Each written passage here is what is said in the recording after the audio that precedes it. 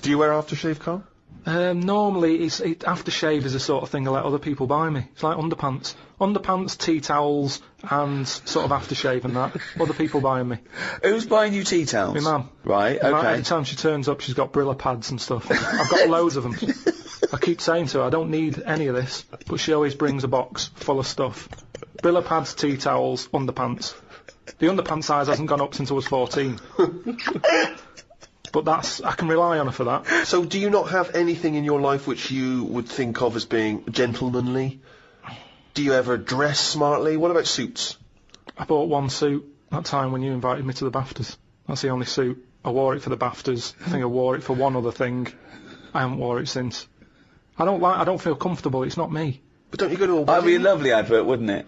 Him with a suit on going, I haven't wore it since. Karl Pilkington hasn't wore it since. I don't go to weddings. No, I don't like going to them. I agree. I mean, even though you know them, they don't give you any time when you're there, do they? They just they don't know whether you're there or not. They're on cloud 9. They don't know who's around. It doesn't matter. You don't need to be there. With them, on a wedding day, it's all me, isn't it? Oh, what are they like? I know, unbelievable. You don't even get to make a speech, do you? Although I know you were annoyed, Steve. Steve doesn't like to part with money. I don't know what the politically correct term is. Stingy cunt, isn't he? He's fucking mean, right? And if he ever has to spend out on like a wedding gift to someone he's known, all his life, he'll look down the list and he'll find things under £25. Then if he bothers spending that much, he's furious when an usher goes, just stick it there. Oh, it drives me insane. Well, firstly, I'm annoyed about the wedding list. I don't know when that's come along, because I don't know why I can't just bring maybe something I've made at home. No. Why has there got to be a list of stuff? What newly married bride doesn't want a pair of homemade clogs? Exactly. Do you know what I mean? And then you arrive there and it's just, oh, thanks very much, stick it on the table. But saying that, I think people very much appreciate you being at their wedding. No, they do. They remember if you were there. No, they don't. They do. They don't. You don't get invited to weddings because you ain't got any mates. No, I've got to know enough people. Everyone's getting married. But they're always in the middle of nowhere. That annoys me when people say, you come to our wedding? Yeah, fine, we're in Greece. Yeah. Well, no, down the road. I might make it down the road for the reception. Yeah. Go to what? You want me to book a holiday and come to your wedding? Well, the thing that drives me insane when you do go is when they put you on a table with people you don't know. Well, I got all my mates there, and they put because I got to mingle with some people. I don't care. I need these. But that's what I'm not good at. Talking to people once. Talking to people who you don't know. No. What sort of stuff would you make conversation about at a wedding? I'd probably say, first of all, how do you know them? How do you know the people getting married? And then, do you think it'll last? Imagine inviting Karl Pilkington to wedding and going, where should we put him? Oh, I don't know. Is there a table for one? Oh, just You'd be on the table with the kids. Imagine being stuck with Karl Pilkington at a wedding. Yeah, what else? So you've asked them to think it'll last. They've gone, I'm sorry? Who are you? Karl Pilkington from Manchester. Right. Yes, we think it'll last. What else would you ask? So what's your next? You know it's going badly. They're sort of like looking down their nose at you. They're thinking, why did they invite this bald-headed scum? There's just the last wedding I went to. It's going back a couple of years, but everyone seems a bit snidey. Do you know what I mean? Because you've got a mixture of families there, haven't you? Yeah. And none of them really like each other. No. And I got stuck with an old fella who had a flatulence problem. That was fun. And then he went on to say it doesn't matter, the suit's hired. And it's just kind of... I'm gonna die! I love it, he's basically saying at a wedding, it doesn't matter if I shit myself. Maybe it's that thing that I don't appreciate what I've got. But to me, being English isn't anything that great. Really? Why not? Because, it's just what I've been dealt with. But what would you, I know you know nothing about the world. You've travelled nowhere. You've seen nothing. Yeah. But if you could be any nationality, what would you be and why? Probably be Italian. Okay. Why? Well, just, I like the idea of it. I like Italians are alright. Where would you live? Rome? I probably wouldn't want to be in the middle of Rome. It's too much hassle. Have you been to Rome? Yeah, it's nice to visit and stuff, but it's just I wouldn't want to live there. You've got to get paperwork done and that if you just want to put a picture up, because everything's old, everything's listed. He's only been Italian about 3 minutes and he's already slacking it off. He's already No, whinging. but I like Rome. Yeah. It's good. lot of old stuff. Why have you chosen Italy? I'm interested to know why of all the countries you've chosen Italy. I was a late comer to pasta. But it's won you round. I like it now. It's like one of my favourite things I have. Which there isn't really anything like that in England. That, even though it's... Well, except pasta.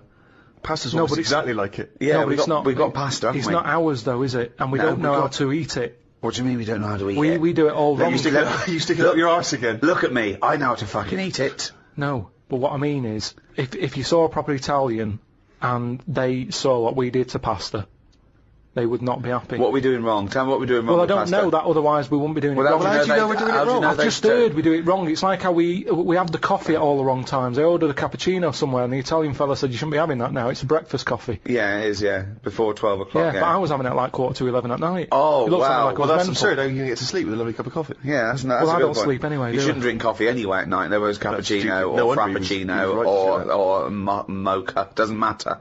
Don't drink coffee after about 4 in the afternoon anyway. Full stop. So, hang on. So you love pasta, but you're not eating it right, so you'd like to be Italian in order to be able to eat pasta correctly, even though you enjoy the pasta you eat. What do you feel being Italian is, and what's It's just, attractive it's to being... just very sort of, it's a relaxed lifestyle. Whenever you go to Italy, everyone's sat outside a cafe. It doesn't matter what sort of person you Carl, are. that's all you do now with your spare time is Yes, sit outside a cafe. But they get more respect over there. For Why? it. It's like, it's okay to do that. There's older people sat outside cafes who do nothing. I and it's love the just fact that he they're wants to probably be retired. Italian so he can sit outside a cafe and get more respect than he does now sitting outside a cafe. No, but everyone's rushing about here. People have, like, colder coffee. They have frappuccinos here because they haven't got time to have a hot coffee. It's like they've got a coffee with ice in so I can neck it. Get it down my neck and get on with my day. Relax, enjoy your coffee. I don't understand the rush. You never enjoy anything. You said that you don't enjoy anything. You don't enjoy a coffee. When you're having a coffee, you're probably going, oh, I don't know if I can enjoy it yet, in retrospect. And tomorrow I'll go, I like that coffee yesterday. But the reason you enjoy Italy is because when you were there, you're on holiday. That's why you're able to chill out and relax. No. When you say it's old people sat in some little Sicilian village, of course they got no money. Here, I went to the Salvation Army. Right. Why? Because it's nice. What do you mean? You can get toast and a cup of tea for £1. Go, you little skinflint. Right. You little roundy There's heady nothing Scrooge. skinflinty about that. That's just that should be the going rate, Steve. I'm surprised I haven't seen you in there, to be honest. But the thing is, Where is it? now, just near Camden. What is it? Is it like old people? A lot of old people, mainly old people. And this is what I'm saying. These are people who are old and they sat in a cafe, but they don't get any respect. People are walking past and they don't want to go in. The way you reacted when I said I was in the Salvation Army, that's the reaction they get. Yet an old Italian person, they looked after better. Well, it's certainly true they look after their older families, don't they? They Right, do and respect that's their what I'm families. saying. Whereas, I mean, it's a lovely place, Salvation Army. Every old fella in there's got a tie on. Yeah. They make an effort. That chokes me when I see an old boy still put a shirt and tie on. He's 90. He's like been through hardship, and yet on a Sunday they're still shining their shoes, and you know what I mean. I mean, you sometimes can't even bother to put your trousers on a Sunday. I know. Well, I've got an elasticated waistband, Yeah. and they're still fiddling with braces and buttons. Yeah. So anyway, yeah, that's what I like about Italians and that. There's a lot of So you want to be respect. Italian because when you're old, you can sit outside a cafe and get more respect than you do here. Yeah, look at the old people in this country. They never look happy, do they, really? Most of the time, when you see them walking around, they go to pot. No one's keeping an eye on them. Well, it's an important thing, isn't it? That my mum, this is when she was about 60, 65. There was a neighbour who was, 85, 90. And, again, completely alone. And my mum used to go around there every day. Do you want any shopping? Do it, right? She was good for her. She was like her witness in the world, you know, to her existence. But I remember calling her once, and she'd come back. I said, "What have you been doing?" She went, "Oh, I've been around so and so." So I went, "All right." She went, "Oh, she won't die, Rick." Like she's helping her, but she's thinking this is getting silly now. You were meant to go years ago here. I was like, Well, that's the problem, you know. If you get pally with an old person, Yeah. then you could be stuck with them for years. and having to do stuff, you know, that's what you don't want to do, is it? You meet an old, an old fella, and then you've got to start popping in his sort of piles or whatever when he can't do them himself. You know, what do? If you're... It depends how friendly you are, though. I mean, I'm just talking about someone you meet at the bus stop, as opposed to popping the piles back in. How does that happen? Jesus. Just the ones on the estate I grew up on. As soon as he got to a certain age, there was Mrs. Knowles who went mental. One day she seemed fine, next day she was chucking cans in everyone's garden. You could just hear her coming. Which was weird. Aren't you? Now you brought up weird people. There was a fellow called Shorts Man. Right? It's so pedestrian! Oh, I love that. Shorts man wore some shorts? Now, what I like, yeah, he did, but they were really short. They were that sort where, you know, it's almost pointless having them on. What do you mean? They were just, you know, like shorts now, for blokes, they go up to your knees, don't they? There's no chance, there's no accident happening there. There's nothing going to pop out. Yeah. No. But Shorts Man, he liked it. He liked the fact that happened. Right. And he used to walk with big strides to sort of help the chance along. So that he knew, with the big strides and the short shorts, yeah, they were going to pop out. Did you ever see it pop out? Yeah. Why were you looking at the shorts? Just because it was like playing Buckaroo. It was like, when are they going to pop out? But what?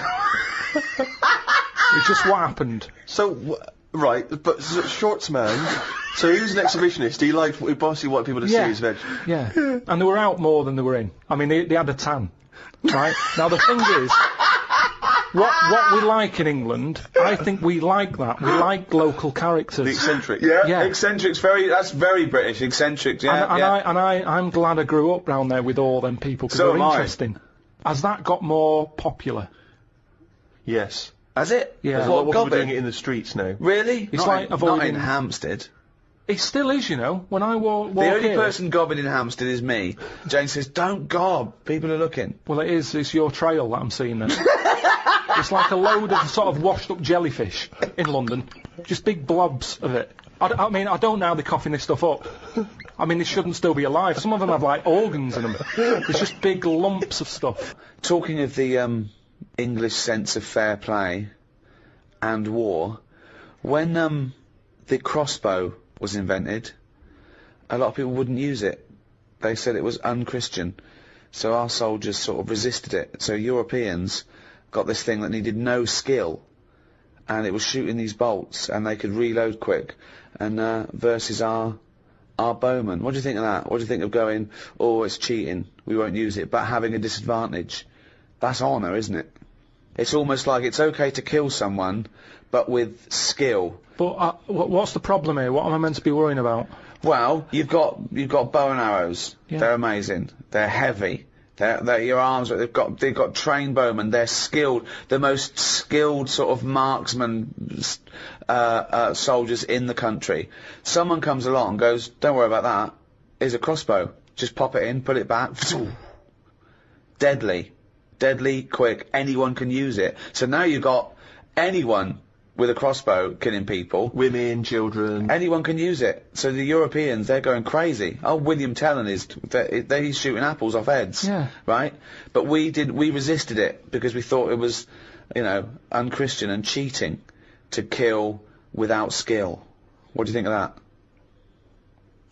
But where were the actual bows and that being made? Because that's the thing, isn't it? The company who's making them, they just want to get out to a big market. Brilliant. That's what they do now with the iPod and everything. It's not about people wanting more music than ever before. That's not the case. It's about having the accessory. And if the bow and arrow was like sold as this, you know, light to carry for all the family, that's how it would have happened. That's what it's all about. Ye new bow and arrow from Ronco. But what do you think the problem is? But you're not quite getting Ricky's point. His point is the idea of there being sort of rules and fair play and etiquette in war. The objective is to kill the enemy. I don't think war and that is a place to start getting all uppity about someone cheating or having a better system. Really? You think all fair in love and war, do you? Yeah, definitely. Right. But it's just about rules, winning. Isn't it? No, not in a war. There isn't rules. So what about things like the Geneva Convention?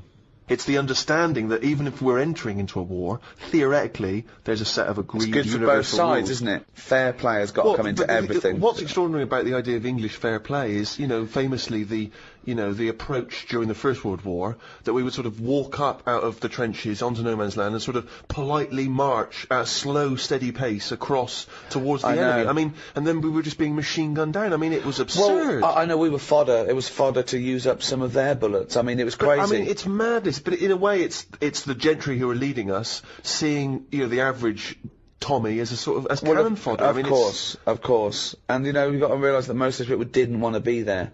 Most of them didn't even understand it. I mean, and if you think of the first and second, you know, they were just wars, you know, but, I can't imagine what it'd be like. Do you think, Karl, in a war situation? You've seen all those films of the, I mean, that's the one they had a knockabout and stuff, didn't they? They took, you know, the game of football. In no man's land, yeah. Christmas Day. But who took a football there?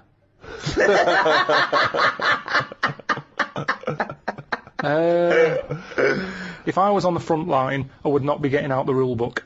I can tell you that much. I'd be going mental. Are you saying there should be some rules or no rules? I mean, you've got to have some rules, otherwise it's just going to be like Grand Theft Auto, isn't it? I'm just going to go about battering everyone. Yeah. And you soon get bored of that. Mm. So I think you've got to have some rules. Right. Which rules would you repeal that already exist, that you don't like? It's a shame you can't tip as much as you used to be able to. You mean in a restaurant? No, just when you're getting rid of a mattress or something.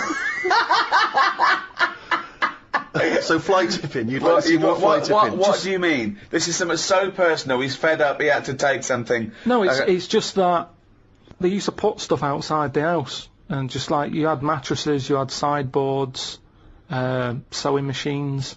The thing is, it was a good way of recycling. Now, they say recycle, but we're not recycling, it's just being put in a bin. So you'd like to see more fly tipping?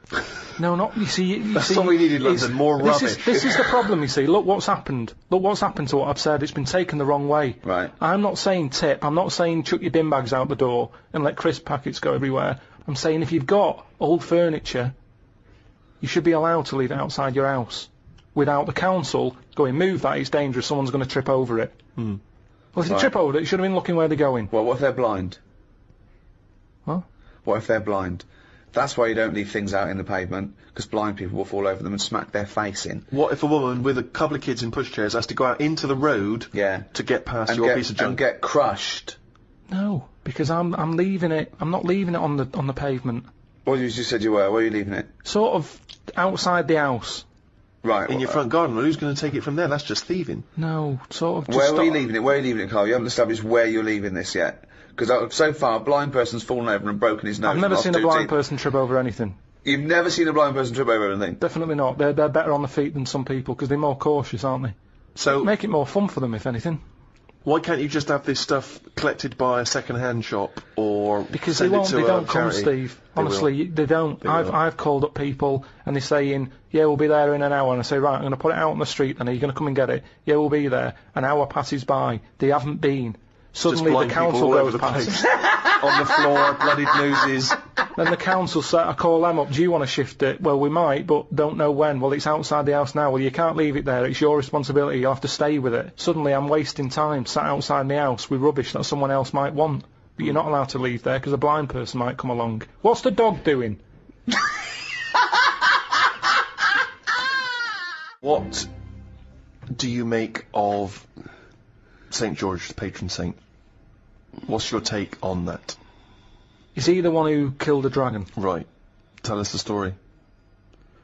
There was a dragon problem. Where? Must have been in England. Right. George took it on. He took on the job. He was like a rent-a-kill. He came out. The interesting thing with him is, right, he was a hero then. I honestly think if he did that now, there'd be an uproar. Because it's the last dragon. It's the same way we try to save the panda and all that now. If he came out and said, I've done it, and they've gone, done what? They've just killed the last dragon. They'd go mental. There'd be marches. Idiot, bloody idiot. And that's what's interesting. But it was going around burning people. Doesn't matter, we shouldn't have killed the last one. It's the last one. And that's what we'd be like. You say, you should have saved it, you should have captured it and put it in a cage so we can all look at it. There's no point. You couldn't have bred anyway, it was the last one. Was it definitely the last one? Well, you were saying it was the last one. I'm not bothered either way. Hang on, what? To me, Sorry, hang on. Whoa. So you think that they're word dragons? Well, what are we celebrating then? Well, it could be a metaphor, a dragon slayer. It could be a bad thing amongst us. It could be a foreign threat. It could be things that threaten. It could be anything. It's not to be taken literally, is but it? the real legend of George was that he was a figure who stood up for Christianity. Have you ever done anything brave? There was a kid at school who used to have epileptic fits a lot, and the teacher used to always say, if it happens, grab his tongue. And I sort of had a go at that once. His tongue. His tongue? Yeah. What do you have a tongue for? To pick stuff up? What do you mean a tongue? His tongue in his mouth. Oh, his tongue. Oh, his tongue. Yeah. Right, go on. And they used to say, if he starts doing it, grab his tongue and that. Yeah. And I sort of had a go at that once, and it wasn't nice. Well, how'd you grab it? Would you grab his tongue, did you? Well, I tried to. It's like grabbing a slug. And plus his mouth's going up and down. That you think he's going to have me hand here. So you sort of do that thing where you go. So you were trying to grab hold of a kid's tongue, yeah? And he's throwing himself all over the place. It was in a physics lesson. I sort of had a go, and then I thought, this isn't happening. So I just sort of kept putting my hand in, like I'm having a go. But in my head, I was going, I'm not going to get hold of it. What you could have used is a pair of tongs. Well, firstly, I don't see why this is brave. Kids having an epileptic fit and you're just supposed to help them out. I don't know why that's bravery, but even given that, the fact that you were thinking more about yourself in that situation than this other kid. You were thinking, I'll make it look like I'm helping, but I'm not really. And yet this is kid having an epileptic fit. I did at the beginning. Doesn't that tried. sum you up, Carl? Selfish. No, it doesn't. Because no one else was having a go. At least I did try and grab it at one point. You weren't doing anything. You were just making it look like you were. Have you ever tried to grab a tongue? It's like chasing a chicken. It's murder. And after a while, it wears you out. And it was weird anyway, because it was like a What was he doing it for? I don't know. Wearing him out after hours of chasing this kid's tongue. I love the idea. Have you ever tried grabbing a tongue? It's a valid question. I love that he's annoyed. He's annoyed that this poor kid's having what was your technique? Were you trying to grab it just with your thumb and your finger, like a pincher thing? Yeah. But it was because his mouth's going down and. Was he shouting or just? No, just throwing himself around. So that's your one attempt at bravery. Well, hang on a minute. Let me just think. Trying to grab a tongue. There was a time you were chased by a bee and you scored a goal. What about that? That isn't really bravery, is it? As you were running away from a bee, and the ball happened to hit your foot and go in. Does that count as bravery? I love it when he goes up to the pearly gates and goes, "Well, have you done the act of courage?" I pretended to grab a tongue. A what? A tongue. Yeah. Got chased by a bee, scored a goal. It doesn't count as brave at all. Well, what have you ever done? Well, it's a good question. I thought of some of them when I was a kid on the beach. There was a baby, like a toddler. I was about 12, and they were out. Their little boat was going out. The mother missed it, and they were miles out. And the mother was sort of distraught. And I swam out, and I was a good swimmer then. And I pulled it in, right? And she bought me a box of chocolates. It's not enough, is it? What? It's not enough, a box of chocolates. I'd have been furious. Really? I'd have wanted a lot more. I didn't expect anything. No, it was like when I found that old lady's purse and I sent it back to her, and she sent me a little thank you note, but nothing. No cash, nothing. I was furious. I thought, come on, I could have kept that purse. I sent it back to you. I need more than a little thank you note. I didn't expect anything. I was sort of, I wasn't even particularly proud of myself, because I just thought, well, I could just do it. I mean, if it happened now, I'd go, what's in it for me? I've just eaten. Exactly. I'd go, is that your kid? They're miles away. Yeah. I've got less brave. I've got more scared of the world, yeah. The things I used to do, jump off sheds, I used to jump down flights of stairs to see if I could do it, walk along, all those things that kids do. And you lose your nerve, I think, after. Apparently, if you haven't bungee jumped by your 30, you never will. Really? Yeah, you sort of. I think it's a sensible gene kicks in. I'm pretty sensible. Yeah, you think, well, this is not worth dying for. Don't do it. You know. Yeah. But I think having glasses prevents me from doing a lot of things. No, seriously, because it's hard to be brave with glasses. Because if I stepped into the middle of a fight and there's people being bullied and I stepped in, my glasses come off. That's it. Now I'm just being bullied as well. But I'm also blind in this, so I'm just crawling. It's very hard to strike fear into your opponents when you're crawling around on the floor looking for your frames, going, don't tread lightly. That's 200 quid there. Oh God, I love that when you took up judo and you think you overheard The judo instructor say, just knock his glasses off. Just knock his glasses off. But who are you, Woody Allen? What are you doing in this scenario? Why are you stepping into the dojo wearing a pair of glasses Well, how am I anyway? supposed to do judo without... Where am I supposed Well, to... they come off immediately. But what am I supposed to do? Not do any form of martial art because of the glasses? I don't know. Actually, I haven't thought about that. Exactly. This is the problem, isn't it? People don't think that. You never see boxers with glasses. Well, of course you don't. Right, exactly. So I got no kind of athletic role models in that way, except Dennis Taylor. Oh, God. A man with glasses. Me and my glasses. It's to tell you this, I could write a book on the difficulties of having glasses. But I suppose it's completely affected your life, hasn't course it has. Everything you do. Of course it has. Fashion. Fashion. Yeah. Sort of sport, dancing, moshing. Can't go in a mosh pit. Can't, I've always wanted to jump on the stage, take my shirt off and then jump back in and everyone catches you and they you sort of sway along on top of everyone's hands. Can't do it. The glasses would come flying off. But how do you swim in the sea? I'd have to hand them to the singer and then do it. I went to, I was in India recently, I went to Goa and I got myself a pair of prescription goggles. Could not believe my luck. It's revolutionised my swimming experience. All right. Goggles which have got the same lenses in as my glasses so I can see all right. That's good. Went in there. Literally, and they're pricey as well. Went in the water, within seconds, giant wave had come over, and it was crazy. It was like Rio all over again. It ripped off both my trunks and my goggles. They went flying off my head. What? Now, I can only grab one of them. My trunks have never come off. Maybe once I've dived in, they come down a little bit. They came loose, and they slipped down, thus revealing penis. Goggles came off. I reckon you're like shorts man. I think you've been doing it on purpose. You know how most swimmers... Tie your shorts up, Steve. No, I'm just going to see. But if they come off, if they come off, then you might see something. You know how most swimming goggles would float? Yeah. My prescription is so dense that they just sunk straight to the bottom. All your cells die and are replaced many times over in your life. Except the brain cells, you only lose them. You lose hundreds and millions and trillions, right? And you've still got plenty left, don't worry. Or most people have. So only a small percentage of the cells you're born with remain yours, the brain cells. So supposing you're 99% different, all the time you're changing. Is that the same person? Well, you'd say, yeah, because you've got the important ones, the brain cells, which keeps your memory, your personality, your input, the you. But then, as we've talked before, if you took your brain and put it in someone else, would you be the same person? Well, then, what defines the person? Yeah, it's the brain, isn't it? It is the brain, but then if you look different, you'd be treated differently and you have a different personality. You could still be the same person, but people change anyway. People's personalities change. And if you're in a car accident and you lose all your memories, you've got the same hardware.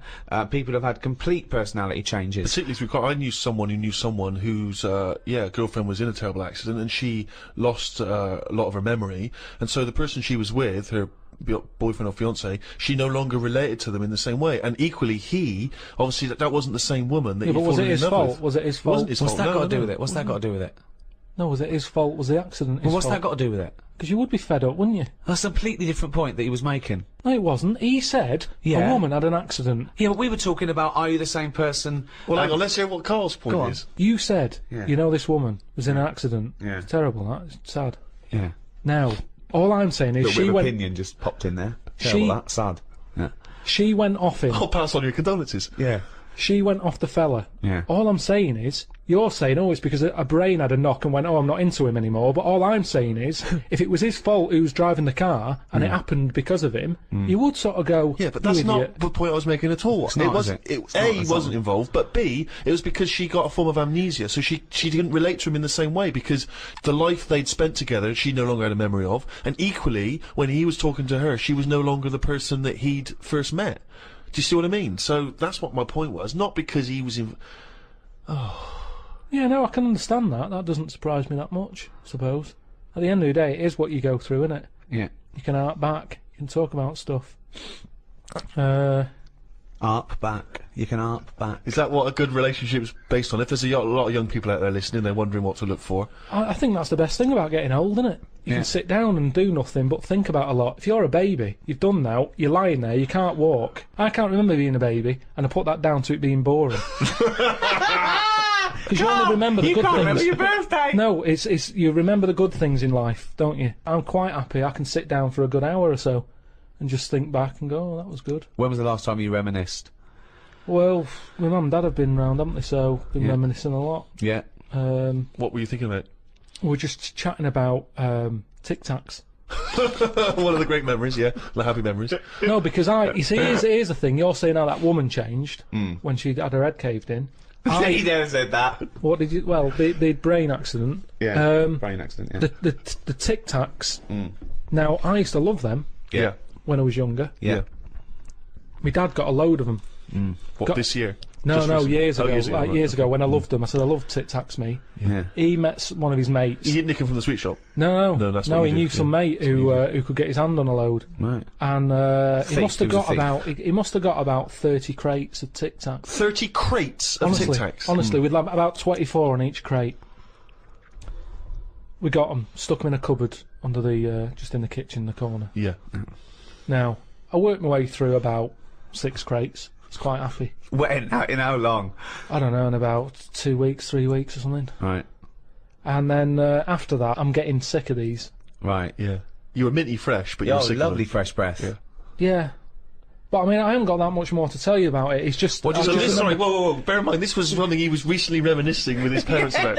They were sat round, and we've already learned up to an hour could go by reminiscing. Sat round for an hour, talking about the great I've already Tic run Tac out of saga. responses. I've got Yeah. nothing to say about No that. opinion I on mean, that. I was nearly going to say, what do you do with the empty little flicky Tic Tac boxes? Yeah, but then I you mean, realise that that's utterly dull and boring. well, and not I of any interest. was struggling. I don't know what this anecdote is, other than a bloke.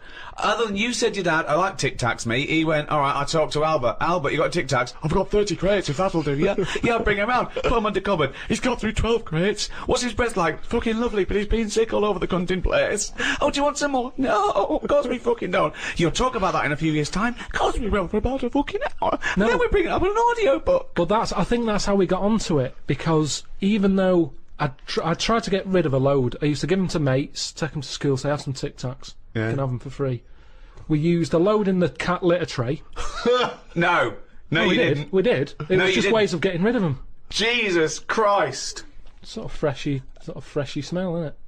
Well, it's the That's same sort amazing. of condensity in that, isn't it? Condensity, it is the same condensity. Yeah, so I got rid of them like that. And then the weird thing was, even though I'd got shut of them all, you'd be backing up and you'd always hear one ting its way up the tube. It's tinging its way up the tube. It's tinging its way up the tube. It's tinging its way up the tube. Ting tong ping pong. It's tinging its way up the tube. That sounds like something from Willy Wonka. Oh No, God. it's just I'm just demonstrating that because that's how many of them there were around the house. You'd drop them, they'd go in every corner and that, like Pac-Man or something. They'd be That's everywhere. You'd be backing amazing. up, tinging it up. Sheila's getting married. Hannah gets confetti. Don't buy any confetti. Go to cupboard under stairs. So yeah, that's a little memory there, isn't it? It is a little memory. Now It's a really little memory. The strange Tic Tac house in Salford, where everything is made of Tic Tacs. Wow, that must have been a hell That's of incre- hell of a time you had with your parents there. The old Tic Tac No, but it's reminiscence. better. You see, you're saying, oh, what a boring story that is. But when I my see mum and you've dad, re-gravelled the drive. Yeah, smell it. Suck the drive if you want.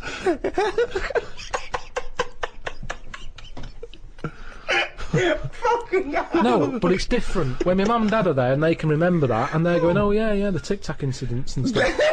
What's known as the Tic Tac incident. The Tic Tac Let us incident. never speak of the Tic Tac incident. Yeah, I just imagine the clock ticking. There, it's Christmas Day. I go, what are you smiling at? Oh, remember it used to ting up the tube. You should think about selling this to Hollywood. Listen, what do you remember then? What do you I remember? That's Wow. an amazing thing to That's say. a difficult question to answer. Yeah, I don't. Nothing at all. Why, out of interest though, and this will sound naive, why don't we remember the very early moments of our lives? Why is it? Is it because it would be too harrowing to remember the point at which we sort of born? Because I don't really remember anything from those first few years. Why is it? Is it just because the brain's not fully formed at that moment? I don't know. The memory's not sufficiently developed? I honestly, It's got to be trauma, hasn't it? It's the things. Again, we were talking about me being younger, and the youngest I could remember back to was 1978. How old were you then? When were you born? 72. What, it was you summer holidays. you couldn't remember earlier than 6? You Um, can remember back to about 2 or 3, most people. What? no way. My mum and dad don't even remember them. Because you're not doing anything. This is what I'm saying. Mum and Dad don't don't even remember me then. That's amazing. Because they pinpoint They remember things. all the Tic Tacs they've ever eaten. Yeah. Do you remember when Carl was 6? Of course I do. 5? Yeah. 4? Yeah. 3? No. 2? No. Because you're not doing anything, are you? My mum and dad don't even remember me then. And it's weird. I remember must have been about 2 sitting on a potty surrounded by Lego. I remember that. Very strong image I have of that. No, I don't remember that. No, you wouldn't remember that, were you? Would you No, weren't you there, weren't were there. you? What do you mean? What, you don't remember Steve sitting on a potty surrounded by Lego? No, I mean, I can't remember having a potty. I remember having one of them. I'm not suggesting you have the You same used to go memory. in a fucking litter tray. Now I know why. To eat a Tic Tac while you're having a shit. But okay, so what is your very first memory? The one that cropped up the other day was having my eyes sort of glued together by. Gangsters. Where's the fucking Tic Tacs? No, I was, lost our old truck for you, yeah. when I was on holiday and I slept near the window and the window was open and I used to wake up in the morning with my eyes shut. My mum and dad thought I was having a lovely lie in. I just couldn't open my eyes. But whoa, I don't understand. Why were they? I'm gonna burst. Whoa, What do you mean? Why were they glued? Why were they? What do you mean they were glued? Wait, but why didn't you say, Mum, Dad, I'm not asleep. My eyes are glued together. It's just that you get a build up on Yeah. the eyelashes. Yeah. And it all. But when they came in and you could sense them looking I didn't know at they you- were there. What do you mean? Why didn't you say so? So you lay there dead still? Well, you should have sprinkled some Tic Tacs around the bed, and you'd have heard them crunching in as they came in. Yeah. Oh, what do you mean? So that's your my eyes earliest memory. wait. So your eyes are stuck together. You're lying there. You're still. You're awake, but you can't open your eyes, so you don't say anything. Yeah. What? Why? What? What, Every so your- day? It happened memory a of- lot. It happened a lot. But your memory was that this was scary to you because you thought you'd gone blind. Probably, and it hasn't happened since, so it's something you remember happening, isn't it? It's like the kidney stone thing. That will always stay with me because it's like I was in agony. Yeah. And that's what I'm saying about trauma. It's quite frightening when you're a kid and you can't open your eyes. So we don't you, remember you were trauma. saying you don't remember trauma. Oh. Do you remember maybe it that? Do wasn't you remember that traumatic. conversation we had a few minutes ago? Maybe it's because I had time to lie there and think about it. Because I sort of wonder that if having vision does get in the way. No, that's a good one. Okay, go on, interesting. Yeah, interesting. Yeah, go on. Well, just your eyes are, you know. Go on. What are they? They're the thing that makes you do the things you want to do, aren't they? Your eyes. What do you at the end mean? of the What do day. you mean? Interesting. Go on. Everything. You might want to. You might like drawing. Right. Your eyes. That's an example, though, isn't it? Because then you might like music, and you don't need your eyes for that, do you? Well, you need yeah, your ears, because you've still got to find your way to the record shop to find the Well, record you want. Someone could put it for you, or you could. What I mean is your Stevie eyes. Wonder, how he's doing. Say rather You than. might like smells. You might be with perfume. Let me just Need think. the nose, don't you? Wine tasting, just I've just always thought blind people go on. are probably good listeners. Right, yeah. That makes sense. Yes.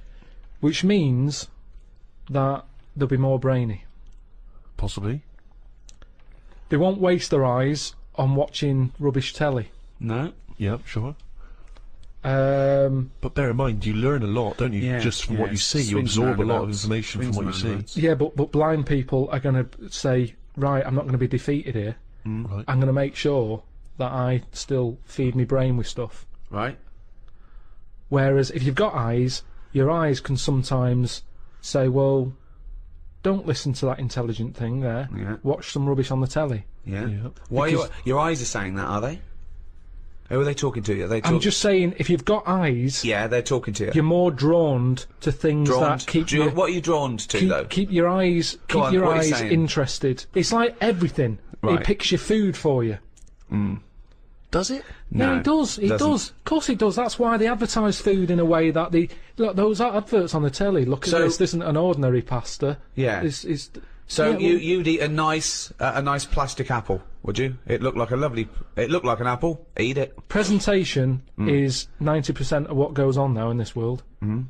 Whether it's clothes. Is that a That's statistic that you because picked up from you somewhere? know what the thing you like looks like. So you recognise it. You go, oh, I like that. You don't go, oh, I like the look of that. I ate it last time and I like the look of it as I was eating it. You go, I know what that is. That's the thing that tasted good. Not always.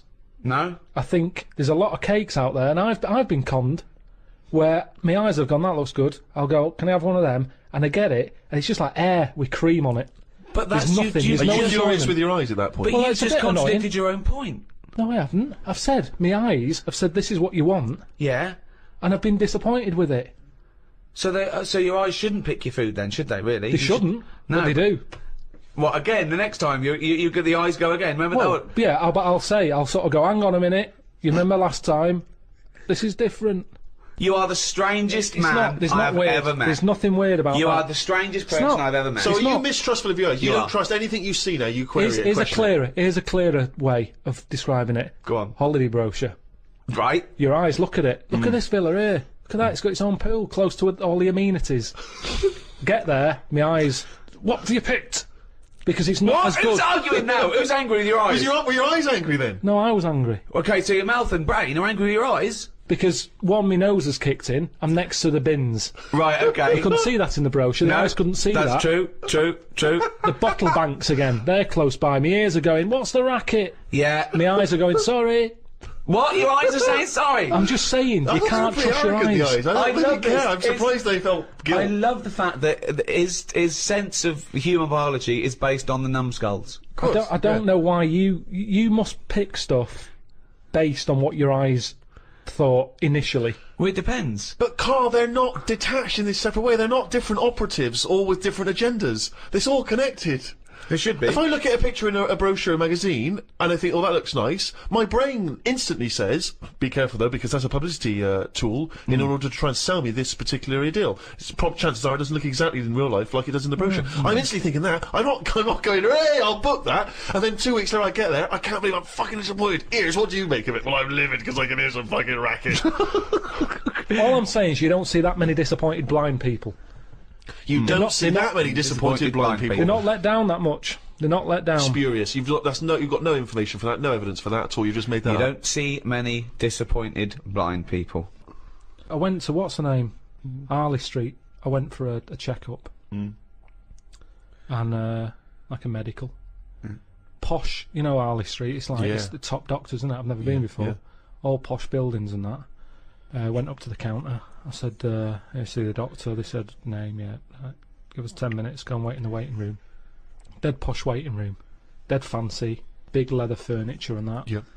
Loads of magazines. I mean, like a newsagent's. Yep. In the middle of the room on a table. Loads of them. So I'm looking through, and there's the top quality ones. Your Esquire, GQ, Classy, Yacht Weekly, all that. Country Life. Boys. Boys. There's one there, yeah. Boys. What's that?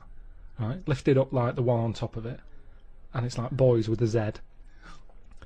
Two fellas stood there, looking sort of Italian looking. Yeah. Right. Remember Brother Beyond? That sort of look, Right. Yeah. sort of greasy hair. It's a going cracking back. reference there. Dungarees on. No shirt though. No shirt, just dungarees sort of unbuttoned, hanging down a little bit. Sure. So no one else is about. I'm never going to buy a magazine like that. You're going to tell us you looked through a thought gang you'd have a magazine? I had a little look, just because I thought, like I say, it's one You're always chance. looking to learn, aren't you? You're always looking to learn. Yeah. Always open, there might have been something in there that I go, right, I get it now, I understand why they like doing that or whatever. Yeah. Right.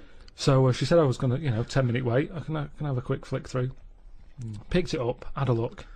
Still none the wiser. Why? Well, what did you see when you opened it up? Just loads of, like I've said to you before about, I don't know why they like looking at knobs when they've got one of their own. Right. There's no surprises there, you're not going to go, oh, right, Sure. Yeah. Yeah. Lots of that. Yeah, they can't get to it, can they? They can't get to their own. Who can't? Well, if they want a little chew, a little nosh, they can't get to their own, can they? They break their back. But they can't get to this fella's in the magazine. It's only a picture, they're just looking at it, they might as well look at their own. That's In what a I mean. minute, Yeah, just have a look at it. They just stood there, they're not up to anything, they were just sort of stood there. Some had like car oil on the face. There was one Why? sat on just like a mechanic type thing. Car Right. oil on the face and like rubbed on the chest and that. Sure. Not about. Yeah. There was someone sat on like one of them square things of hay. Oh yeah. Sat there, like sort of sat on it, straddling it. Yeah. That must have been uncomfortable. Again, knob out. Yeah, just looking like it's normal. That's Sort of crazy. like No that. farmer walks around like that. What was the other one? There was, motorbike. They always like them. Yeah. So I'm going through, and then, like, the content is all puns. Right. It's all, it's a couple of weeks ago. Should I wrote some down? Everything was to do with knob. Right. That's the only bit they're interested in the male body. Look at this bloke It's grabbing not- this huge throbbing thing. The bike's not bad either. Yeah, Yeah, all that, yeah. loads of them. It was just all, just cock, just 100%. Like, let's just talk about the knob. That's a good name for a gay magazine. 100% cock. 100% cock. Did it not at any moment sort of maybe slightly unnerve you that the doctor might come in and see you reading boys? No, because I wasn't. What about if I walked through? Because I remember once when you were in hospital about to have a tube going down your knob and you were sitting in your pants with stockings on and I walked through and you were horrified. So what if I'd have walked in then and went, Yeah, God, what are you I doing? would have just said, look at this. Look at this, it's free. And I said, why did you bring that with you? No, I would have just said, look, does it look like I brought it with me? Look Yeah, at this. yes, it does. Well, Because what- I've never, what? So you because look I at- would never see, you would never see a gay magazine in a doctor's waiting room. So I think you bought that and pretended that it was That's there. the thing. I was amazed by that because there was no there was no Mayfair or anything. They just catered for like if you wanted a bit of knob action. It was really, I could have complained. So if you're gonna have this, where's a bit of the other? Yeah. Yeah, you had a bit of this. Where's a bit of the other? I know one of the things that they had, and I thought they're really struggling with like ideas. They had a Sukoko. As in Sudoku. Yeah. Sukoko. Sukoko. Surely Sadico is better. No, because it was like Sukoko. Yeah, but it's Dick as well. Subdico. Yeah. What? And it was still a Sudoku style puzzle, but it just had that name. Yeah. Yeah. It's just So everything. It It's was all just Sudoku, but called Coco. That's amazing. That is amazing. Now, That- if I was gay, do you know, like Let's you have a say, game of Lubo. Let's have a game of Knobopoly. Noberation. Noberation. Let's have a game of chess. Cock.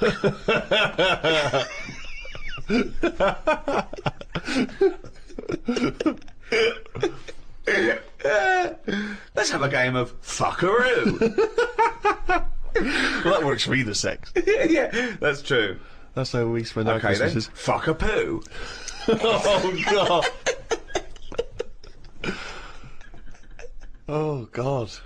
Human intimacy is a very strange thing because kissing is a bizarre thing, isn't it really? I mean, I don't know what the evolutionary origin of kissing is. You know what I mean? It's quite a sort of strange... it's like anything, It's though, a isn't it? strange thing. It's because if you start reading about all the weird stuff that goes on, like people who have it away with dead bodies and that, it's because you've planted the seed in your head, and you start going, oh, I'll give that a go. Like food, you either want an olive or you don't. Some people will go, I'll try it. Some will go, they're not for me. Do you want an olive? No, but you can shove your hand up my arse so far that touch me heart. You haven't got any olives. I have got some olives, but if you are fed up with olives, I've got an arse here going begging, and 30 foot along the elevator now is a little heart I'd like you to Yeah, touch. but the thing is, if you give that a go and you enjoy it, then you want to do it again. Right, And you've created do not stuff. try and do that. Do not try and stick your hand so far at someone's arse you can touch their heart. There is no point to it. It is a myth that it could happen. You will end up murdering It's a someone. sorry state of affairs where you've got to put that message out there. yeah. But that's it, isn't it? That's the other thing, isn't it? That you don't hear of animal fetishes and animal phobias. You know, you don't get a lion who's a little bit nervous of antelope. I don't like antelope meat. And yet you have people here who are all those weird things of people who can only have sex with a pavement. Which is a good thing to, you'll never be lonely unless someone suddenly drops you on a desert island and you go, I'll never see a pavement again. What do you think of that? Those people that just think, Well, they're just idiots, aren't they? There are some weird... You know, you've got some clever ones, you've got a lot of divs. There's more divs on the world than better ones. Wow, that's a brave sentence to say. Yeah, he's right though. He's right. As gobbledygook as that was, he's absolutely right. I think Karl isn't a div. I think he's a better one, but doesn't know it. I think it's strange because I think that he's got all the other evolution of the human being, but he doesn't know which side his bread's buttered. He doesn't realise he's cleverer than he is. The number of times I find a theory that he said in gobbledygook, but it's true. I think that I think he's been dealt a bad hand in the brain department. Do you know what I mean? Yeah. Thoughts, Carl? Well, your brain's in two bits, isn't it? Yeah. And I wonder if one half is really good, the other half's messing it up. Yeah. That's how I feel sometimes. That could be the case. Yeah. Well, it is split into two. Yeah, and they are responsible for different things. Yeah. It's like these sort of families where there's a kind of really bright kid and then a sort of wayward child who just gets into drugs and stuff. Sort of like that up there Yeah. in your head. Because you have quite sort of out there nebulous thoughts, and you've got a lot of common sense, haven't you? And just having that that other sense of like, this is dodgy. What spider sense? Just that sense where you just go, I don't know why, but something's telling me we shouldn't be here. And you go, all right, let's go. And you move from it, and you don't know what that is. Yeah. You don't know what's decided that. You know, it's like when you're lost. A part of my brain's got me lost, but then there's another bit that I don't know what it is, where they go left. And you do, and then you go, So remember that time when you called me and I said I don't know where I am, and I couldn't concentrate. think of that. I called him. I went, God, what are you doing? I don't know where I am. What do you mean you didn't know where you were? What you? I got lost. I What, went in London wandering. you got yeah, lost? Yeah. And I went wandering, and then you know, I It's was when like, he first moved into his new place. He was walking back from his old place to his new place, and he didn't know where he was. He How tried can to you take a ever short. really get lost in London though? I'm just ask a cabbie. well, yeah, I don't want to do that because I feel bad pulling one over and then saying, where am I? Yeah, they don't appreciate that, do they? But I found my way back, didn't I? Yeah. But you told me 20 one minutes. time that you much prefer getting lost. You love wandering around and getting lost. You Yeah, said that's much better. going Yeah, around it the was a cold cul-de-sac. day. It was a cold day. I just wanted to be at home. I had things to do. There's a time and place to be lost. Well, go on. Well, a place What's you the don't place? know. What's and the place to be lost? Somewhere you don't know. Right. Good. Okay. And the specific. time? The time. Time when you're not in a rush. Right. But that time I was in a rush.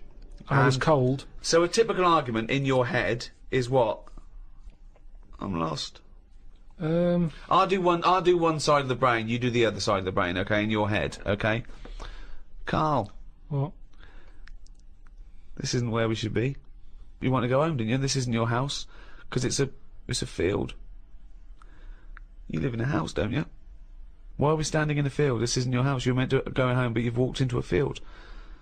No, but that wouldn't. I've never been that lost. When I'm walking across a field, at the edge of the field, I'd go, hang on a minute, this isn't right. I wouldn't get in the middle. I wouldn't go that far. I'd go, right, I definitely shouldn't be here. You did once. You were in the middle of a field, and your dad had to rescue you Yeah, and carry you that's when through I was the a kid because I was reading as I was walking. That's,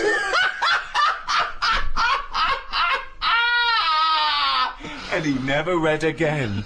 but there's another sense. I was in the middle of nettles there. Yeah. I'd walked. It was at my brother's wedding in Cornwall, and I was walking near a cliff edge.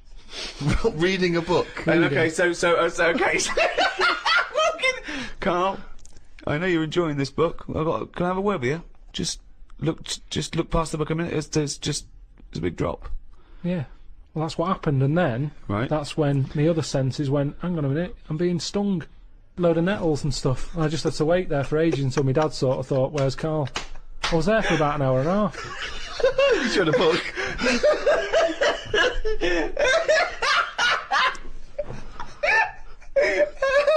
Fuck me like a cartoon. But why are you wandering off reading a book when it's your brother's wedding? No, this was like, we were in, I think it was St Ives in Cornwall. Yeah. Yeah. It was in St Ives.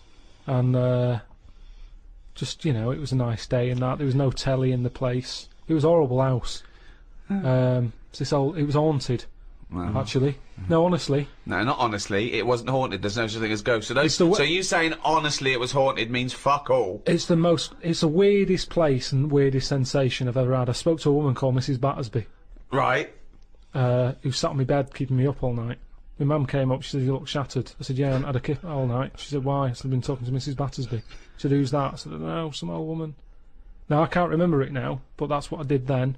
And then, Sorry, so Mrs. Battersby didn't exist, is that what you're saying? She was the ghost? yeah. Wasn't the landlady?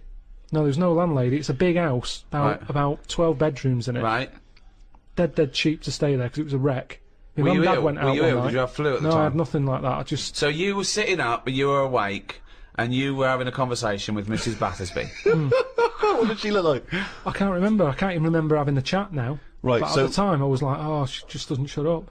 Chatting all night. So you don't remember this happening? Or you do remember it happening? No, I remember that, like, if I see my mum now and I mention St. Ives, she'll go, oh yeah, Mrs. Battersby. She remembers coming in, because she was older than me, wasn't she? So, to Who? her, my mum. Was she?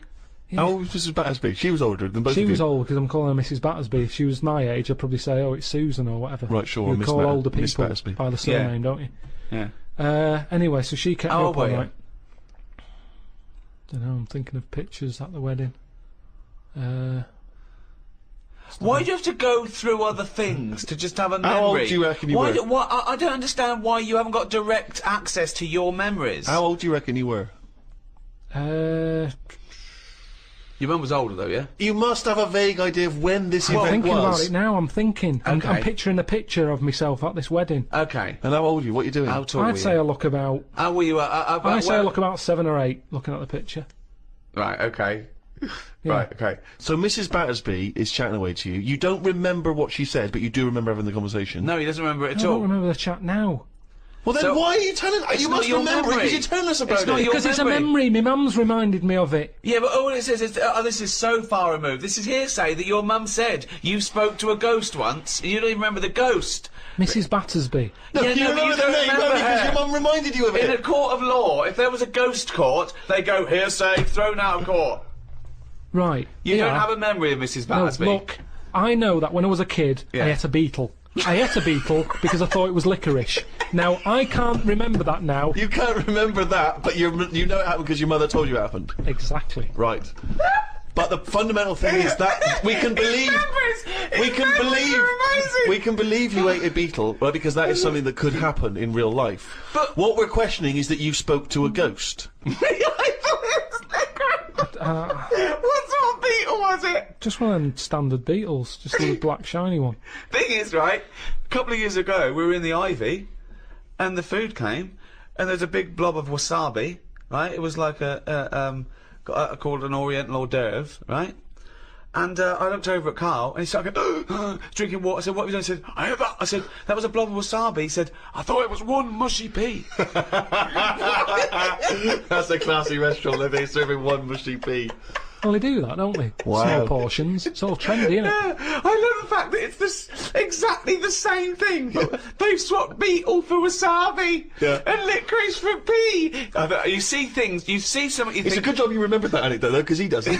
Exactly, yeah. In years to come, we'll be going, ate some wasabi once. Did you? Yeah. Well, according to Ricky, I did, yeah. I was in the Ivy. I thought it were mushy pea. Huh? So hang on, I just want to go back to Mrs. Battersby because What you other- confidently said it was haunted, it was haunted place, Yeah. but you've got no real evidence for it because even you claim you had this encounter, you don't even remember it. Yeah, but you don't remember everything in life, But you do you? supposedly had a conversation with a ghost. I know, but I didn't know. When I was younger, I But you didn't think that remember the was a ghost. specifics of an ant So walking around. Yeah, so you thought, so I see. If you'd have had the memory, it would just be a nice old lady on the end of your bed all night. Right. And then... Then, when I mentioned it, my mum was saying, what do you mean, Mrs. Battersby? Who's Mrs. Battersby? Right? When you're a kid, you're not terrified, are you? No. Nothing scares I mean, you. I'm beginning to think who the fuck is Mrs. Battersby, I must admit. But So, yeah, that was, but it was a weird place. I mean, there was no telly. All they had for sort of company was a calculator. Carl, you're Wow. the strangest little That's man that's ever extraordinary. lived. Company had a company. No. There goes Carl with his friend. What's his friend? Oh, it's a little... It's a Sanyo 4197G. I love that. That's amazing. Oh, calculator, do that boobs thing again. My mum and dad used to go out. I Memories. stayed in there. Just shots of him with his calculator on the beach. Like that. It's sunlit. Maybe beautiful and the 4 air. plus 16, what will it be? My only friend was the calculator. Oh, God. Just imagine shots of him in Vietnam just carrying Tommy. When the batteries died, they had to have a funeral for him.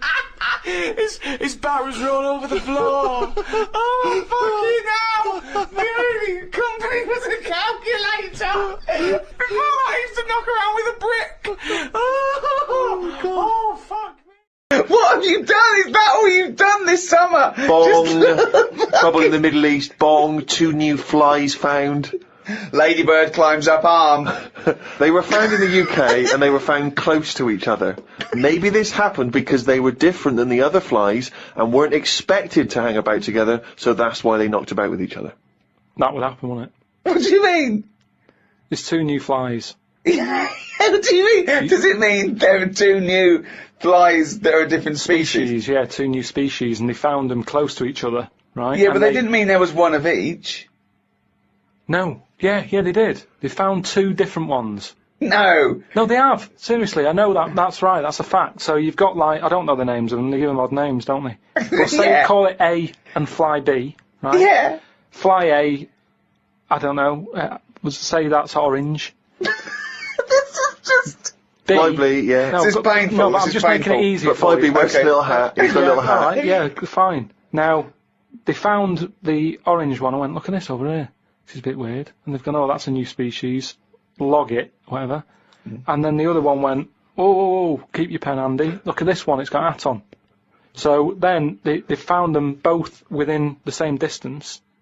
I don't know what that sentence Keep means. going. They No, found let him them try and both. finish. They found them both within the same distance. But without interrupting him, let him finish this point. Let me just make one thing clear. Karl Pilkington just said they found them both within the same distance.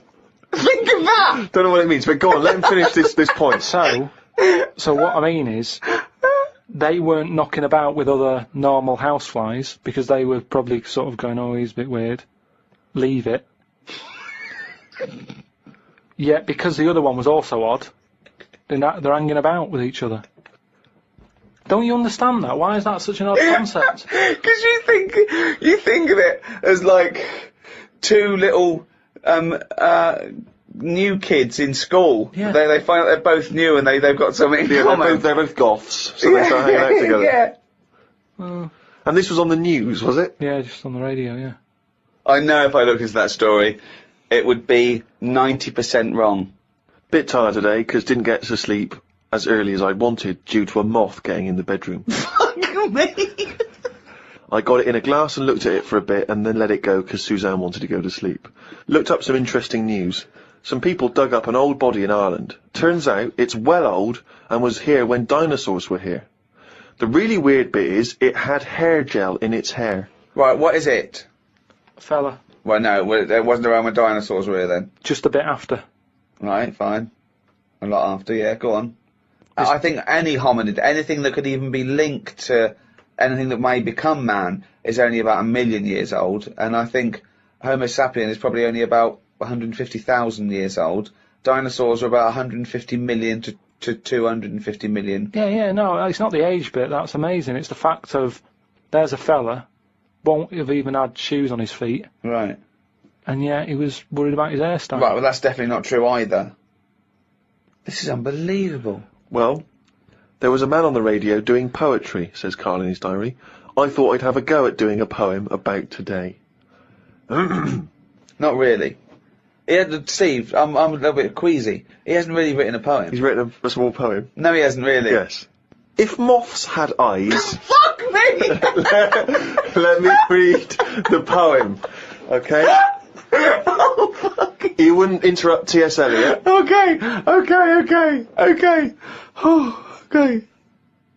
If moths had eyes, would they be happier? How do they know they're not dead? Cavemen hunting for food, but not before they style the hair on their head. What would last longer in dinosaur times? A blind man didn't stand a chance. Not with all them rocks about. I'd rather be a blind moth. Right. It may be the greatest poem Now, ever written. just you know, dissecting it briefly, you attempt to rhyme in the first 4 lines, but abandon the rhyming system in the last 3. Is there a creative decision for that? Can we have Karl read that? By all Sorry, means, yeah. just you read it as you would like to. So this is, imagine this, right? Okay, this is going out all over the world. This podcast, And now, Karl Pilkington, a new poet from Manchester, now living in London, England, would like to read a poem. If moths had eyes, would they be happier? How do they know they're not dead? Cavemen hunting for food, but not before they style the air on their head. What would last longer in dinosaur times? A blind man didn't stand a chance. Not with all them rocks about. I'd rather be a blind moth. He said it as though the last bit was going to rhyme. He said it like it was going to rhyme. Oh, God. No, I think he feels as though the final line, I'd rather be a blind moth, is going to be one of those great, you know, a summation that somehow the moth is a metaphor, the caveman. No, but there's all no I'm doing- metaphor in that. He really does mean he'd rather be a blind moth. Yeah, well, I'm just because I've looked at the day's news. Can we always do that, Karl? Can we always find a day, right, and always sum it up in your in a thoughts, poem. a poem? Just like that. I love that structure. I love that structure. If there's any English students or professors or novelists or poets listening, please email us what they thought of that poem, why it's good, why it's bad. So, you know, give us your thoughts on that. I mean, we would love expert opinion, poets, English professors. Just email us at podcast@rickygervais.com. Mm. Now, Karl, apart from being a poet, you are an author now. You've written a book, you know, which surprised me and Steve, because as Steve said, we thought you'd read a book before you actually wrote one, but you've proved us wrong, and all your teachers wrong, and everyone in the world who thinks you're an idiot. It is actually a very good book. I mean, a lot of it is transcripts from, you know, the podcasts, but you've answered some of your critics, haven't you? And you've tried to prove some of your theories. It's everything about Karl. It is like All the drawings. all the drawings, there's new stories, isn't there? I mean, there's so much effort, I can't believe it. He's been working on it for months, and it's out on the 18th of September, but you can order it now, can't you, on Amazon.com and Amazon.co.uk. What's that book called? It's called The World of Karl Pilkington.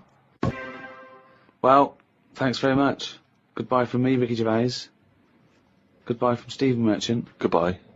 And goodbye from the little hollow, egg-headed moron that is Karl Pilkington. Right. Ricky Gervais, Steve Merchant, and with us, Karl Pilkington. This is the worst chair I've ever sat on, and I've sat on some fucking chairs in my life. Yeah. Are we started? One. Are we ready? Are we recorded? Yeah. Ready? Yeah. Right. Hello and welcome to a brand new series. What? It's ridiculous. I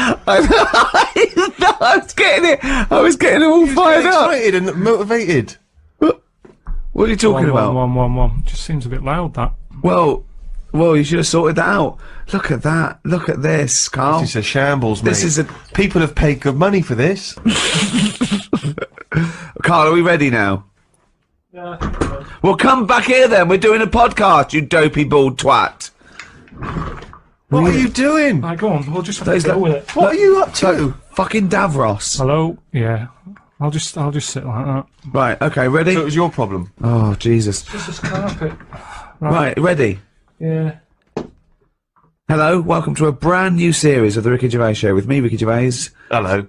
Well, no. Sorry. I was so excited to say hello. Okay, right, okay. Hello and welcome to a brand new series of The Ricky Gervais Show with me, Ricky Gervais, Stephen Merchant. Hello.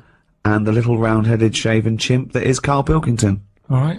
The boys are back in town. What concerns me, is this the tail end of the last series of podcasts, or is this a brand new comeback? What I mean is this Take That, when Robbie Williams had left, they sort of limped on with a couple more songs and then called it an end? Or is this the triumphant return of Take That?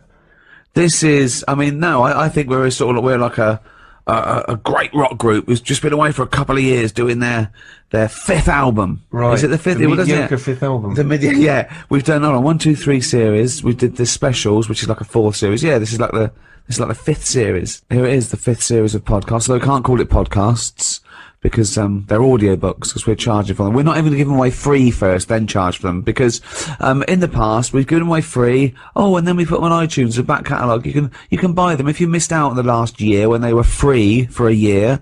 Now you can pay £1. People are complaining. Last time we gave it away for free, like a year later, we sort of put it up there. People can buy it. They're going, oh, this was once free. Well, yeah, it was once free. So we did our bit. We gave it to you for free, and now we're charging for people to get. You should have bought it for free. We can't do any more. If everyone did that, I mean, it would just be a better world, wouldn't it? Give it away for free, maybe, and then charge for it if you're too late. So we're not even going to give this one away for free, because they annoyed us, didn't they, Carl? Yeah, a little bit. Well, we actually did a bit of planning for this as well. We thought we're going straight to a paid audiobook. Let's plan it. Let's not just come in here and shambles. We've booked a studio. We're in a nice little studio in West London. Our own little... It's all to ourselves, isn't it? We're just... Look at the chairs. Look at the chairs. Yeah, Steve didn't get a good chair, but... Yeah, well, yeah, I got a rubbish chair. Look how big I am. I have a giant sat on like a kiddie's chair. And you've got... Look at you, you're almost half asleep, as usual. Carl, I don't know why you need a good chair. What do you mean? Why do you need a good comfy chair? Look how you're sat. This is You can be perched on a stool, you can be perched on a box. Why don't we swap chairs? Well, why do you want... What's wrong with you? Because look at it! Is this how you normally behave? You always get your own way at home? Is this how it is? Yes, in my house I do normally sit in a chair that I find comfy. Will you be happy if I swap chairs? Yes, I had to get him a special chair. I bought some chairs for the office. I bought them. He went, oh, don't like this one. So I went and got him another one. It was actually cheaper than the one he had. He said, yeah, I like that more. Well, there you are. That's a lovely happy ending. You ended up saving I didn't give him a money. happy ending. I did not give him a happy ending. He just sat there and we worked. There was no happy If ending you get this, will you be involved. happy? I think I would be happy. What do you mean certainly. think? It's like Goldilocks. Are you going to be happy with this or not? Well, why don't you let me try it on for size and see how we get on? This is... I feel guilty charging for this. Well, Let's just try it. How's that, sir?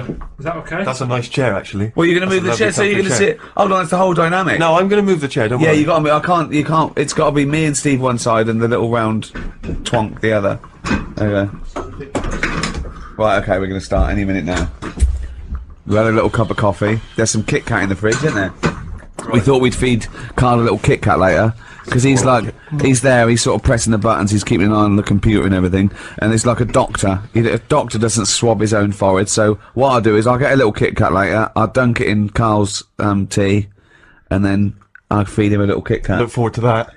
Yeah. How fussy was Carl as well with the tea? He talks about you with the chairs. He was looking what tea bags they were. I went, oh, PG tips. Oh, okay. It's a bit strong, PG. I can't believe you've got a favourite tea bag. What's your favourite tea bag? Twinings, English breakfast. Can you really tell the difference? Yeah, I can. I've done like a little test on it, because my mate was saying, oh, it's rubbish, it's all in your head. And he had a selection of tea bags. We had nothing else going on. He said, right, what I'm going to do, I'm going to make 3 teas.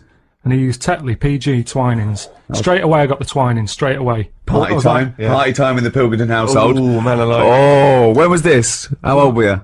Oh, it was just going back a few months. I was like a Jilly Goulden, just sort of having a little... You can tell by the smell of a PG, because it's strong tea, that. Very strong. Twinings is quite fresh and light.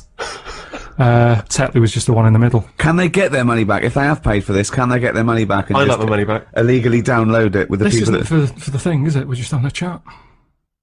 Oh, we can tell, like the tea bags, we can tell the quality podcasting from the rubbish, can we? We'll set this out. If this is still in, then it didn't go well.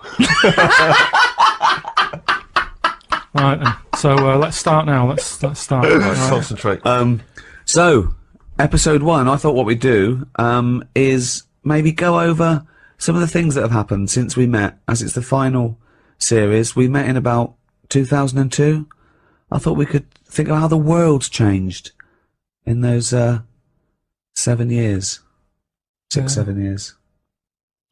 Well, certainly the big news is the endless threat of terror.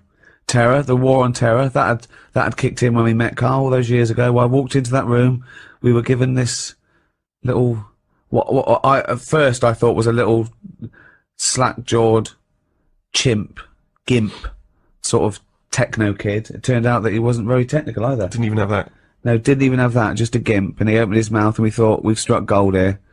This is like a vein of pure idiocy. So that was going on. Podcasting hadn't been invented. That's new, isn't it? You were very much a pioneer, if you don't mind me saying, Rick. Thanks, mate. The iPod. We've talked about the iPod. Carl not impressed. I think it's just an amazing piece of design. No, it is. It's good. Yeah. I've always said it's good. Now I've got one. I was listening to it on the way here. Yeah. But all I'm saying is, How many songs have you got on it? Because you said there's only about 3 songs you'd want to hear. well, what I've probably got about 400 on it now. That's right. But there's no sort of filler. I don't just go putting full albums on it. No. I handpick. Yeah. But what's odd is I find that I'm sort of buying stuff that I wouldn't normally buy if it was only on record, which is good but bad because I've got a lot of clutter now. You know what I mean? We said you haven't. You said you haven't got a I filler. thought you were cherry picking. No, but what I'm saying is, Go like on. yesterday I bought some Dr. Hook. When was the last time anyone thought, I'll tell you what I haven't heard for a while, Dr. Hook? Well, I heard it and I thought, oh, I used to like that one. My mum used to have that one on when she was doing the Sunday dinner. I thought, I like What that. one? What did you used to have on? Dr. Hook. What, every Sunday? Well, it's just, that's the memory I've got of it. I'm cooking the turkey, put the Dr. Hook on. It just always on. And some other country western singer. My mum was Jim Reeves. She always put Jim yeah, she Reeves liked on. Jim Reeves. Yeah, I like Jim Reeves. My parents didn't like music. Silence Oh, no. in my house. It was, constantly. Never put record on. Oh, Wow. At our house, Suzanne it does her head in when she comes round to my mum and dad's house because there's music on in every room, all different. I mean, mum's got into this fella called Roger Fender or something, some country western singer, and it's on all the time on loop, the same song. She said the sheep across the road has started to sort of hum to it. It's on that much. Brilliant. Think of looking over and seeing some sheep humming. No, it's Roger just, Fender, whoever he is. I think that's his name, but yeah. So I've bought some Dr. Hook, and what I'm saying What is, did you buy? What Dr. Hook did you buy? it's called If Not You. It's called. Oh, yeah, good. Yeah. And I wouldn't have bought that if I had to go to a record shop and Well, no, it wouldn't be available. They'd go, what are you talking about, mate? Have you got that one by... Mate, can you leave the store? Well, yeah, but that's a good thing, isn't it, now that you're being opened up to a whole different... yeah, but it's that sphere of thing music? of just buying. That's what excites me most, Exactly. the back catalogue Yeah. that you can, yeah, without yeah, trying to go it's into good, it. but I'm just saying that that's what happens, isn't it? If you've got a space for something, you fill it, and that's the problem. If my iPod wasn't an iPod and it was a cassette, Dr. Hook wouldn't be on it. It wouldn't feature. He wouldn't be on the cassette. Elvis would be. Yeah, Uh, just the big boys. What's wrong with having a space and filling it? I mean, there's a space between your ears. We'd love to fill that, but... just because it's normally stuff you don't need if you've got too much space and you're filling it. It's like Ricky's house. You've got stuff in there now that you wouldn't have had in a smaller flat. You've got dead owls and stuff like that. Right. Dead owls? Why are you buying dead owls? No, it's an antique thing. It's an antique stuffed owl, and I was assured it died of natural causes of old age. I'm And then sure- this, yeah, this it looks fella- in good nick. It didn't look Yeah. upset. But dead owls suggest that they just fly into the room and I just leave them there. No. That they crack their head. But what- You're on the just sat in chimney. your dressing gown constantly, drinking Yeah. gin. Jane, another dead owl. Clean up. Feed it to the cat. Feed it to the puma. But that's what I'm saying. I haven't got room for a live owl. Never mind a dead one. So that's the difference, and that's the same with an iPod, isn't it? With an iPod, because you've got so many gig, you go, what will I have? Well, Yeah, but it's Ricky's Dr. not. Hook. Ricky's not sat at home looking at an empty space in his flat, thinking, "I need to fill that with something." I think he would be. What would be there if that dead owl wasn't there? What would you put there? But you've picked on one thing. You've picked on one Well, that's all you small... can do. I'm just picking on an example. What else do you want me to pick? I'm just saying I have not got room for a dead owl. So I'd never look at one in a shop. I'd go, I'm not going to buy that because I haven't got the space for it. But why are you obsessed with, like, someone trying to pressure you into getting this dead owl? I mean, it seems a weird thing to shout. I have not got space for a dead owl. No, but if I had an urge to see a dead owl, Right, Natural History Museum, loads of them. right. I've never seen one and gone, oh, I wish I didn't have to go to the museum. I want one in my house. That to me is like, right, Suzanne, have we got everything? Have we got a dishwasher? Yeah. Washer dryer? Yeah. Ironing board? Yeah. Right. There's a bit of space there. Is there anything you want? Then, if it's like, dead owl? All right, we've got the room for it. But the way we're living now, we've definitely not got room for a dead owl. That's all I was saying. And to me, a dead owl... I'd like this to be part of estate agent's patter, and there's a lovely space there for you can fit in about 7 dead owls. They don't do it by square footage anymore. It's 6,000 dead owls. You idiot. Well, yeah, I'm still not convinced by this idea of this space has got to be filled. You know, people aren't. It's not. people just choose to buy things and fill up their house with those things because they give them pleasure. Most things we've got are junk. If you didn't have junk, all you'd have is a cooker, a bath, maybe a sink, a bed, and that would be it. But anything else, a television isn't necessary, is it? You seem to think that people should live like, you know, kind of 19th century mining community. Well, no, but like a few years ago, people worked this out, didn't they? They all went minimalistic because they said what? Say it what? Minimalistic. So one more time. Minimalistic. No. What letter are you starting with in that word? M. Okay. Where are you going on from there? Minimum. Well, it must be minimum. Yeah. So it's what that minimalistic. minimalistic. Minimalistic. No. You're Look, popping... you know what I mean. No, wait. You're popping in an M where there should be an N.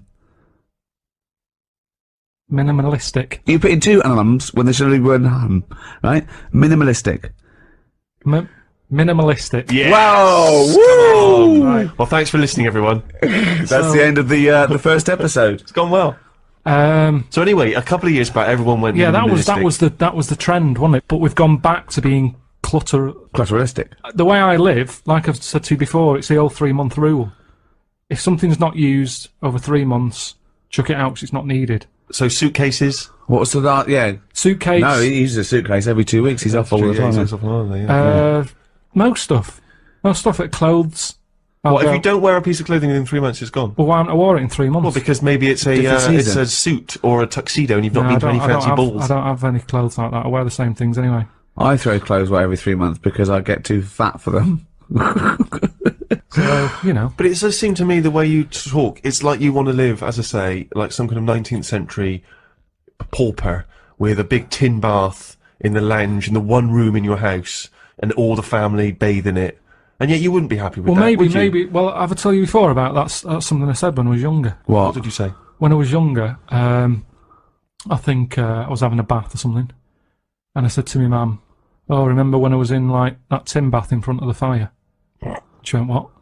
And now that's strange, isn't it? That you're saying I'd be happier with that back then. So it's like that was my past life. Well, hang on. Whoa, we haven't finished yet. Whoa. What do you mean? Your mum said what you're talking about. You said. How old were you? I must have been a kid if I'm having a bath and my mum sat there. Well, yeah. Well, I don't know how you operate.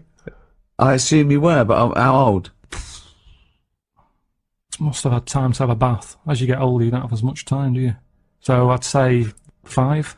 I love the fact that after 5 you didn't have time for a bath. No, it's just He's so busy. Carl, we've read your diary. One day it was simply went to the cobblers and back. No, but so you had time to have about 19 baths. No, but as you get older, you sort of go, I haven't got time to sit in a bath, whereas a kid, it's something to do, You're isn't it? staring at ants. When have you ever been too busy to have a bath? 1, you're never busy. 2, how can you be too busy to wash? It's like saying too busy to eat. Breathe. Got to breathe last night. Why? I had a bit of work to do. What point are you making? So I'm just saying. This is not an anecdote. You said that I'd be happier back in 1800s or whatever. But what are you saying, that you didn't really have a bath in front of the fire? You mean this was a glimpse of a past life? Is yes. what you think? Yes. This is just such a non-point. This is just nothing. If you'd said, well, then I went off to see one of those people who regresses you, and although it was a load of old bollocks, he regressed me, and it turns out I was the king of Sheba. I love those things, people. Everyone thinks they've lived before, right? Did I tell you that there was a documentary about these people in Los Angeles that they'd lived before and they'd come back and they did a come as you were party. So they went as the people in their previous life. All of them famous. Of course they were. Kings, queens, leaders of men. Not as I was a stable hand, I forget my name. Right, 2 Napoleons, one of them's lying. I mean, absolute twaddle. We're talking about things that have happened since we met. We've done podcasting, we've done the iPod, we've dismissed that. See, Carl, when he disses all these great inventions and design, when he says you don't need them, it's just faffing, what he means is he's a little bit annoyed that no one's picked up on his ideas, like the clippable mat for the mug, or, I don't know, cat mops. I don't know, it wasn't yours, nor was the tie, was it? The stupid tie. What's that? What's the one about the tie? The tie that had a pocket. Loads of pockets. But I didn't come up with that. That's something I saw somewhere. But it never caught on. I've never seen anyone wearing one yet. It's such a good... It's not a good idea. It's like having a carrier bag round your neck. It doesn't make any sense. It's a tie packed with stuff. You want to... imagine All right, this, though. Frank, nice tie. What you got in there? Baguette. It's ridiculous. But imagine the day that the tie was invented. There you go. Do you want a tie? What do you do with it? Put it around your neck. What for? Don't know. Well, I'll tell you. What? Because you haven't invented buttons yet, and it keeps your shirt together at the top. Well, all right then. Right. We've invented buttons. Are we going to stop making these ties? No. Why? He's got you there, There you Rick. go. Now, I'm saying, what are you doing with that tie around your neck? Oh, it's a pocket tie. It's a what? It's a pocket tie. What do you mean? It's got pockets in it. Oh, that's weird. What That's all right, I've got pockets in my jacket. Yeah, no, but hang on a minute. It's a hot day, innit? Don't want to put your jacket on. Oh, or a tie. Well, if you're going to wear a jacket, wear a tie. Leave the No, I'm jacket not at wearing home. a jacket. I'm wearing a shirt. Got a Give nice it a purpose. If you're going to wear something, give it a purpose. Everything has a purpose. A tie at the moment is just round your neck, keeping you hot. If you're going to be hot, carry something. Hands free. And everything's always there. A bag, you put stuff in a bag, you put a bag down, you forget it. I always forget bags, that's why I don't like carrying them. You pop it down, you get up, you walk off, oh, where's the bag? A tie, when you go in a cafe or something for beans on toast, you don't take your tie off. I don't wear a tie. I would if it had pockets. Carl! The country would look smarter. Right, you have a pocket, so what are you carrying in this pocket? I have got spare change, Yeah, okay. which... You're rattling around like a cow in Switzerland, just like... got spare change. I've got like my debit card in there. Right, Maybe got me little front door key in one of the pockets. okay. Pair of scissors if you want. Amazing. That's whatever. safe, isn't it? Oh, that's a good place to put it, just around the heart area. Yeah, and then near the throat. Facing upwards. Brilliant. Carl, think what you're saying. So when you're on the beach and you just got your Speedos on, pop a tie on, go to the shop with pop a tie on. Well, no, you wear it in the appropriate times, but I'm just saying if you're going to wear a tie, let's make it useful. Let's give it a purpose. Don't wear a tie, it's alright. You do not need a tie with pockets. If you're wearing a tie, you've got clothes with pockets. And it's going to be weighing your neck down. I mean, come on. It's not Don't go practically. mad. If you're carrying anything big, you buy the scarf version. What else has happened since we met? 2002. Gay marriages. That's kicked in. Yeah, Thoughts? they've happened. Are Yeah. they popular, though? I mean, Well, amongst gay people who want to get married, they're very popular, I imagine. what's the point of it? You know, I suppose they want to feel that there's an equality. Well, is it just one of them things where they wanted it because they can't have it? Do you know what I mean? I think any excuse for a fancy dress. They like to dress up. They love a press tent.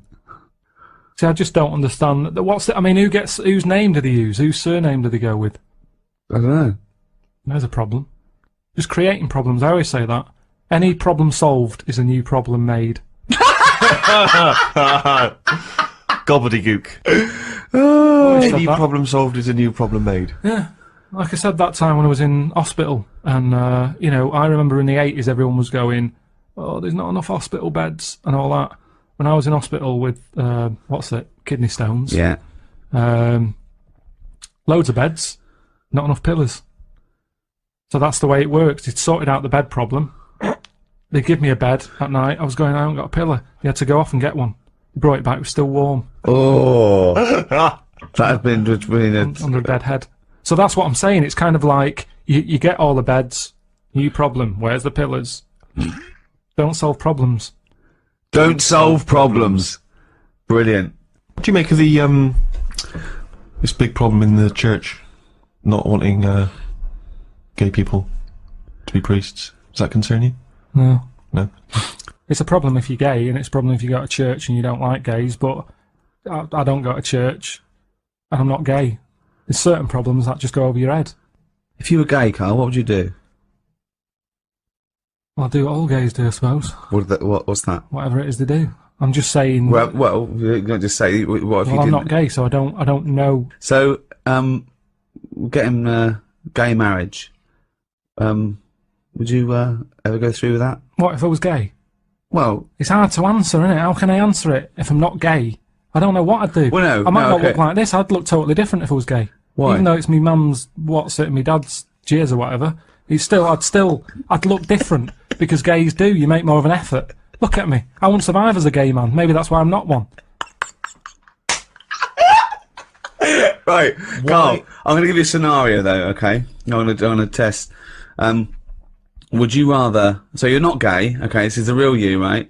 Someone put a gun to your head and go, right, okay, Carl, you've either got to marry a little gay fella. There's a little fella here. He loves you. He's liked you for a long time. He goes, hello, Carl. You go, all right, mate. He's a lovely bloke. I think he lives in Brighton. I think he's in advertising. Oh, yeah. Yeah. He's got a sports car. He's smart. He looks lovely. Pink shirt, white suit. He's great. He's very popular. Got tints. It always looks good. Right. Lovely tan. He's about 38. What's his name? His name is Graham. Oh. Yeah. What's expecting that? Yeah. And he goes, hello, Carl. And you go, all right, Graham.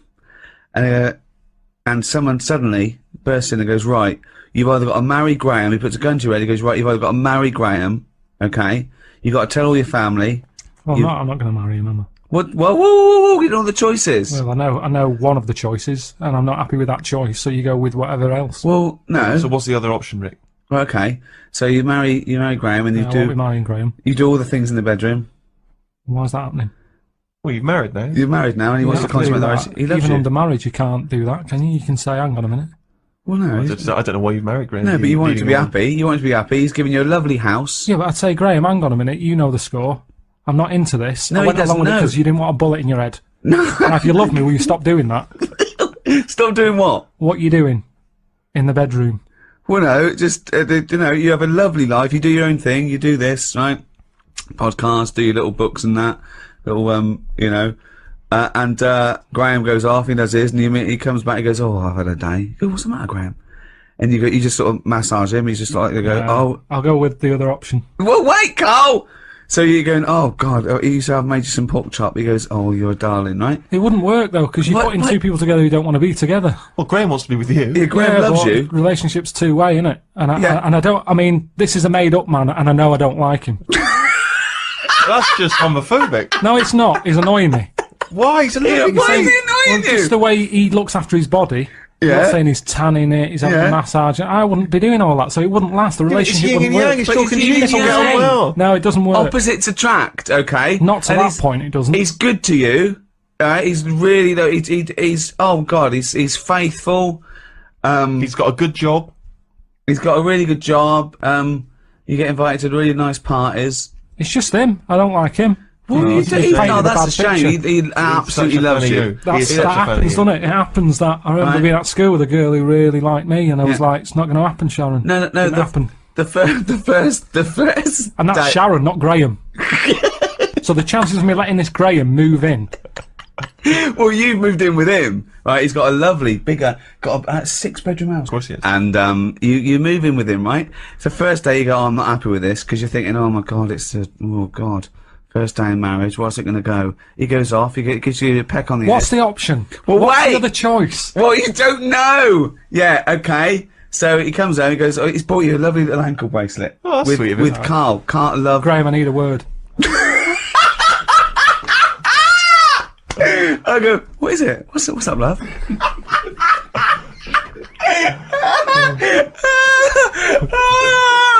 What's the matter? I'll be Graham. Right, okay. I'll be Graham. What's the matter? You look tense. This is all, we're living a lie here. Well, yeah, but it's just the alternative is so much worse. What's the alternative? Well, what is the alternative, Rick? I think we're all waiting for that. Well, marry a chimp. Marry a chimp? Yeah. Unless you either live with a chimp in a tree or marry Graham, your family are going to get killed. Someone's going to shoot them, right? So you have to decide what you want to do. Do you want to go and live in a tree with a chimp and eat nothing but bananas and just live the chimp world? Okay. Yeah. Or woo Graham. You go down there, you're chatting to him, you're just in a club, right? You're there. But who's watching that I'm staying with Whoever Graham all this the evil time? person is right, yes, yeah. Well, hang on, Where's he watching from? The evil person's going, right, he goes to that club Saturday nights. Don't bother going before midnight. He won't be there. Right, so you get there, you walk in there, it's 1 AM, and he goes, that's him over there, in the pink shirt dancing. Okay? He wouldn't like me. He would. You go, this is it, you've got to win him over. Look at you! Look at your lovely shaved head, hairy arms. Oh my God. I mean, you are more suited to the chimp, but no, you'll go down a storm, right? You go down there, you've got a little vest on, leather trousers. What would you say to Graham? You've got back. to go over. You've cut out. You've got a bought leather pair of trousers and you've cut out the back. Okay, there you go in. Your arse is showing. You've got a freshly shaved head. You've got a little white vest. Okay. Has he got all this on? No, he's got like a little pink Ben Sherman, white trousers and espadrilles. Right, I'd dance over. Yeah. I'd say, you Graham, and go, yeah. Oh, hello. Who are you? So never mind, you haven't seen a chimp about, have you?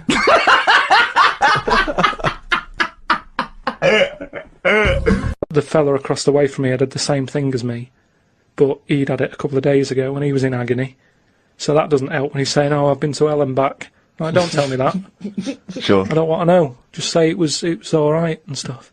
So, it just, the whole thing of a hospital is stressful. You know what I mean? They wake you up like every half an hour in the night, saying, how do you feel? It's like, well, what, it's 3:30. What are you doing? I've got to have it done again in a couple of weeks. Because what they've done now, they've popped that straw up, but the stone's still in there because they didn't have the laser team in with them. Blast the stone, and then that time they're probably going to leave a little bit of string out the end. Then they have to go about 3 days later and they pull it out. Tell you what though, when you are because when you're in hospital, you've got a lot of time just to sit there and think about stuff. And what I was thinking about is, what is the closest thing sort of living that's nothing? I don't know what you mean. What? What's like the closest, like, do you know at some point something's gone from nothing to something? Hasn't it? No, I don't understand what you mean. Something, at some point people were nothing, and then something happened and there was something. Do you know what I mean? But they were never nothing, were they? Do you mean what is the first and lowest and most primitive and most simple form of life? No, He's right here in this room, Rick. say like when you look at a stick insect, Right. you go, right, there's a slight crossover there from a stick to a living thing. No, it's not. It didn't used to be a stick. No, it's not. There's no biological relationship between it and a stick. But there isn't much difference between the two, is what I mean. Of course there is. It's a There huge isn't. difference. They just sit there looking like a stick. That's their skill. Yes, but there's nothing to do with being a stick. It's like camouflage. That's like saying when a soldier puts on combat gear, you're saying he's a cross between a human and a shrub. He's not a cross between a human and a shrub. No, is he? but that's man-made From a distance stuff. you can't see him. That's the same as the stick No, insect. but that isn't what I'm saying. What I'm saying is, have you seen them weird things that just look like they sort of look like a leaf? Yeah, they're insects that have evolved to look like a leaf. So a bird thinks, oh, there's no tea there. No, That's but not a juicy insect. It's a leaf. I don't eat leaves. Yeah, but at Forget some it. point something has had it away with a leaf. No, What? at no point has something had it away with a leaf. No, to make it look that much like a No. leaf. At no point did a beetle shag a leaf. There's nothing on a genetic level or molecular level, anything to do with it having anything to do with a stick or a leaf. It's superficial. It's the way it looks. That's all it. That's like saying chameleons must have mated with green once. They are green. No, but it what- looks like a leaf. What I don't understand is, It has evolved to blend in perfectly with its surroundings and fool predators. but then how does it have relationships? It will be going around sort of having it away with a leaf. No, it won't, because it doesn't know what it looks like. It doesn't matter. They do it with pheromones and attraction, and it's not like a stick insect will be talking to a stick for ages and go, oh, I've wasted my time here. This club's dead. Rude. I was chatting to her. She was foxy, but she was giving me nothing. But, Dave, that's not a stick insect, that's a stick.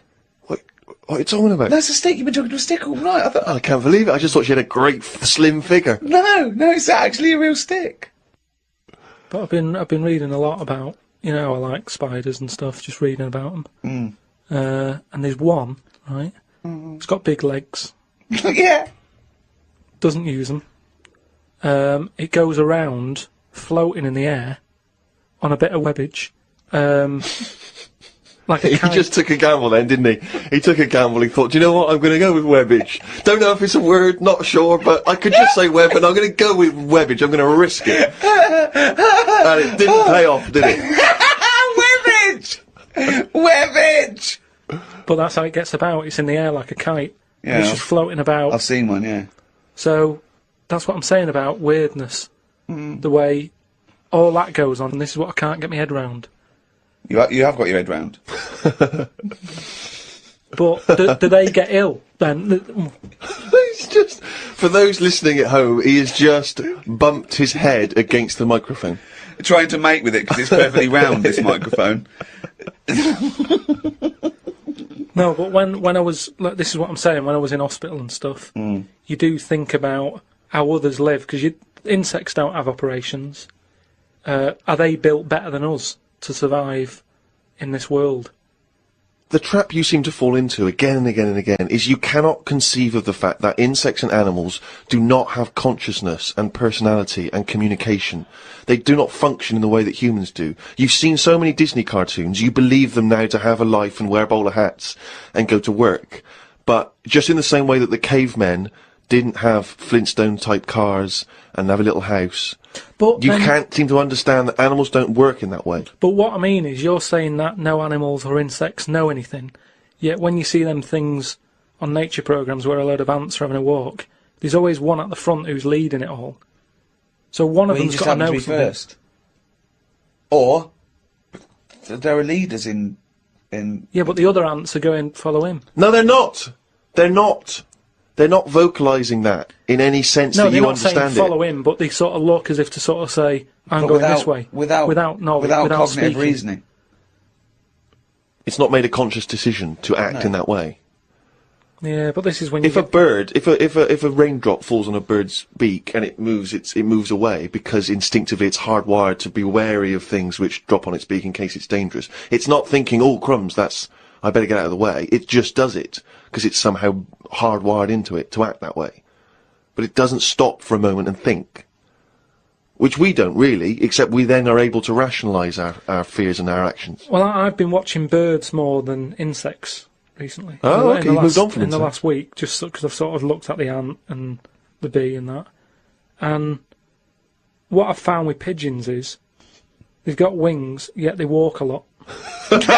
I'd love that to be a thesis where he got like a £500,000 grant from a university, and I said, "Well, Pilkington seems to he's done ants and he's done bees. He's followed ants. Apparently, they're not doing anything. Some of them are lazy. We are granting him another £500,000. He's been working on it for a year. Please welcome Karl Pilkington." Carl, what have you found? Well, even though pigeons have wings, they walk a lot. No, but even in times of danger, one was crossing the road and a car was coming, and you'd think that his head would say, "Best start flying." Yet he just walked faster. Well, Well, what's he doing? it was doing stuff, wasn't it? It saved a bit of energy. Takes a lot to take off, doesn't it? Yeah, but it's either that or you're going to get crushed. But it Use the didn't energy. get crushed, did it? No, I don't think it did. No. There you go. They knew what it was doing, didn't it? Yeah, it just annoyed me. That's all. It's got a power, and it's not. Power! They're all superpower, these animals. But that's why he thinks of the stick insect as like that. He mentioned earlier that's its power, that's its skill. Like Spider-Man was bitten by a radioactive spider, and now he can solve crimes and swing with webs, with webbage, using his webbage. Whereas, yeah, stick insects is not. It's not a superpower. But say if everything was at the same size as us, what would be the best thing to be? Say like a tarantula Yeah.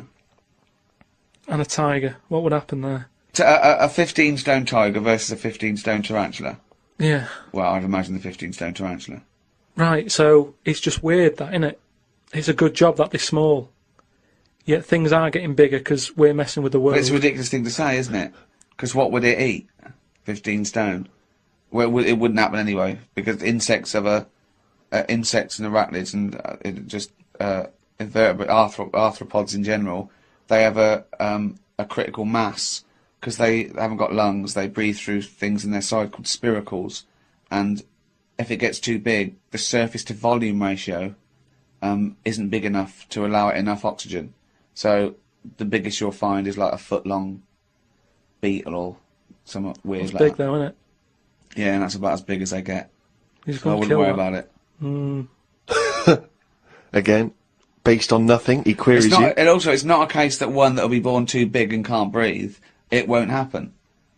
That's why they're only that big, because But it's that like restriction. fish, isn't it? How they say about a goldfish. Yeah. That thing about a woman who went on holiday and stuck it in a bath. Mm. She came back, it was 7 foot. Right, that didn't happen. No, that's a well-known thing about No, it's not a goldfish. well-known When's thing. the- what? I'll tell you why. Because a fish will only grow to its surroundings anyway. So Yeah, that's what I'm saying. you So have to put it in a bigger tank. yeah, in a bath. No, a 7-foot fish in a bath. It just fit the bath exactly, did it? When she got back off holiday, Don't talk shit. It's a What was it well-known- eating? What was it eating? How long was she gone for? 2 million years? yeah. She went to Mars and back. Yeah. it's just that fish are weird, aren't they? Well, no, Again. no, that's a bollocks story. Once again, No, I don't know where you've heard it or read it. It's a or well-known story. a 7-foot goldfish in your bath. But, no, fish are weird. Ted, like you're that. not going to believe this. Come up here. Well, how many fish do you see that have naturally died? That's the weird thing. What do you mean? Just ping-ponging around these ideas in your mind. You just never see fish sort of just floating about in the water and you go, oh, died of old age. It's always been caught by a man or a shark's at it. You don't just see dead fish washed up, do you? When you think of the Sometimes. amount of fish, not when you think of the amount of fish that are in the sea, there's loads of them, and yet you never Because they're eaten walk straight down the- away. That's what I'm saying though. Are they eaten when they're dead, or are they just being eaten? Well, most things like that don't die of old age. Yeah, that's weird though, isn't it? Well, no, because it's a jungle out there. Yeah, no, that's why I said I wouldn't want to live in the sea. Because you've got to Are be you on- sure you're not on morphine as we speak? No, but in the sea, you've got to be constantly sort of alert, haven't you? Yeah, amount but of that's stuff. true of all animals. No, worse than the sea. The sea is like full of. You've got an enemy round every rock. I love it. I love it. I love it's like a warning to crabs Exactly. and young squid. It's like the policeman that comes into your school. yeah. What advice would you give? Okay, then. What advice would you give? Some plankton. Now, what advice would you give a 2-week-old octopus? And what am I? Am I an octopus? You're yourself. you. We've set it up that it can understand you with some sort of one of your inventions to talk to the animals. One of your brilliant inventions is just a watch you strap on its tentacle and it can understand human talk. But, I'm sure you'll come up with that one day. What do you say to it? What would you say to an octopus, a young octopus who wants to set out by himself in the sea? Stay close to the rocks. And just let it know about the thing about it can get into a small space.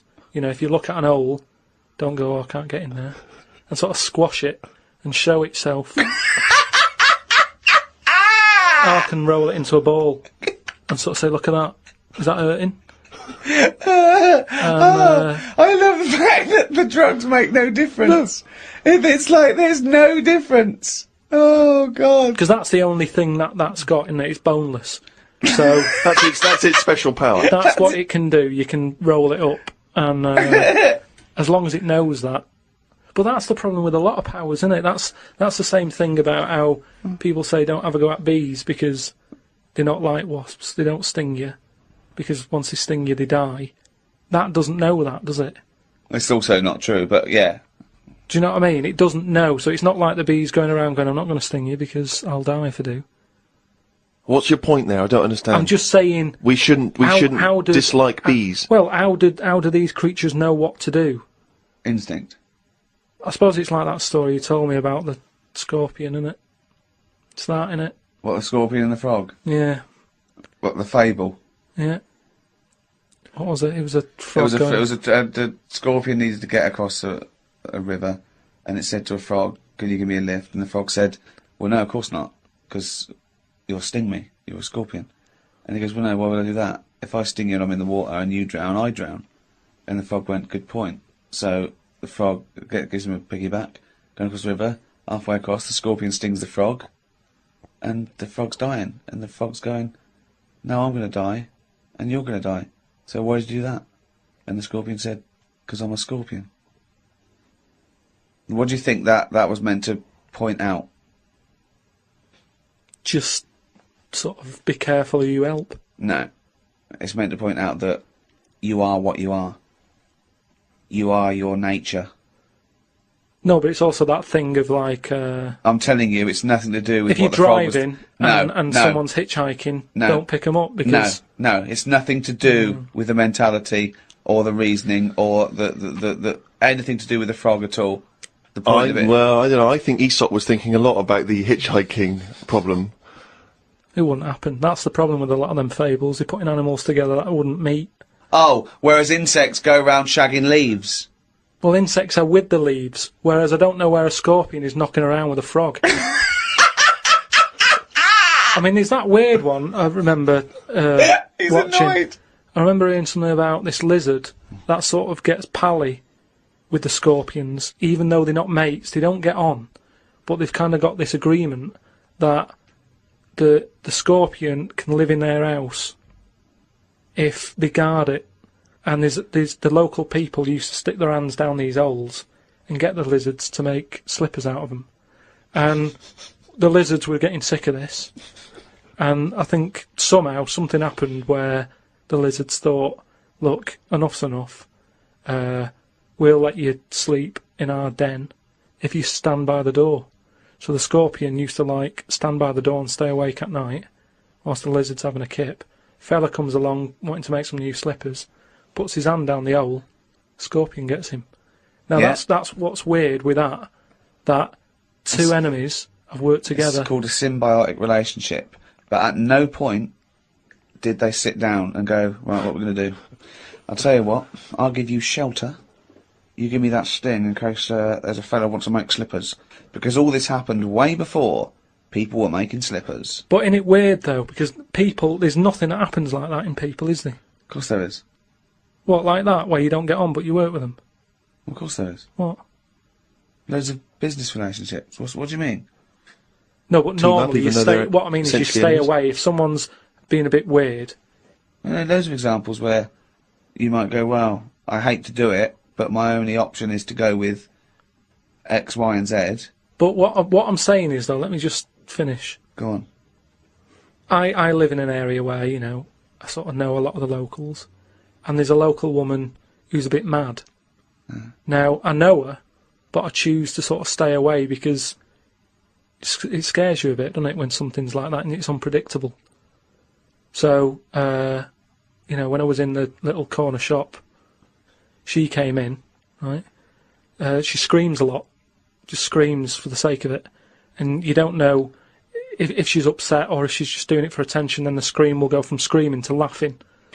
So you're like, oh, what's going on? And it was like rush hour. It was like rush hour time in this shop. And she chose to go in then, and she doesn't work, so it was like, why is she coming in now? She's had all day to go in. Just pick the busy time. And she was like about 3 places in front of me. And she was only buying a Yorkie and some earbuds. Right? And I thought, A Yorkie and some earbuds? yeah, and I thought, what's the rush? You've come at the wrong time, and you bought stuff that could have waited. You should never have to rush out for a Yorkie or an earbud, is what I'm saying. Right? And I ended up sort of going, oh, I can't stand this. And I left. Now, that was me being like I would expect the scorpion to be, or the lizard. I don't know what you're talking about now. I have I don't know where the... Okay, so what do you mean? No, I'm just saying how, like, I chose that woman could be dangerous, so I'll leave her to it. And that's where nature kicks in. And you go, I don't want to be here. I don't know what she's going to do. She's unpredictable. I'll pop back later. And then, I look out, I can see the shop. I saw her go, and she was, like, laughing to herself again and trying to climb up some ladders. And I thought, once she's gone, I'll nip back. I don't know what my point was. I don't know.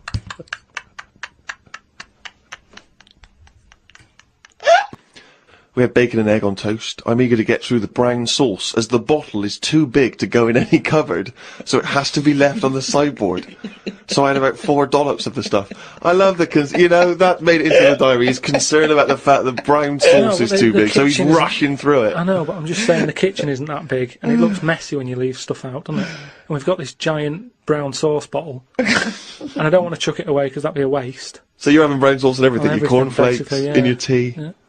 A wasp got in the flat. You know trouble's brewing. It was massive, the biggest wasp ever. Suzanne asked me to get it out, but I wanted to take a picture of it first. I was getting my phone ready when it flew at me. I reckon the sting on it could have killed a kitten.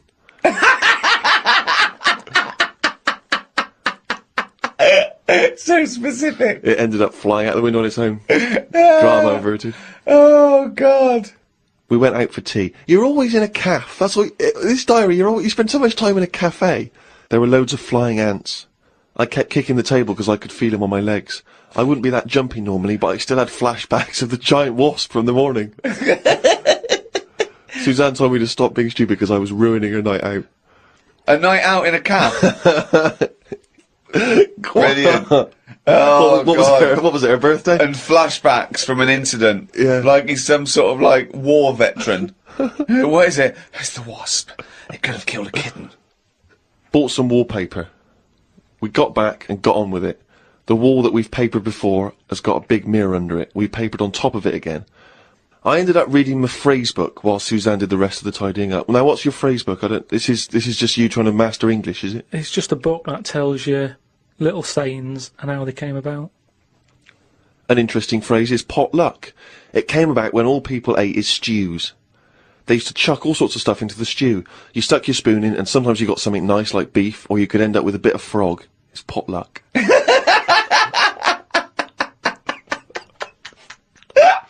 Good, that, isn't it? That's what it said in the book, did it? A bit of frog. Got up and checked the wallpaper out. There are loads of air bumps and it's buckled on the joins. I wish we'd never done it. Suzanne said the washer was broke and it's out of its warranty. She called up the people who made it and they said it will cost £150 to fix. I don't know how they know that when they haven't even seen it. I want to smash it to bits and see what they can do for £150. So much anger.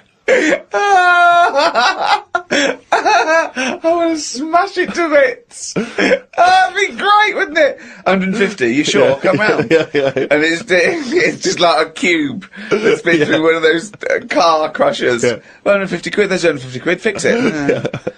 I watched the news and calmed down a bit, because there was a story about some Siamese twins who are having an operation. They've got 2 heads, 4 arms, 2 legs, 1 liver. The doctor said they will have 1 leg each. I felt bad worrying about the washer when people have bigger problems like the Siamese twins. Ricky and Steve asked me to do a poem about 1 day a week, so I thought I'd do one today. I can't obviously do it justice, so I should let the master read it. You've done another poem? Yeah, you said, just do one. If you have a day where you've had a lot of emotions. Well, I loved the poem, and so did the listeners, and I knew they would, so if you can do that every week, that'd be a joy for me. You can't force a poem, though. No, I know. So diary's easy to do, because you just write down what you're doing. But yeah. you've got to have some really meaty subject matter to be able to write a poem, Rick, as you'll discover. I know. Right, so, you've heard what problems I had that day. Go on then. Bubbled wallpaper. What a mess. Washer dry and knackered. What a mess. Siamese twins separated. 1 leg less.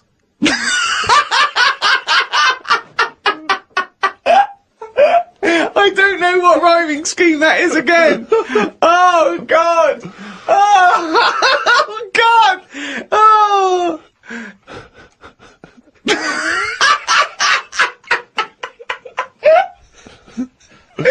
Oh, fuck me. Well, there you go. That's the end of episode 2 of series 3 of the Ricky Gervais Show. More next week. More drivel, more diary. Another poem, I hope. Maybe. Just more news and stuff. From me, Ricky Gervais, Stephen Merchant. Goodbye. And Karl Pilkington. Right. Hello, welcome to number 3 in the 3rd series of the Ricky Gervais Show. With me, Ricky Gervais, Stephen Merchant. Hello there. And of course, Karl Pilkington. Alright. Had a good week, Karl? Alright, just boring. It's a boring week. Because that sort of kidney operation I've had, it's just affected my life in a big way. How are you now, Carl? Are you feeling better? Better than it was last week. Because last week you really were not putting the effort in, were you? And it's your own fault. You know, you got kidney stones. You don't drink enough water. That's what I've been doing this week. Just drinking. You said what sort of week have you had? What have you been up to? That's what I've done. I've drank water. That's all I've been doing. If there's a water shortage in London, it's because of that. Honestly, that's what you have to do. It's just boring. Just like a basking shark, just sort of with its mouth open, just going through the water. Sick of it. Oh, he's led the life of plankton for 1 week. Have you been able to do anything, or have you just been resting? It's best to rest. Just because, your body's still in shock, even though in the head, physically, I thought it was alright. The body sort of just acts in weird ways. Brilliant. It's a weird thing, isn't it? Like I said last week, you don't think about your body until there's something up with it. And then you panic a bit. And then you go, right, I'm going to look after it from now on. I've been given a second chance here. As I said before, this was not a life-threatening illness or operation. No, but it's that same thing. The last time I had it was when I nearly choked to death on the Mr. Freeze Pop. Right. Where I had that sort of, what do they call it when you have like a second coming? Do you know what I mean? It's that sort of thing where I don't think you're the second coming. No, but that thing goes... If you are, we're all screwed. You mean the second chance? Yeah, it's a second chance thing. Your life flashes before you, doesn't it? Yeah, but you get you suddenly feel kinder. Do you know what I mean? Really? Yeah, you sort of go, right, that was a bit of a warning. Like Scrooge? Be good to people and stuff. Yeah, a little bit. I think it's normal. So are you now a nicer person? You're giving more generously to charity and the like? Well, I haven't been out, so I can't do anything. I can't help anyone. Yeah. Go online and... But maybe, once... Donate some money, all this cash you're in. No, I've given enough money away. Sick of it. But, He's changed. So he hasn't changed at all then, no? But you've also got to be careful as well, because there's that thing of, you can drown yourself, by having too much water. Yeah. So it's just getting that balance right of not having too much and filling yourself up. Well, yeah, it's that balance, right, of not dehydrating and, becoming like a desert jellyfish, like a little crisp, and drowning yourself. Yeah. You're right, it is a balance. That's exactly what you've got to do. I don't know how you've managed it, Carl. It's very complicated. Yeah. No, but what I do is when I'm thirsty, I drink, and when I'm not thirsty, I don't. Yeah, but that's the problem with me. Whatever it is that's in your head that says you should have a drink, I don't really have one. It's called a brain. It's called a brain. Yeah. It's the brain that tells you. But the brain's never thirsty. I only think of drinking when I'm eating. And I'm not eating as much because my kidney's weird. I don't want to put any pressure on it, so I don't drink. So now, if I have it in front of me all the time, I go, right, I've got to have that. So I feel a bit better. Good. It's just been a long week. Because when you don't do much, it's just, time doesn't whiz by. And normally your weeks are packed, as we know, with visits to the cobblers. Yeah. Well, it's just like they say, innit? They say, following an ant. Exactly, yeah. You've got a hectic schedule. I know, I don't know how you fit it all in. But, because I was close to death and everything. You weren't close to death. I've been thinking about, other people who've been in that situation where they're dying and what have you. And it's weird how, like, in a way, do you know, like they say before you die, things to do? Yeah. I've never heard that sentence before. I don't know if they say. Well, I've extrapolated from that. What you mean is there are certain things you should do before you die. Swim with dolphins, etc. Yeah. But in a way, because I've had such a boring week, it's been a long week. So if I was dying, don't go swim with dolphins because you'll love it and the time will whiz by and you go, oh, there's another day gone. Whereas I've been sat at home watching, The Price is Right and stuff. And it's just like, oh, it's only 4 o'clock. God, this is dragging. So if I was dying, I'd go, yeah, it's dragging, but I've got ages more left to live. Yeah. What's the point? But it's really about quality of existence, isn't it, when you're dying? No, but anyway, I'm just saying. Oh, okay. Been a boring week. But what I've been doing is going on the internet, sort of learning stuff, watching more documentaries about stuff. Yeah. Okay, tell me something you watched on the internet then. The thing that stands out the most, there's this spider. Right. That a fella got. Popped it in like a little sort of bottle. Yeah. And chucked in 80 ants. And the spider, right, just went mental. and I don't know if do spiders eat ants. I don't know if they do, but he wasn't happy with them that they were there, and he was just whizzing around, sort of biting them, not eating them, just giving them a bite, and the ants would sort of just lie there dead, and spider had this system of sort of going, right, I'm going to put the dead ones over there, and he was biting them, dragging them across, putting them in a pile, killing another one, popping it in the pile, and by the end of it, it made like a little pile of dead ants, and he was just there sort of breathing heavily. And that was amazing, because I'd never witnessed that before.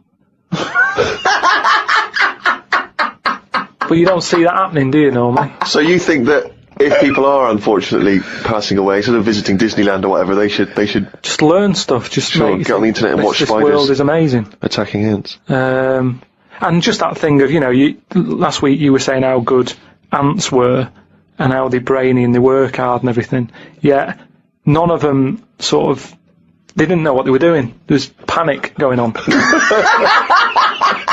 You watched them again, they were running backwards and forwards, and I remember seeing a programme about ants where they're meant to sort of work together as a team, and if they climb up a person's leg, that person stood on their house, say, and they're all like, oh. There's a signal and they all bite at the same time. They all bite at once. Now, if that had done that on that spider, they sort of all go on it, and when they're all in position, one of them sort of goes, no, and it bites, and then it would do some damage, but there was none of that. But you've seen things like the Towering Inferno, where even humans panic crazily and jump out of windows and things until Steve McQueen comes along and saves the day, so... Yeah, but at the end of the day, when you're in a Towering Inferno, you were there relaxing on holiday. So, of course you're going to be relaxed, and the shock of it's going to make you go, oh, I wasn't ready for that, I was sat here in my trunks. Whereas that ants should always be alert. Well, yeah. Any insect's life should always be... Well, so for a human scooping up 80 of them, putting them in a bottle with a giant spider? Yeah, but I'm just saying, that's what insects do. Their life, they never relax. That's what's weird with an insect. There's no downtime, is there? It's you wake up, you go and get the food, you build your house. That's what you do, so you're always alert. They shouldn't be sort of running around going, oh, what do we do now? That should be in them. I love that you're annoyed at these poor ants that were bitten to death. But also, they say they're clever. I was looking at it. If I was an ant, I would have just crawled under the pile of dead ones. Just sit under there, wait for the spider to go. None of them were doing that. They were all staying on one side and the dead ones on the other. So I'm just saying that, you're always sticking up for insects, saying they know what they're doing. They don't. Where's this come from? When have I ever stuck up for insects? It's you that's follow them saying they're brilliant and that, and ladybirds are right-handed and Christ knows what. No, but, so I'd learnt that. So anyway, as I say, my mother saves various clippings and things which may be of interest. This was recently in the Daily Mail, in one of those kind of gossip columns. Ricky Gervais's cringe-worthy dance routine as managerial buffoon David Brent was undoubtedly the highlight of BBC comedy The Office. Perhaps credit for the scene should not go to Gervais, however, but his lanky co-writer Stephen Merchant. For I hear that 6'7" Merchant has been attracting a great deal of female attention at the so-and-so pub in North London, until he took to the dance floor with Brent-esque results. Says my mole, most of the feminine throng looked away in embarrassment. Putting it kindly, he was rather ungainly, like a giant albatross hopping on stilts. Right, now then, I'll take issue with this, because firstly... You wouldn't be attracting female attention in the first place. Rick, if I had been, I'd have phoned the Mail myself. Point A... Right, I seem to remember distinctly I was talking to one of my mates the whole night and we were discussing about the fact we were too shy to talk to girls. So wrong there. Yeah. Point two, as you well know, if I take to the dance floor, which on this occasion I didn't, I remember distinctly not because I love to dance, I would not have been described as a giant albatross hopping on stilts because Karl has seen me dance, you've seen me dance, you know I'm a good mover. Yeah. Just in the same way that people can't quite understand how Peter Crouch, the same height as me, is able to be so brilliant on the football field. Yeah. The same, people look at me when I'm dancing, they go, I don't know how that big guy is able to bust some of those kind of moves. I've won 2 dance contests in my life. Those facts, those stats speak for themselves, Rick. I know. I mean, you've seen me dancing, how would you describe me? I think that you look like isn't an albatross, isn't it? So, you look like, an upright lizard, right, being given electroshock treatment. And I think that's a lot fairer, isn't it, than the albatross nonsense? Well, So I'm just trying to picture that, because again, I was that a compliment? You were on my side, right? You were defending me. A cross between a giant lizard and a stick insect. Again, because they don't sound, straight away they don't sound like compliments, but I'm assuming you're on my side here. A stick insect with funny glasses? Is that? Again, I thought, I was thinking you were perhaps being a bit touch more supportive, but you've not really... Carl, you've seen me dance, what are your views? It's just like a bit of weird art. That's brilliant! That is brilliant! That's so much better than albatross! I wouldn't have said an albatross. I was looking at one of them the other day, and I don't understand what they mean by that, because they're dying out. They say, they dive in the sea. Oh, it's gone. Yeah. Something happened in the brain. It went from the point we were making, via an albatross, then it just shot off. It just ping like a pinball. Well, let's hear, because it's going to be another good point. No, it's just saying how, because I've never seen one, and they were saying, how would you feel if you never saw one again? And I was like, I've got by this long without it. It's not bothered me. But it was just sort of saying, what they do is they dive in the sea, sort of put their head under the water, see if there's any fish knocking about, grab one, get out again, right? Yeah. Go to land. I don't know if they're designed to do that. Well, obviously they are. No, because seagulls are, because you see them floating about. Now, what's happening is, they're doing that, but getting caught in nets. Well, that's it. The net shouldn't be there. That's the point. They're totally adapted to their environment, but we came along, millions and millions of years afterwards, and stitched them up. It's not like people are going, well, the nets were always there. How did they evolve without getting caught in the net? We invented the net. We've only been knocking around for a few 100,000 years. But what I'm saying is, it's that thing about animals learn by mistakes by other animals. You know, like the monkeys peeling potatoes. Right. That's never happened. They go and put nuts in the salt water to salt the nut. Whatever. How does that get to peeling potatoes? Because in your head, they were working in a canteen. Making chips. Yeah, definitely, yeah. It doesn't matter what the food is. I'm just saying how they know how to sort of prepare I that love food. the fact that you don't care what the fact is. When you're discussing facts, that's all that matters. Otherwise, on Mastermind, they just go, who wrote Much Ado About Nothing? Dickens? Yeah, close enough, whatever, someone did. The fact is what matters. Yeah, but with that question, that's got a straightforward answer. What I'm telling you is the way that animals work. If it's a potato or a nut, it's a foodage.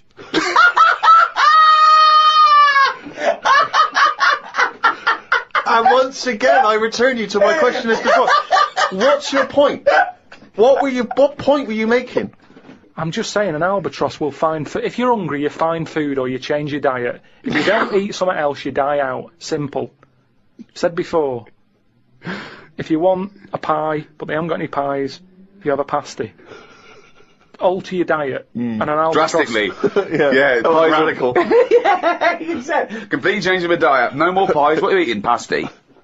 Brilliant. I'm not going to eat quiche anymore. I'm going to have a tartlet. But you're getting more and more sort of single-minded in your... No, single-celled. Yeah. It's not, though. In your belief that everything you say has got some kind of profound implication and that no one else is listening, that we're all ignorant, we're all not listening to what you're saying. Here's another one. Go on. Something else to discuss. Oh, come on. This will be good. In series This will be as good as E equals MC squared. The people ageing backwards idea. Well, it's not an idea. They've done something on it, saying how... No, they haven't. A baby has been messing about with emails. Right? Oh, yeah, God! A 65-year-old doesn't know how to use email. So, again, my system works. So say if you're an old person, you're not using the internet, but you shouldn't be anyway. Because you should be sort of just getting used to life as an old person. When you're a baby and you're about to die, they're using the internet. I don't know what you mean, when you're a baby and you're about to die. This is if this was aging your backwards world, idea, if it was yeah. your world. Well, let me just ask a couple of questions. That makes no sense at all. What you just that makes no sense I'm just saying at all. that my theory... You may as well have hit a wok. What I'm to saying- express that point, because they're... The pong, Yeah. that would have made more sense. this is why- more profound. This is why more resonant. This is why Wendy's having a go though, because you're not being open-minded. You're not thinking about. But we're being open-minded to good ideas, to sensible thought, to intellectual considerations. We're not being open-minded to this utter drivel. Yeah, but every invention is a bit. Who'd have thought the frisbee would have caught on? That's not... I don't think that can count as an invention, Of though. course it is. People are paying for it. Someone said, "I'm going to invent something." But you can people chuck are paying about." for carrots. But they're not an invention. Because you pay for something, it doesn't mean it's an invention. No, but a man-made thing. A frisbee, it didn't grow off a tree, did it? Someone's made that and gone, I can sell this. And people are buying it. You know, all I'm saying is, things change, don't they? You know, the albatross is dying out. The way, like when I walked into the flat, right, we've had hot weather, haven't we? We've had a lot of flies knocking about. Now, when I was younger, I never saw flies sort of hanging about in gangs. Whereas... I don't know what world this is. Would they have little motorbikes? No, you know, just you'd sort of see one would get in the house, you know, my dad would kill it or whatever, but you'd never see three. You wouldn't be going, oh, which one am I going to get first and everything. They'd come in, they'd exit out of a window or whatever. Whereas I walked in on a bit of activity. There's nothing to eat here. Right? 3 flies in the flat, right? All sort of whizzing around, Right. all together, right? So I just sort of think, oh, you know, let them be. They seem to be happy. You know, they're playing around with each other, right? Sat down, reading the paper, look up, right? It was like one was trying to like have it away with one of the flies, and the other one was having a go as well. It turned out it was a little fly that didn't want any of the action, but 2 were attacking it. How could you possibly gauge that? Just by watching. That's how you learn, isn't it? You watch. You watch. But no, this is conjecture again. You had no idea what was going on there. No, I did. It's the way they were sort of jumping on it and stuff, and I was like, oh, I'm not happy with this going on, and you know, under my roof sort of thing. My house, my rules. But it's a nightmare because it's small. You can't control it. You don't know which one's which. You might end up sort of pushing out one. That's the baddie. What are you and you're pushing talking out. about? I'm just saying. Why now, are you getting involved? just because creatures are changing all the time. What are you talking about? What point are you making? I'm just saying the way that flies used to be happy-go-lucky on their own. The sun's out, have a fly about. Whereas nowadays... Now God! there was like little attacks going on. Oh God! Oh God! But how could you tell which were the 2 aggressors and which was the victim? How Well, could you distinguish? This was the problem. I mean, all I was looking at was which one they kept attacking, and I was thinking if I can get that one in the bedroom and then get the other 2 Sorry? out the window, What are you? just breaking it up. Because what sort of a person would I be to let that go on? I don't know what he's talking about. He has no feelings for anything. He doesn't care if whole species die out. Why are you That's getting where you're wrong. involved? That's where you're wrong. Because I think more than most people. I think there's a lot of people who just go through the motions. Yeah. They do the same thing every day. They can do a job, but that's all they stick to. They don't think about what are them flies doing. Carl, What's that I've lady known doing? you for, I don't know, 4 years, and all you ever say is things like, why do we have jellyfish? No, I haven't mentioned the jellyfish today. But it's the same old shit. You look at something, you make up your own story, and then your conclusion annoys you, even though it's totally fatuous. Like I say, the man with the frisbee. What happens if he had a mate who said, rubbish that? He wouldn't have done it. I love the fact that you think the frisbee is the pinnacle of invention. Yeah. I think it's amazing. No, it's an example of something that, you know, if he was on some programme where you said, I've invented this, they'd go, get out. They wouldn't give him time of day to say, right, I've made this thing, it's out of plastic, you throw it about. What for? Well, you just chuck it about on the beach. What's the point? It's a bit of fun, innit? No, I don't like it. How Okay, many? that was an argument with himself. No, but do you know what I mean? It's a popular little thing, and I'm just saying it's easy to put ideas down. But you've never even come up with an idea as good as the frisbee, and that's saying something. I came up with a clippable mat that goes on a cup, and it's a good little thing. I haven't followed it through yet. A what? A clippable mat. What's a clippable mat? What does that Clippable involve? mat like you stick on a cup, so you can put your cup down on a table without having to go, oh, where's that mat? It's clipped to the cup all the time, and you put the cup down wherever you want because it's got a mat on it. I think I've seen that. But why does it have No, to be you haven't. clipped? No, I think Why I couldn't it have. just be built into the cup? Because, So it clips onto, you've got our special cups, it doesn't Yeah. clip onto every cup. no, but just the same way that every saucer's different. You don't say, oh, I'm sick of this saucer, it doesn't fit a mug. You use the saucer that, I mean, I don't use saucers. Just don't buy that sort But of isn't a furniture. saucer what you're talking about? Kind of, yeah, but it's clippable. But why is the clippability so important to you? So you don't have to keep finding the mat when you put the cup down, it's constantly clipped to the But why does it have to be clippable? Because that suggests it's removable. Why not just have something where it's constantly attached? What's to stop you from losing that in much the same way as you lose the coasters? which Do of we course need problem? this? Do we need a Well, clippable coaster? But let's ask him like it's the Dragon's Den. Let's ask Okay, him yeah. now. What? We've got money to invest Yeah. on your clippable Right. cup. Now What's your pitch problem? this idea to us. Tell it, how would you sell this Well, idea you to us? just said, what was your question then? Brilliant. So you're not listening. Let's start No, again. I am. Okay, I no, just- imagine you walked in. You What just is it walked in. for? What is it for? Is it a coaster to stop the heat from the cup burning the varnish? Rick, let him explain it. or Let's- is it a saucer to stop Well, look spills? at it. Here it is. Let's have you pitch this idea to us. Just you've never met us before. You were investors. Tell us, explain this to us. Sell it to us. Right. We're living in a world where furniture is important to people. They spend a lot of money on it, don't they, furniture? There's so many absolutely. furniture shops out there. Yeah. All different types of wood from all over the world. Absolutely, yeah. Right? If something's come from the Amazon, you don't want a coffee stain on it. No, you don't know. Right. But we're living in a world as well where people don't use saucers. What do you mean when they you don't? go out, when you go out and buy, because people. What do you don't- mean we live in a world where they don't use saucers? Yeah, there's loads of saucers, yeah. Because I know people who buy cups singly. Right. Because there's only 2 people living in a flat, so you don't buy a big box, because in a big box of like plates and that, you get things like, you know, what's the plate that's above a saucer but below a plate?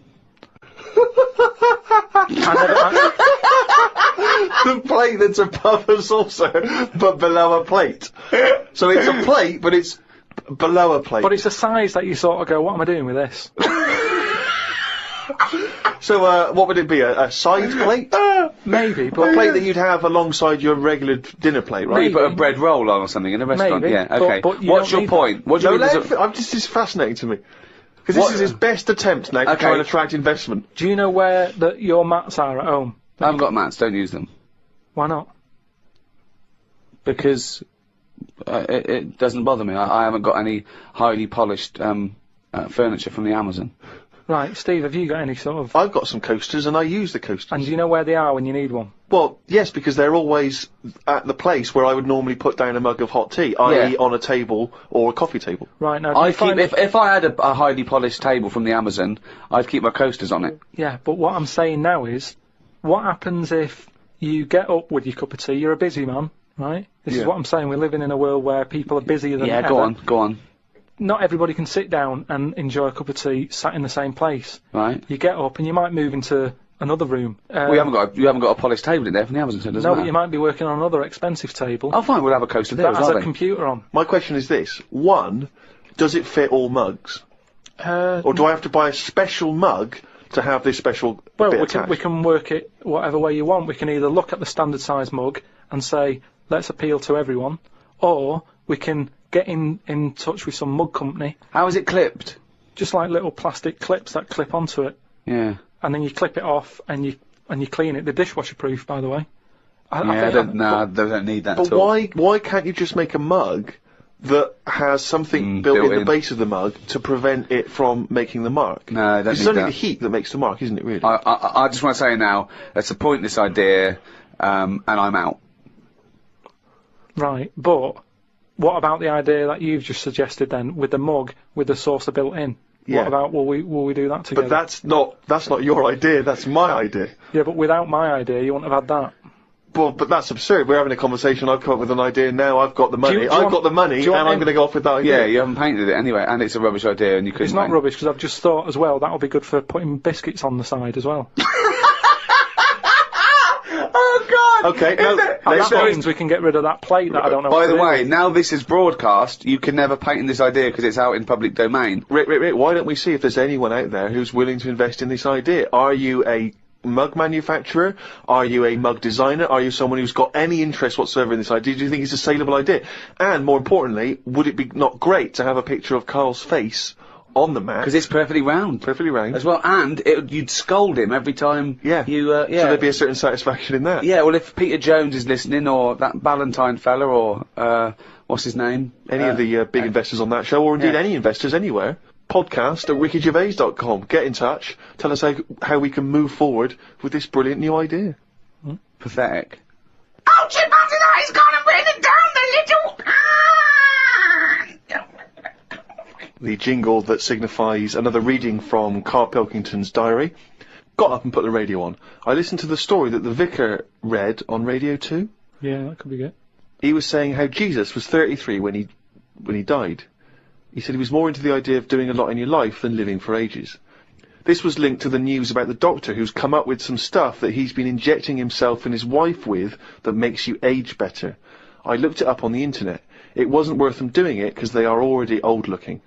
I don't know why people want to stay looking young. You can wear a bald head better if you're old because hairs are replaced by wrinkles. That's drivel. No, it's not drivel. It's just a pointless entry to a diary, that. It's not, because that could be like an important bit in like world history. What? The fact that someone's trying to make people not age. Age is good, isn't it? When you see an old person. That's been going forever. Was people trying to age better? No, but he's talking about if you're 90, he wants people to look like they're 30, and that's not good because how would the world run when that's going on? Well, I agree. But when again, it's not a revelation. If I like chatting to old people because they know a lot of stuff. So if I'm sat on a train and someone's old, I'm happier talking to them about... They get up and move after about 10 minutes. Well, he likes the fact that many of them are infirm and can't. Yeah, they have to stay there and listen to this one. But yeah, even that means that they're getting more out of life in a way because they don't move about as much, so they have more thinking time. It is weird how that happens to you as you get closer to death. Jesus. You know, you're not working as much because you're resting and you can think back about your life and you can think, oh, I had a good one. Actually, it's not been that bad. Whereas if... But you must have started that now. Because you've been doing nothing for the past 3 months. Yeah, but I'm just, well, like I'm saying, it is a good thing for you to do, to sort of think about what you've been doing with your days and your weeks. And how do you assess your life so far? With all this spare time you've had in your hands and moping around and moaning about your illness and just sitting round, right? You've been introspecting, have you? Yeah. Go on then. What have you come up with? I haven't come up with anything. I'm just, I'm just, you know, I have an alright life, and things are changing. Oh. Keep saying that. No, but you don't know how much they are changing to the point of, I don't know if I mentioned the squirrel eating Mars bars, but from that from that happening to monkeys opening bottles with lids on them to it's mental out there. It's madness what is going on. And all I'm saying is old people need to be old people. You need oldness. You need to see old people. You need to go, right, they might have a solution. They've been on the earth longer. Quick, we need an answer. How old are you? I'm 32. Well, you look 78. I don't know what you're saying! I don't know who that conversation was with, why you got angry, and I think you made the opposite point that you were making at the beginning. If you say you're 32, you look 78. No, you were saying about it would be a problem if you were 78 and looked 32. Well, I don't know what you're saying. You came down the wrong side then. You did that whole thing and you bollocksed it up again in your brain. I'm just saying, either way, you need to have people who look old. Otherwise, who's in charge? I don't know what you mean. Right. So you say you're saying it'd be alright to make 78-year-olds look 32 as long as there were some 32-year-olds that look 78, as long as you've got old-looking people. No, but say Can I tear this page out? Because it's worthless. What I mean is, when I went to the doctors, I saw the specialist, right, about the kidney stones. I was asking him all the straight questions. Go on. Is it life-threatening? No. You know, how long am I going to be out? Couple all the rest of of days. it, right? Now, as it turned out, it is life-threatening, and you've been out for 3 months whinging about the fucking thing. Strange. Now, he was quite old. He looked about 55, and that reassured me in a way. In a way, it didn't, because he's one of them doctors who didn't open his eyes much, and I kind of thought, I hope you open them wider. I don't know what you're talking about. What do you mean? What? What do you mean he didn't open his eyes much? One of those sort of doctors who's either that overworked, that he does that, you know, when he's tired, so he's going, right, what we're going to do is, and he's doing that with his eyes shut, he's talking like that. This is radio. I know, but I'm telling you, so you can see. But people are meant to be listening to this. But if they can't imagine me with my eyes shut... Well, tell him you got your eyes shut. Just say he had his eyes shut. Yeah, he had his eyes shut. Had you been reading this? Bored stupid, I imagine. He's just trying to get a... Well, do you know what I mean? Or I don't know if it's because he's tired or if he's that educated that some people know so much you don't even have to look at it. I don't know what you're talking about. Intelligent people. Who is so educated that they don't need to open their eyes? You see it, you see like... Who's that? Who's that bloke up there? Is he blind? No, he's been reading too much. He doesn't open his eyes anymore, doesn't he? No. Old people who you see wearing tweed and what have you, and they're really posh and they talk, and whenever they talk their eyes are shut and they I open... don't know what this observation is. I don't understand why you've never seen that. I've never seen an old, educated man wearing tweed who doesn't bother open his fucking eyes. Steve, I don't know what you're talking about. Steve, have you seen... Do you know what I mean? When people don't sort of open their eyes when they're talking to you, and it can be quite annoying, because it's like they're saying, I'm not interested about you sat there, I'm not bothered if you're listening, I'm saying what I'm saying because I say what I say. And it can be quite annoying. If he has got his eyes closed, he's probably just trying to absorb what you're saying and think carefully about probably. it, so he doesn't misdiagnose you. I'm not having a go at him. Well, I'm just saying he was 50 odd, and I was happy that he was there telling me... I don't know why you were watching his eyes when he was telling you about your insides. Because you can tell a lot by people's eyes. That's what I said about jellyfish. But, you know, just lines in a face tell a few stories, and I don't think we should get rid of them lines. Brilliant. Wise words. Well, that's the end of show number 4 in this 3rd series of the Ricky Gervais Show. So it's goodbye from me, Ricky Gervais, Stephen Merchant. Goodbye. And, of course, Karl Pilkington. Right. Well, here we are, number 5 in a series of 6 of the Ricky Gervais Show with me, Ricky Gervais, Stephen Merchant. Hello there. And Karl Pilkington. All right. Well, Karl, you are officially a published author. Your book came out, The World of Karl Pilkington, and a copy will go in the British Library. Will it? Well, they have to take every rubbish. I think it'll go in the British Library lavatory. From what I understand, it'll be in there with like a collection of like novelty postcards and maybe exactly. a Viz compendium. You know. Yeah, so they take everything. Just think of that. But is that a rule they set up when books were more important to people? And now it's kind of like, oh, I wish we never said we'd do that. Well, they have to add 2 miles of shelves every year, apparently. That's what I mean. Now, surely, you know, they change a lot of other rules, don't they? They used to allow people having their head cut off. And now they've gone, we shouldn't do that anymore, so we'll sort that. Why don't they just say, only so many books a year, make it in there? Ones that are important to the future. But who knows what's important to the future?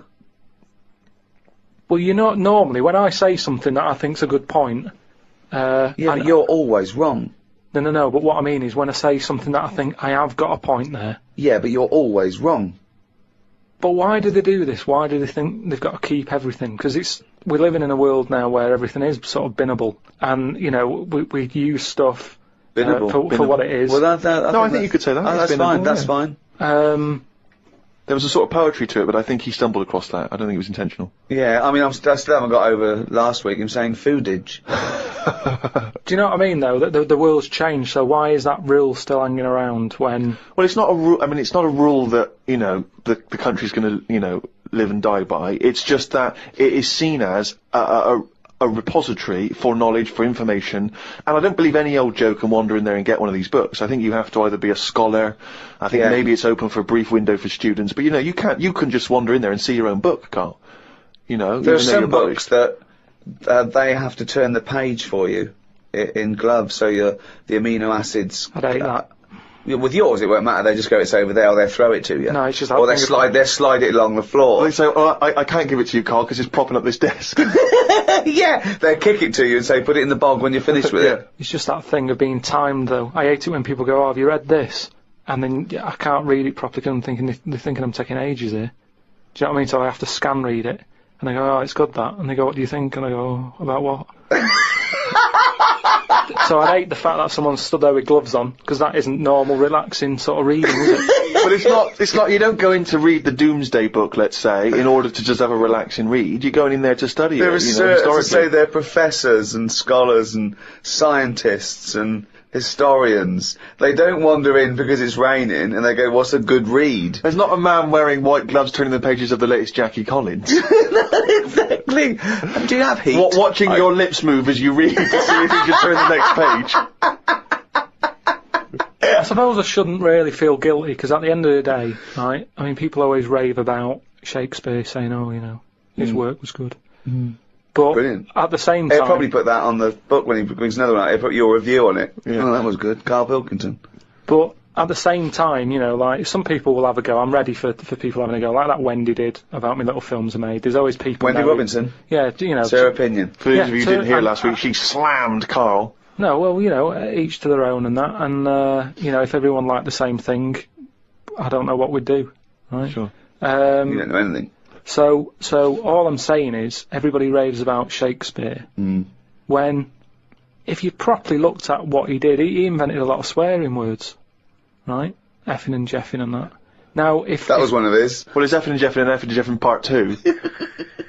Did he make up a great deal of swear words? I don't know that I'm aware of this. A lot of them are Shakespeare invented. But all I'm saying is, for some reason, when things are brought out years ago, people say they're good even though they're not, is what I mean. But let's not mistake the fact that Shakespeare is not. He's not. People seem to confuse him as though they think he wrote these things in order to be read. He wrote them to be performed. They're plays. They're not books in the traditional sense. He didn't bring out the latest book. No, but just when something's old, it gets a bit more respect, is what I mean. When I was watching that documentary about the real Indiana Jones, Brilliant. they dug out some rocks with drawings on, and they were like, "Oh, don't damage them, don't mark the paint," and it's like, it's rubbish. It was like a stick fella with a yak. And now, if that was found now, or if a kid showed me that, I'd go, "Hey, it's not that good." So what I mean is, because stuff's old stuff gets respect. But you're not judging it on its aesthetic merits. You're judging it on its historical importance. I don't think that's fair, though, because when that fella drew that, it wasn't old. He did it when he was knocking about. No, Yes, but you must see the difference between you doing a stick man on a wall with a bit of chalk near your local and a cave painting that they date to 10,000 years ago. Yeah, so in 10,000 years' time, when they find my story about the monkey fireman, will it gain more respect then than it is now? No, less. But why is it? Because people will more and more realise what a buffoon you are. The more research we do, the more these podcasts we do, the more you expose yourself as an empty, egg-headed moron. That's a friend speaking right there, Ricky Gervais. No, He loves you like a brother. I just think, you've mentioned him before, Steve, this Peeps fella. Yes. Has he done anything else apart from a diary? Because now I've done a book and a diary. That means you're better than Peeps, Well, is what you're thinking, well, isn't it? I'm not going to say that until I know, but what else did he do? Well, Pepys wasn't a writer predominantly. I believe he was, you know, like a bureaucrat or something. But he kept a diary which has since become a historical landmark. And what did he say in it? What did he say in it? Well, it's again more because it's both well written and it's also an amazing insight social into document a as social well. document. Yeah, Yeah. it's a social document. I of mean, that yours period. is a social document, but it sort of revolves around having egg and chips and a calf and seeing a ladybird, which, you know... But that's today's living. That's Well, what I'm saying, but his describes the Great Fire of London, which is what it's most. Yeah, it's but best we haven't remembered had for. one of them. If we had one, I'd write it down. I'm only writing what's happening. The ladybird happened, right? I wrote it down. He was just lucky. He was about in London when that happened. So you're a little angered that you've not witnessed one of the great disasters. Because the thing is, if they read your diary, they'd think, well, nothing happened that year. Nothing important in the world happened that year. Because your diary doesn't just mention. I mean, okay, yes, it does. It fails to mention any disasters in London because we haven't had any. But it doesn't mention any. It doesn't mention any world events. It doesn't mention wars in Iraq, terrorism. It doesn't mention anything. But that's all being wrote about anyway. If you're saying there's a museum that's keeping everything, there's loads of other books for that. Who's looking at the fella whose skulls fell off? What? We see. It's interesting, isn't it? What do you mean the fellow whose skulls fell off? Well, that's what happened the other week, so I wrote about it. What? A fella's skull has fell off. What do you mean his skull has fell off? It's something to do with circulation.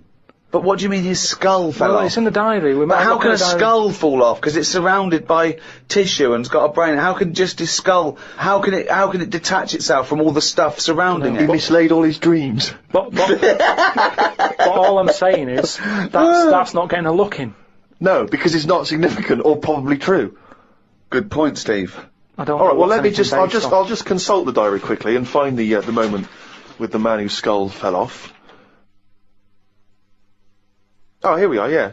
Looks like the world's fattest man is having an operation to get rid of some of the fat.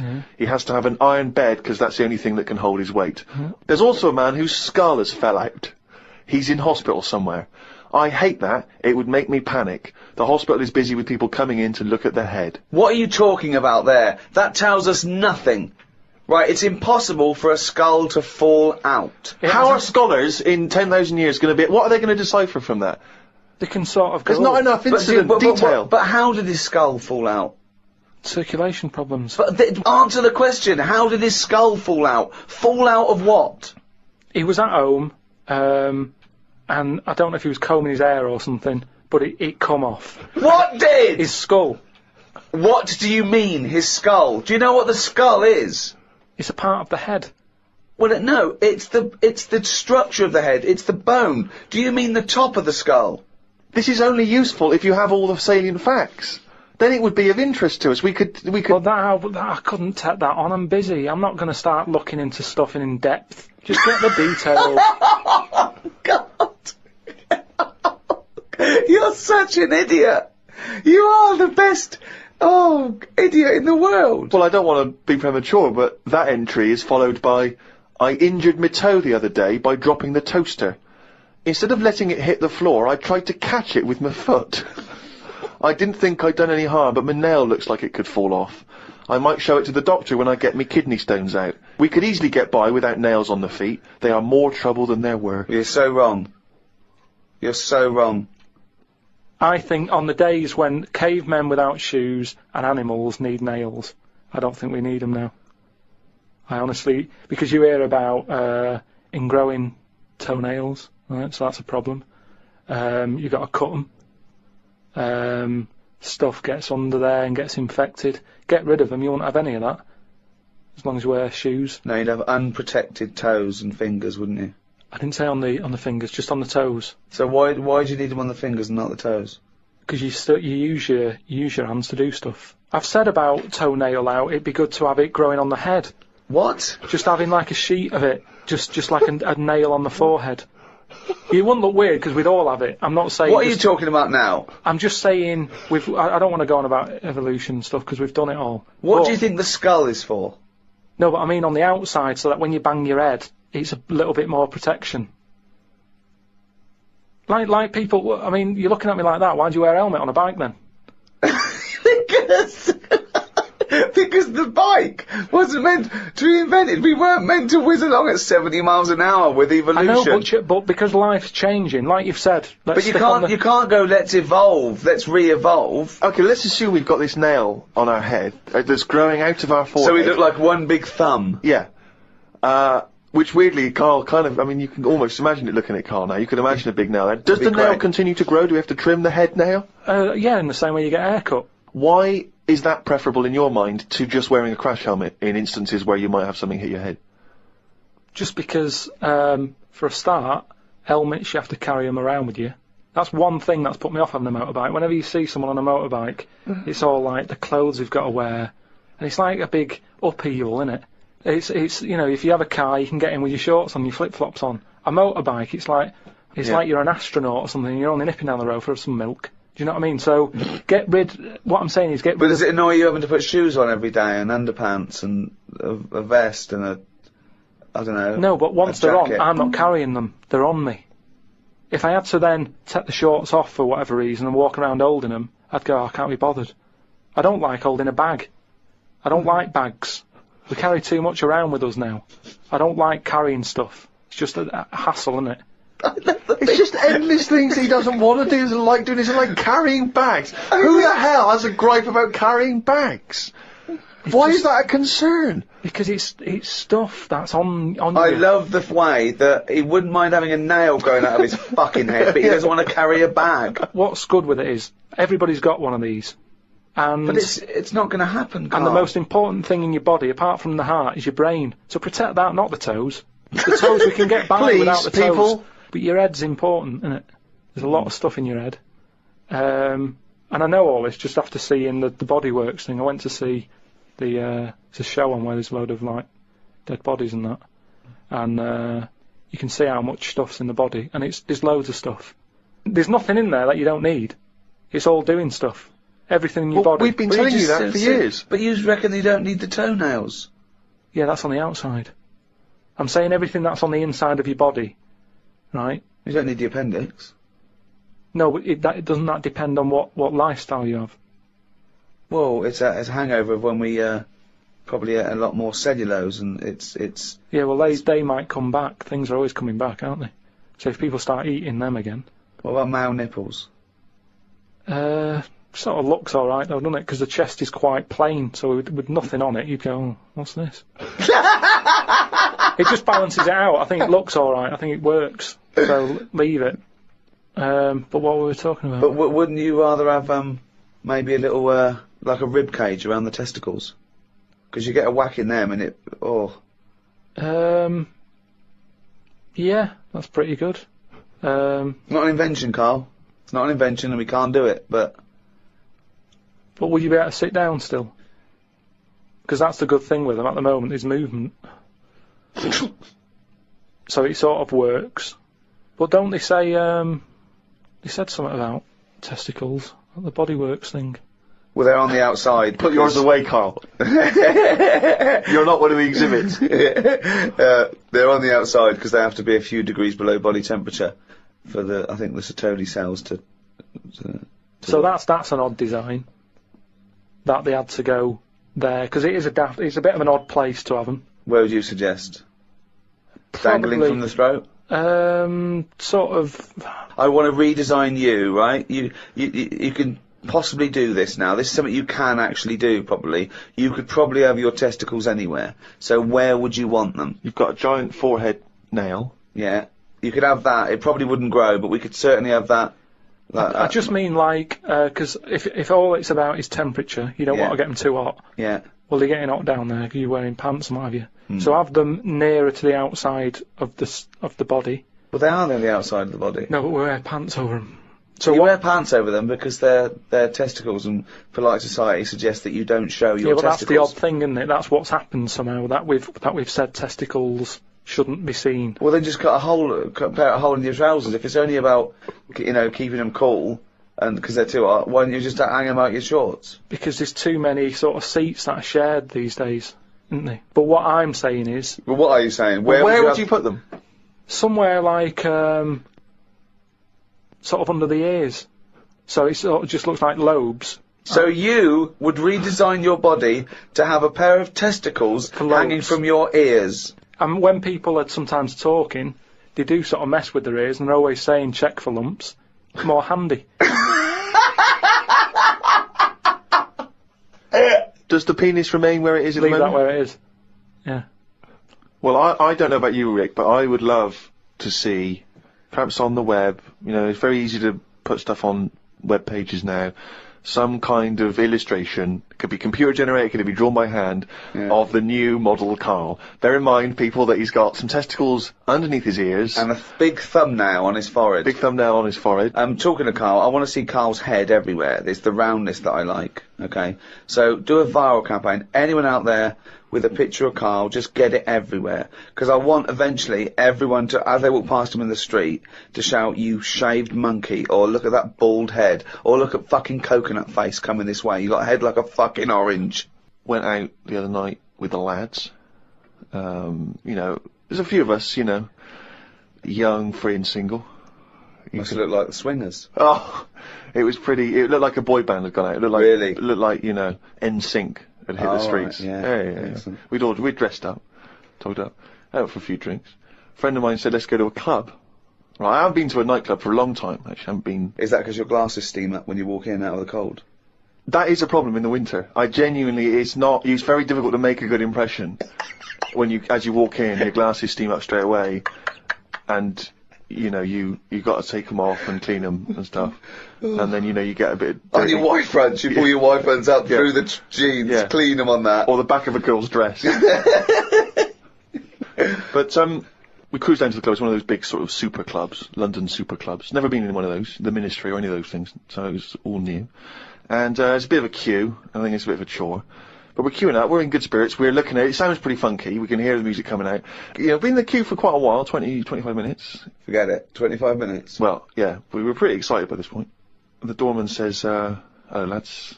He said, "Yeah, we're coming, please." He went, "No, you're not." I went, Really? "What?" He said, "You're not coming in." And he just immediately lifted the little rope and sent us away from the queue, right? And we were slightly perplexed. We were dumbfounded. We didn't know what to do. It was like this couldn't be happening. It didn't make sense. So we just queued up what was going on. And so my friend said, "Well, we got to find out why he's not going to let us in." So he goes back over. I thought you wanted to tie him up with logic. That'll show a bouncer. Exactly. Yeah, show him how educated you are and how you can win an argument and make him look stupid. You'll be in that club in no time. That's what they appreciate. They love that. Because what they respect is being made to look like a fool. Yeah, exactly. So we went over and... they really look up to intellectuals. Exactly, yeah. So one of our mates goes over and he says, "Why didn't you let us in?" And he went, "Because you don't have any girls with you." Now,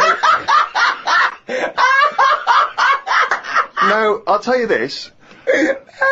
That's kicking you when you're down. Because when you're out on a Saturday night trying to get into a club to meet women, and the reason you're not allowed to go in a club to meet women is because you haven't got any women with you, that's just salt in the wound. It's so humiliating. So, a friend of mine says that there's a VIP entrance over there. And there was like a woman with a clipboard, the guest list. Separate entrance. She said, "You've got a little bit of profile, Steve. Why don't we try and use your..." You ran home, got your Golden Globe and your Emmy. Yeah, exactly. Well, I always carry, some of my cuttings with me. Yeah. And I felt a bit self-conscious about it. I was thinking, I'm not into this, it's a bit awkward. But he said, "Look, don't worry, you just stand here. Just stand here, just like you're having a conversation. I'll go over, I'll point him out, I'll go, oh, there's, Steve Merchant over there, the office or whatever." Oh, God, Steve! So I thought, well, the thing is, we were out, and I was a bit frustrated, and I thought, we may as well try everything. So I stand there, with my friend goes over, and he has a word, and he comes back, and he says, "It's fine. She can't let us in the VIP entrance because she's not allowed, but what she can do is walk us to the front of the queue, right? And walk to the front of the queue and explain." So I think, okay, fine. Oh, God. So the guy takes me and my mates, right, this girl, she takes us, we walk past everyone else, right, to the front of the queue, right? She goes up to the guy, she says, "This is Steve Merchant, office." The guy goes, "I know who he is, we're not letting him in." Oh, God! Oh, God! By now, of course, some people have recognised me, so they're trying to have my photo taken. So there's people inside the line that's being allowed in the club. I've got to lean across the rope to have my photo taken with them, even though I'm not allowed in the club. So they go, "Oh, alright, this is Steve there," and the photo's taken, right, camera phones and that. They're going into the club where the party's kicking off. I'm outside waiting for the next chump who wants to have his photo taken. I mean, it was mental. So, that's unbelievable. I was furious, and then one guy, I remember he was trying, and he goes, "Oh, yeah, brilliant, I love the podcast and all that stuff, I love Carl. Is Carl with you?" I said, "Oh, Carl's not out here." And his girlfriend was with me, she went, "Who's that?" And he went, "Oh, it's just Steve Merchant, he does the office, he does the thing." And she went, Who cares? Who are you, Bruce Forsyth?" And it's that thing when suddenly I'm being humiliated and embarrassed by someone's girlfriend. I never asked for that. I never asked for her opinion on me. I'm sorry if I don't impress you, if I'm not sufficiently famous for you, but it's not my fault. It's your boyfriend who brought it up. It was like I'd gone over to her and tried to show off, and she was annoyed. So by now I was just furious. Oh, so God. I thought, forget this. Well, I was walking down the street, and there's a group of builders sitting down having a cup of tea. One of them goes, "All right, Rick." I went, "All right, mate." The other one went, "Not as fat as on telly." I went, "Oh, thanks. Not as fat as on telly." So he went with, "Well, you are fat, but you look even fatter on telly." He didn't say, "Oh God, you don't look fat at all," or "Oh, you look big on telly, but you don't look." Just went with, "Not as fat as on telly." And there's nothing I could say, but cheers, mate. Now, when you said cheers, mate, did you say that because you were? Because I'd say cheers, mate, because I'd be a little bit scared of them. No, I was worried about it's the like repercussions. sarcasm, and I laughed after.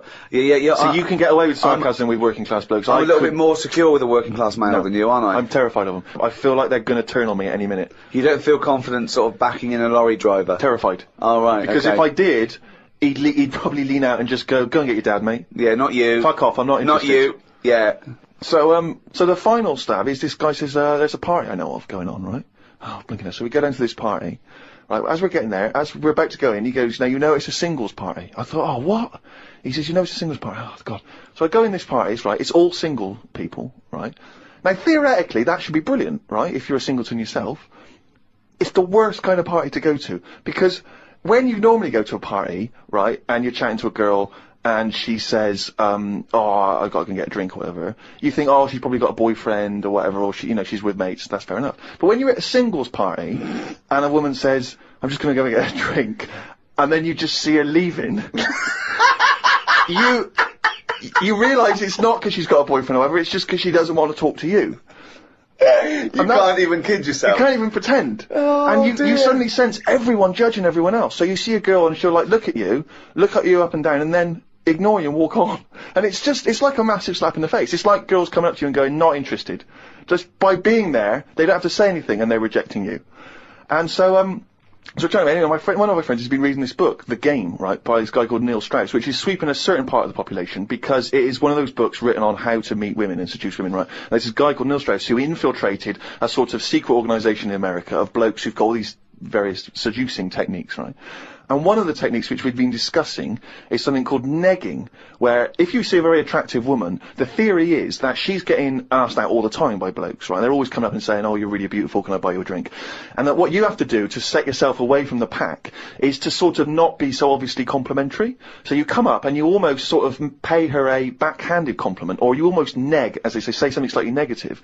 So what you might say is you might go up to her and say, oh, I like your shoes, I've seen another girl wearing them in the club, right? And the theory is that she's sort of, oh, and she's a bit taken aback, she's a bit sort of thrown off, and then of course you start complimenting her, and you start building her back up again. It's very elaborate mind games. I'm not saying it's a good idea, but we've been talking about the neg, and I was chatting to a girl, and I was a little bit drunk, and I wasn't thinking it through, and I thought about the neg because it wasn't going very well, but I don't think you should say to a girl, I think your ears are a bit too big for your head, because you know what I mean, it's like you can't come back from that. And there's nowhere else to go, because that really is just an insult. Oh, he's only gone and listened it down the little fucking car.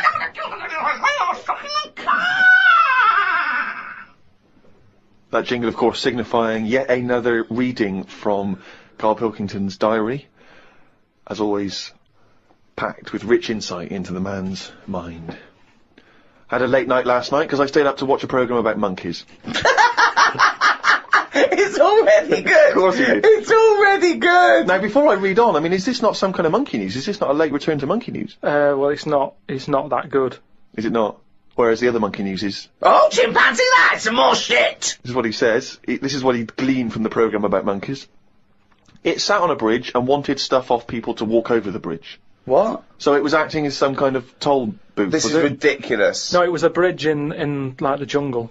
Oh, shut the fuck up! And it's a monkey that sat on a bridge, and a lot of tourists go through the area. No, it's a monkey to look at them. who realised that if he sits there, he'll get stuff because it look like it's a cute little chimp begging. No, but every time. Yeah, because you give a monkey, I'm as bad as him now. If you give a chimpanzee a banana, and he starts realising that humans have things to give. Yeah, but it's all Squirrels sorts of learn that. I mean, you don't go, you wouldn't say, went to the park, the squirrel's waiting at the gate. You have to give them a toll to go in. They're only going to give them a nuts. They come up to you every time. You fucking idiot. Went to bed after watching it and fell asleep thinking about it on the bridge right now. It's a bit bad, really, because the monkey should work harder for its food. It made me remember the slug I saw yesterday that was eating bird poo. Nobody would ever help a slug with food like they do with ducks and monkeys. A slug's life is pretty bad. The only time they come out of their den is when it's raining. Den. So even their days out are depressing. It is. Do you know what I mean? No. It is like, it's a horrible thing to be in it. A slug. Love him talking about what is it like to be a slug. No, just because like the monkey, even though it was being quite aggressive, everyone was like, oh, give it some water, and it was well like kitted out. It had like, you know, chocolate bars, bottled water, some like, you know, fizzy stuff, and all that. An iPod, it was listening to Monkey News. It could have had one if it wanted one. It was getting away with murder on that bridge, and that's just because it was furry. Yeah, if that was like a blob, like a slug, there's no way people would be that friendly towards it, and it just annoys me how you get this pecking order for, like, no matter what creature you are, favouritism. And that slug was only eating that bird poo because it wasn't being offered stuff. If it was offered toffees or whatever. Well, it's just sad, isn't it? It's come to that. That's what its life has come to. Yeah, but It's not as raining, mollusk like I that's said. down on its fucking Yeah, luck. he didn't live in a big country house, No, and his but wife it left is. it. The I kids was went. He started hitting the watching ball. it, and I kind of thought, and look, they do only come out in the rain, and it's depressing, and it'll probably get killed in a bit, and that was its last meal. I just Last meal! But it people wouldn't don't care. prefer steak and chips, Carl. It No, doesn't a leaf. have. It must like a leaf or you know. At the end of the day, it's an insect. They love a It's leaf. not an insect. Well, it's part of that gang. It's part of that. No, it's part They of that. hang out together. They hang out It's not. together. Why do you think it's part of that Because gang? it knocks about in the woods in the same place as a spider does. But what I'm saying is they're eating boring stuff because that is what's It's in not their boring area. stuff to them. They're not. I have no opinion of it at all. They take in sustenance. No, but where you are is what you eat. When I'm in London, I'll have beans on toast for lunch. On holiday, what? Tapas? Go on, I'll have a bit. So it's whatever you eat, what's in that area. Suzanne went off to work and I went to the shop to buy some envelopes. The shop was empty, but the fellow behind the counter was on the phone and just kept talking even though he could see I was waiting. I started to count backwards from 20. When I got to 6, he hung up and served me. I won't use the shop again. Question, why count backwards from 20? So he's thinking, what's going to happen at 1? If I start counting from 1, he's going, well, let him carry on. What, out loud? So not really loud, but like more of a mouth action, so he could see who was doing it. You know, like Sorry, you just started miming counting backwards to a man in a shop. he's on the phone. The Yes. shop is empty. I Yes. thought he'd like me custom. He could have served me and stay on the phone. Even though I don't like that, at least he's still doing what you know he needs to do. I'd have said, working the sorry, shop. can I just get these, please? Yeah. Well, I stood there and I thought, it's annoying me now, my kidneys aching, and I started to get a bit of a sweat on. So I thought, right, I'm going to give him 20 seconds, and if he hasn't got off the phone, I'm leaving. And when I got to about 6, he served me.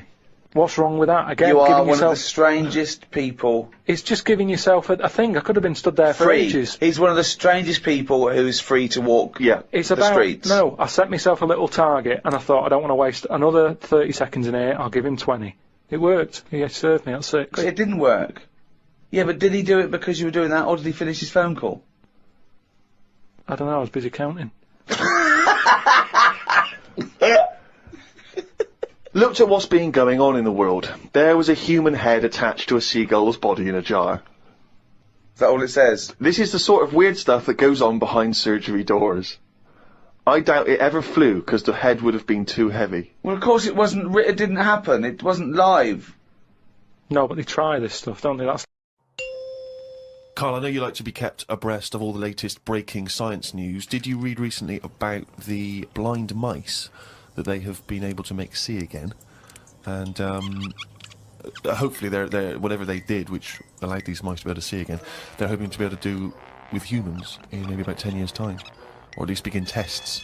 Extraordinary, isn't it, to be able to... I mean, to be able to cure blindness would be a remarkable achievement in science. It is, but it's just that thing how they say they've done it on mice and what have you. Yeah. If I was blind and I went in for the meeting with the doctor, Yeah. and they said, do you want yours doing? And then they said, like, we've done it on mice, that wouldn't be good enough for me. I'd say, look, when the blind fella gets in, don't say we've done it on mice, just say we've done this on eyes. Because if he goes, what eyes? Just say just a pair of eyes. Yeah. As soon as you say mouse's eyes, it's like, well, it's not the same. And it sort of, it would make me go, I'll leave it. Yeah. And then you wake up and you can see, but you've got very tiny eyes right in the you've put in mice eyes. I'm scared of cats. It's just eyes. I think I just don't like having my eyes messed with, and even if I was blind, you know, I wouldn't like it. Right. And I think mine are more active than most, my eyes. What do you mean?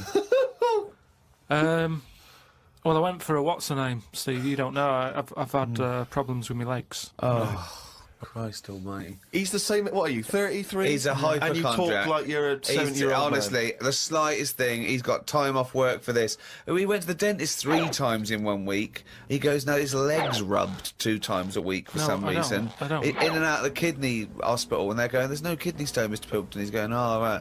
Christ almighty, do some fucking work. No, the thing is, I've been, in the last, 30-odd years, I've been working hard, and I've let my body get run down a bit. How have you, you're 30, what are you? 30, 33. Right, 33. Sorry to start off with such a hard question. But how have you been working for 30 years? Well, I just have. I sort of I got on with it. At 3? At 3? No, I'm Well, you just didn't saying. get on with anything at school, did you? Because you were just pitching about. Yeah. You weren't working Yeah. hard there. What was the first job you got? How old were you? I was 15. Right, okay, so you've been working for 15 years then. Okay, good. Yeah, but I right. had my paper round when I was 10, didn't I? And that was hard graft. That's why I'm bald and that. Getting up at 4:30. It all adds up, doesn't it? All adds up. So anyway, I kicked my height when I was a kid. He always says this, like it's a classic story that everyone should know. Everyone and knows, also right. the phrase "kicking my own height." Yeah. Explain what you mean. Just kicked my height when I was a Kick kid. your. No one understands. You Carl. kicked your leg up to the kicked height my that leg. you were at that time. Yeah. Yeah. So I if kicked you were, my height. It's not a well-known phrase. You can't just go, "I kicked my height." so you were 4.5 foot, and you put your toe up into the air 4.5 feet by kicking. Yeah, but I landed on my back.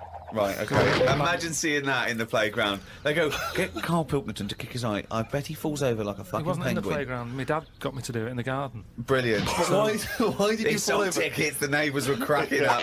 Yeah. Why did you fall over? Did you hit I just yourself didn't, in the I didn't head? have to kick my height. I mean, my leg got high up, but I was that chuffed that I got that high. I didn't think of putting my leg down again. What did it look like? What the fuck did that look like? He's got to think it all through. I thought it was automatic. In life, but It stayed there. You sort of stay balanced. Christ But you didn't almighty. think, well, I'm loving this. This is brilliant, but what should I do now? I got my leg up. I'll just keep it up. Whoa! It looked like a Hitler salute with his leg. What were you doing? So anyway, I landed on my back, Yeah. and I did some damage, I think. And it's because Definitely. of that. You sure you didn't land on your head? And it's because of that, like all them years and what have you. I've had like a trapped nerve in my leg. Right. So I thought, right, now's the time to have it done. Because when you get older, I mean, it was the kidney stone thing. Once you've sort of looked at, death and what have you, it just makes you think, got to start looking after Do you your think you body. could die of the slightly bad leg that you've had for 15 years? Well, it Do you just, think that'll eventually kill you? well, it could do if I can't run away from danger quick enough. Right. Again, you're thinking of Jurassic Park coming true. Well, whatever then. I'm just saying, you've got Yeah. to look after yourself. If there's anyone listening could out always there hop. who's got a problem, get it sorted. I'll tell you what That's all though, I'm saying. if you have to fight off danger and you kick them, put the leg back down immediately after. So anyway, I went to see this fella, to like a professional leg rubber, Professional leg rubber. Yeah. and he sort of said a few things that were quite interesting. Remember that time when we had a chat on the last lot of like podcasts? I said, "Am I in charge of my brain, or is my brain in charge of me?" Yeah, do you remember what I said? It's the most stupid thing you've ever said. Yeah. Well, listen to this then. So I go and see this leg rubber, Professional leg rubber. Yeah. right? And he is professional. Yeah. Right. so Remember, leg rubber. You haven't said doctor at any Yeah. point in this conversation. He's a leg rubber. So this whatever, however profound this is, it came from a man who is self-confessed professionally leg rubbing. not just legs. Does he do back, left and right? Or? back rubbing as well? He does it all. Right. Right. So I'm in Professional there, rubber. and I didn't mention about how I thought my brain was in charge of me and stuff. I'm lying there. He's bending me about and what have you. The first problem he came across is that my nerves aren't long enough for my body. I don't know. My nerves aren't long enough for your body. He was lifting my legs up and I was going, right, whoa, stop that a minute, that's certain that. He's like, what do you mean? He said, I've only got them like just about... Well, that's your tendons. No, but your nerves are in your legs as well. And your tendons don't hurt, it's your nerves that kick in. It's your nerves that make you Well, go, yeah, that but they hurts." hurt because your tendons are being overstretched. Well, I'm just telling you what he said. Right, so he lifted the leg up and I went, right, Was stop this doing above a that. laundrette, this surgery? No, it's a proper place. He had like towels and all that on Oh, okay. Oh, he's got towels Oh, there. okay, yeah. Yeah. So Definitely a laundrette. so I'm lying there. Other people's towels. He's got towels, underpants, bras. halfway through he said, you haven't got 20p, have you, for the dryer? Okay. So I'm lying there and he lifts the leg up Yeah. and I'm like, oh, that hurts a lot. So he said, oh yeah, short nerves. And I said, what do you mean? He said, your outside of the body is longer than your inside. Right, he doesn't sound like a doctor. He does not sound like a The doctor. outside of your body's Yeah. longer than the inside. So he had me lying on my front and what have you, and he was sort of crushing me back. Right. And he was going, does that hurt? I said, yeah. It was like 48 quid this as well. Putting me through all this pain and what have you. Well, you got some good advice, though. He said, you're pretty stressed. And I said, yeah. So it's, I've quite a bit of stress in my life. And I explained to him about the kidney stones and that. I said, oh, that's that. He went, oh, shut the fuck up. He probably said that. He said that's where you were probably got a lot of tenseness. and A lot of tenseness. Is that a phrase he used as a trained professional rubber? He's a doctor. He's definitely a doctor. So anyway, he said, "Do you relax much? You haven't got any Lenore, have you? I want these sheets to come out nice and soft. He said, "Do you, you should learn to meditate or something." He said, "Because you're all tensed up. We're living in a stressful world, as I tell me about it." So when I was telling him that I have problems relaxing, he said, that you're obviously the sort of person Who's gullible enough to spend 46 quid for this hokum? He said, you're the sort of person whose brain is in charge of them, rather than them being in charge of the brain. So all you did was you met a person as stupid as you. Yeah. No, but I thought it's interesting that this is what he does for a living. Yeah. And he picked up, that was the first visit, I'd only been there about 22 minutes. Yeah. You get half an hour for 48 quid. Right. But he picked up on that within like 15, No, he saw 20 a right minutes. fucking sucker coming. No, he did pick up on that, yeah. But anyway, don't go to him again. The reason, I am doing, I've got locked into it. I've got to go at least another 3 times. Why? I'm trying What to do get you out mean? of it. I don't know. I didn't realise that you have to have a minimum amount of things. So what I'm saying I can't is, wait. What's the wisdom he's going to come up with next week? That'll be brilliant. I will kind of, yeah. No, but what I'm saying Your is, blood's paranoid. we were talking. You've got jealous bones. You're the sort of person whose stomach's hungrier than you. What absolute fucking nonsense. Yeah. Do you know, like how we were talking about eyes, weren't we? He said the thing is, you've got to be able to relax, and the way to do it is to focus. Right? He said, I said, what do you mean? He said, when you go to sleep. You're the sort of person whose eyes can see further than you can. He said, when you go to sleep. Close your eyes and see instead of just leaving them open staring at the ceiling. Carl, keep breathing. Yeah, keep breathing. Close your eyes. You're not dead. It may seem like it, but you're not. You're just asleep. So he said. Oh, fuck me. He said, what you've got to do when you go to sleep, focus on your toe. Right? Okay. He said, and just think about nothing else. I said, He's a witch. Did he say you to put a toad under the bed? no, he just said, focus on the toe and see how you go on and what have you. Next time you come in, let me know. Anyway, I gave this a go, focusing on the toe. So what does this mean? You mean you sat in bed staring at your toes? No, this is it. He said, like, lie down, Visualising shut it. your eyes, and sort of look at it, sort of thing. So I was lying there. It just wasn't working because Oh, Carl, this isn't medicine. I was You even though were the thinking of eyes. a finger. Well, no. He found out he was thinking of someone else's toe. Next day, doesn't someone work. called up and said, Carl, my toe's better. No, the problem was I was still using my eyes even though I had them shut.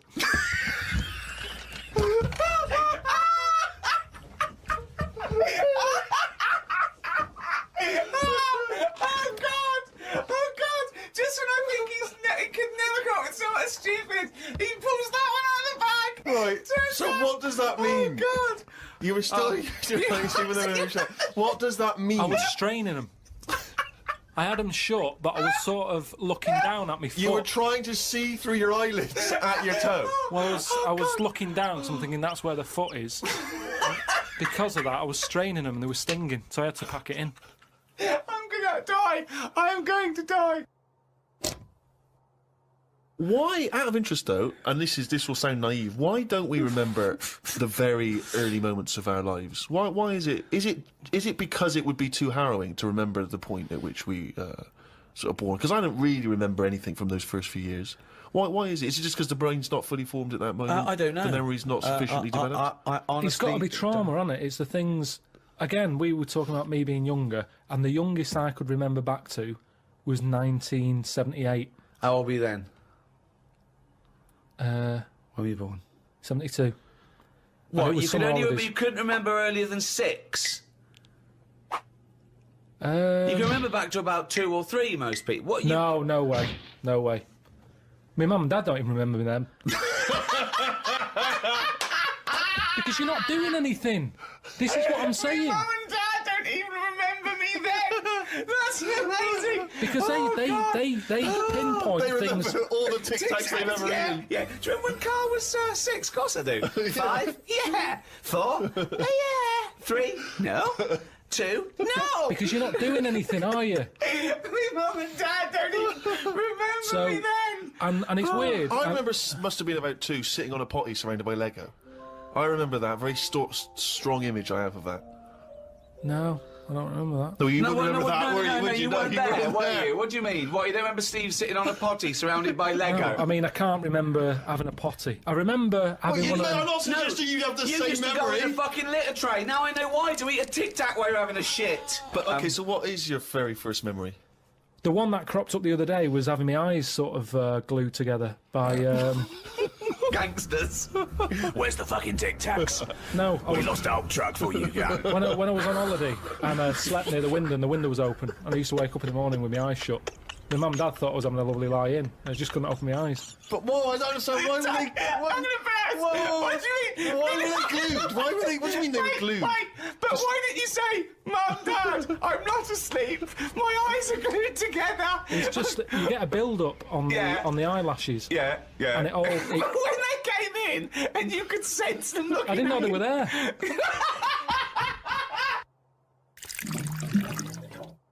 I went to what's her name, Harley Street. I went for a checkup, and like a medical. Posh, you know Harley Street. It's like it's the top doctors, isn't it? I've never been before. yeah. All posh buildings and that. Went up to the counter. I said, "I see the doctor." They said, "Name, yeah." It was 10 minutes. Go and wait in the waiting room. Dead posh waiting room. Dead fancy. Big leather furniture and that. Yep. Loads of magazines. I mean, like a newsagent's. Yeah. In the middle of the room on a table. Loads of them. So I'm looking through, and there's the top quality ones. Your Esquire, GQ, Classy, Yacht Weekly, all that. Country Life. Boys. Boys. There's one there, yeah. Boys. What's that? Right, lifted up like the one on top of it. And it's like Boys with a Z. Two fellas stood there, looking, sort of Italian looking. Yeah. Right. Dungarees on. No shirt though. No shirt, just dungarees sort of unbuttoned, hanging down a little bit. Sure. So no one else is about. I'm never going to buy a magazine like that. I can't believe you're going to tell us you looked through a gay magazine. I had a little look just because I thought, like I say, it's one You're always chance. looking to learn, aren't you? You're always looking to learn. Yeah. Always open. There might have been something in there that I go, right, I get it now. I understand why they like doing that or whatever. Yeah. Right. So she said I was going to, 10-minute wait. I can have a quick flick through. Picked it up, had a look. Still none the wiser. Why? Well, what did you see when you opened it up? Just loads of. Like I've said to you before about, I don't know why you like looking at knobs when they've got one of their own. Right. There's no right. surprises there. You're not going to go. Oh, that's Sure. that's Yeah. nice. Some had like car oil on the face. Knob out. Yeah. There was someone sat on like one of them square things of hay. Oh yeah. Sat there, Bale. like sort of sat on it, straddling it. Yeah. That must have been uncomfortable. Again, knob out. Yeah, just looking like it's normal. That's Sort of crazy. like No that. farmer walks around like that. What's the other one? There was motorbike. They always like them. Yeah. No, I'm going through and then like the content is all puns. Right. Everything was to do with knob. Right. That's the only bit they're interested in the at male body. Look at this bloke It's straddling not- this huge throbbing thing. The bike's not bad either. Yeah, Yeah, all that, yeah. loads of them. It was just all, just cock, just 100%. Like let's just talk about the knob. That's a good name for a gay magazine. 100% cock. 100% cock. Did it not at any moment sort of maybe slightly unnerve you that the doctor might come in and see you reading Boys? No, Or- because I or wasn't. what about if I walked through? Because I remember once when you were in hospital about to have a tube going down your knob and you were sitting in your pants with stockings on and I walked through and you were horrified. So what if I'd have walked in then and went, Yeah, Carl, what are you I doing? would have just said, look at this. Look at this, it's free. And I said, why did you bring that with you? No, I would have just said, look, does it look like I brought it with me? Look Yeah, at this. yes, it does. Well, Because what- I've never, what? So you because look I at, would never see, you would never see a gay magazine in a doctor's waiting room. So I think you bought that and pretended that it was there. that's the thing. I was amazed by that because there was no there was no Mayfair or anything. They just catered for like if you wanted a bit of knob action. It was really, I could have complained. So if you're going to have this, where's a bit of the other? Yeah. Yeah, you had a bit of this, where's a bit of the other? I know one of the things that they had, and I thought they're really struggling with like ideas. They had a Sokoko. As in Sudoku. Yeah. Sokoko. Surely Sokoko. Sadico is better. No, because it was like suck cocko. Yeah, but it's dick as well. Suck dicko. Yeah. What? And it was still a Sudoku-style puzzle, but it just had that name. Yeah. It's just So everything. It was just Sudoku, but called Cocko. That's amazing. That is amazing. Now, if I was gay, do you know, like Let's you have say... a game of Lubo. Let's have a game of Knobopoly. Noberation. Knoberation! Let's have a game of chess. Cock.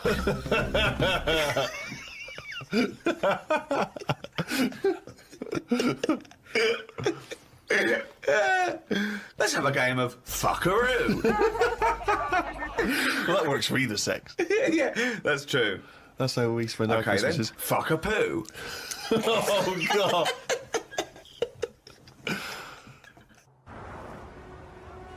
The number of times I find a theory that he said in gobbledygook, but it's true.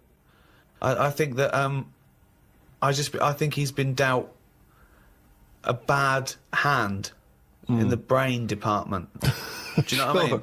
Yeah. Thoughts, Carl? Well, your brain's in 2 bits, isn't it? Yeah.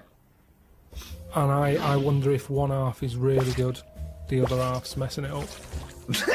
Yeah. That's how I Could be feel the case. That sometimes. could be the case. Yeah. Well, it is split into 2. Yeah, and they are responsible for different things. Yeah.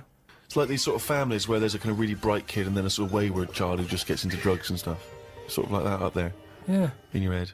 Because you have quite sort of out there nebulous thoughts, and you've got a lot of common sense, haven't you? And just having that other sense of like, this is dodgy. What spider sense? Just that sense where you just go, I don't know why, but something's telling me we shouldn't be here. And you go, all right, let's go. And you move from it, and you don't know what that is. Yeah. You don't know what's decided that. You know, it's like when you're lost. A part of my brain's got me lost, but then there's another bit that I don't know what it is where they go left. And you do, and then you go, remember that time when you called me and I said I don't know where I am, and I couldn't concentrate. Think of that! I called him. I went, Carl, what are you doing? I don't know where I am. What do you mean you didn't know where you were? What you? I got lost. I What, went in London wandering. you got yeah, lost? Yeah. And I went wandering, and then you know, I It's was when like, he first moved into his new place. He was walking back from his old place to his new place, and he didn't know where he was. He How tried can to you take a ever short. really get lost in London? Though I'm just it's a cabbie. well, yeah, I don't want to do that because you feel bad pulling one over and then saying, "Where am I?" Yeah, they don't appreciate that, do they? But I found my way back, didn't I? Yeah. But you told me 20 one minutes. time that you much prefer getting lost. You love wandering around and getting lost. Yeah, you said go- that's much better. go around It the was a cold cul-de-sac. day. It was a cold day. I just wanted to be at home. I had things to do. There's a time and place to be lost.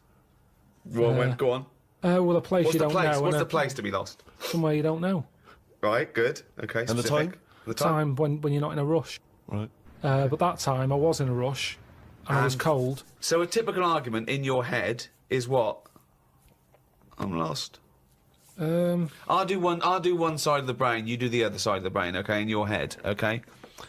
Carl, What? this isn't where we should be. You want to go home, didn't you? This isn't your house, because it's a field. You live in a house, don't you? Why are we standing in a field? This isn't your house. You're meant to go home, but you've walked into a field.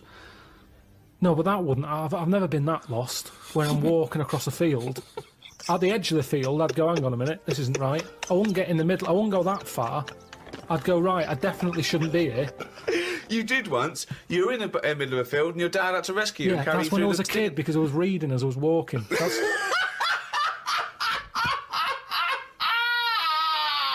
And he never read again. but there's another sense. I was in the middle of nettles there. Yeah. I'd walked. It was at my brother's wedding in Cornwall, and I was walking near a cliff edge. Reading a book. And okay, so okay. Fucking Carl, I know you're enjoying this book. Can I have a word with you? Just look past the book a minute. It's a big drop. Yeah. Well, that's what happened, and then Right. that's when my other senses went, hang on a minute, I'm being stung. Load of nettles and stuff. And I just had to wait there for ages until my dad sort of thought, where's Carl? I was there for about an hour and a half. He's read a book.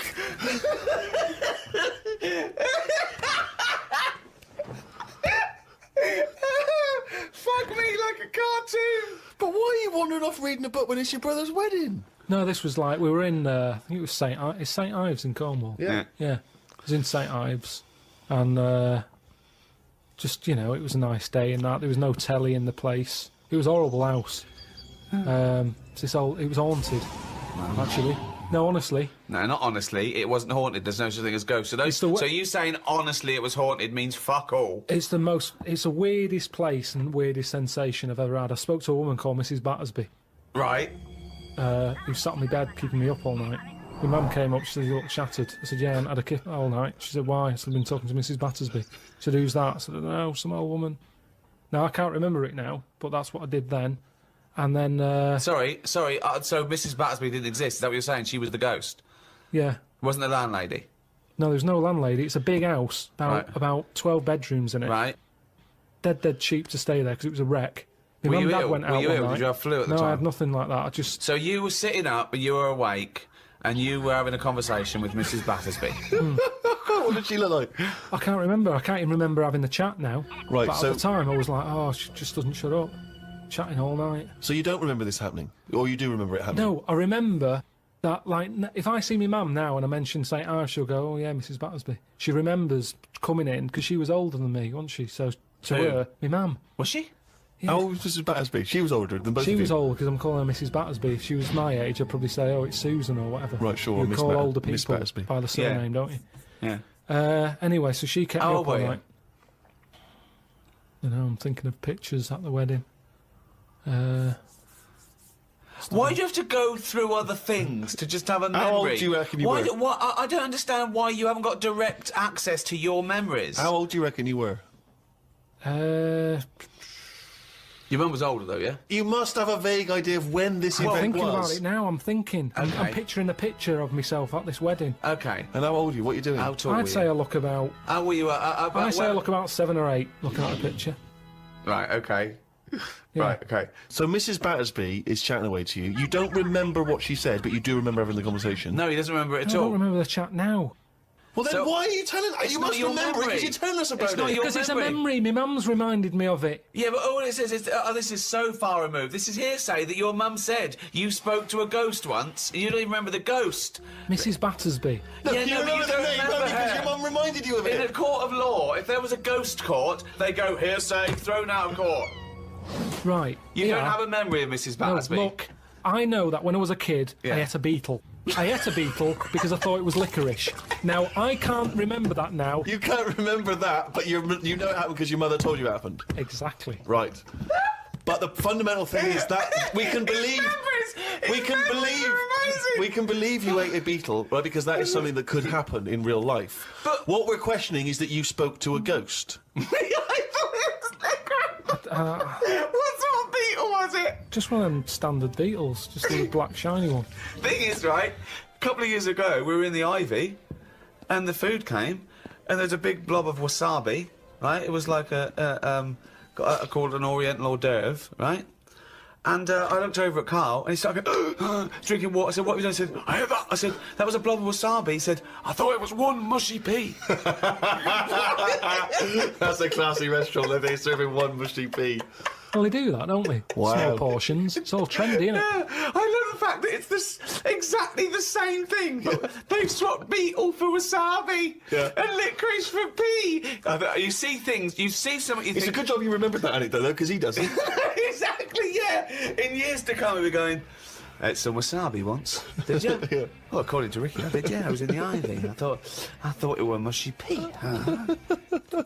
So hang on, I just want to go back to Mrs. Battersby because What you other- confidently said it was most haunted. haunted, so it's a haunted place. Yeah. But you've got no real evidence for it because even you claim you had this encounter, you don't even remember it. But you don't remember everything in life, But you do you? supposedly had a conversation with a ghost. I know, but I didn't know. When I was younger, I But you didn't think remember that the was a specifics ghost. of an ant walking around. Yeah, so you thought, so I see. If you'd have had the memory, it would just be a nice old lady on the end of your bed all night. Right. And then... Then when I mentioned it, my mum was saying, what do you mean, Mrs. Battersby? Who's Mrs. Battersby?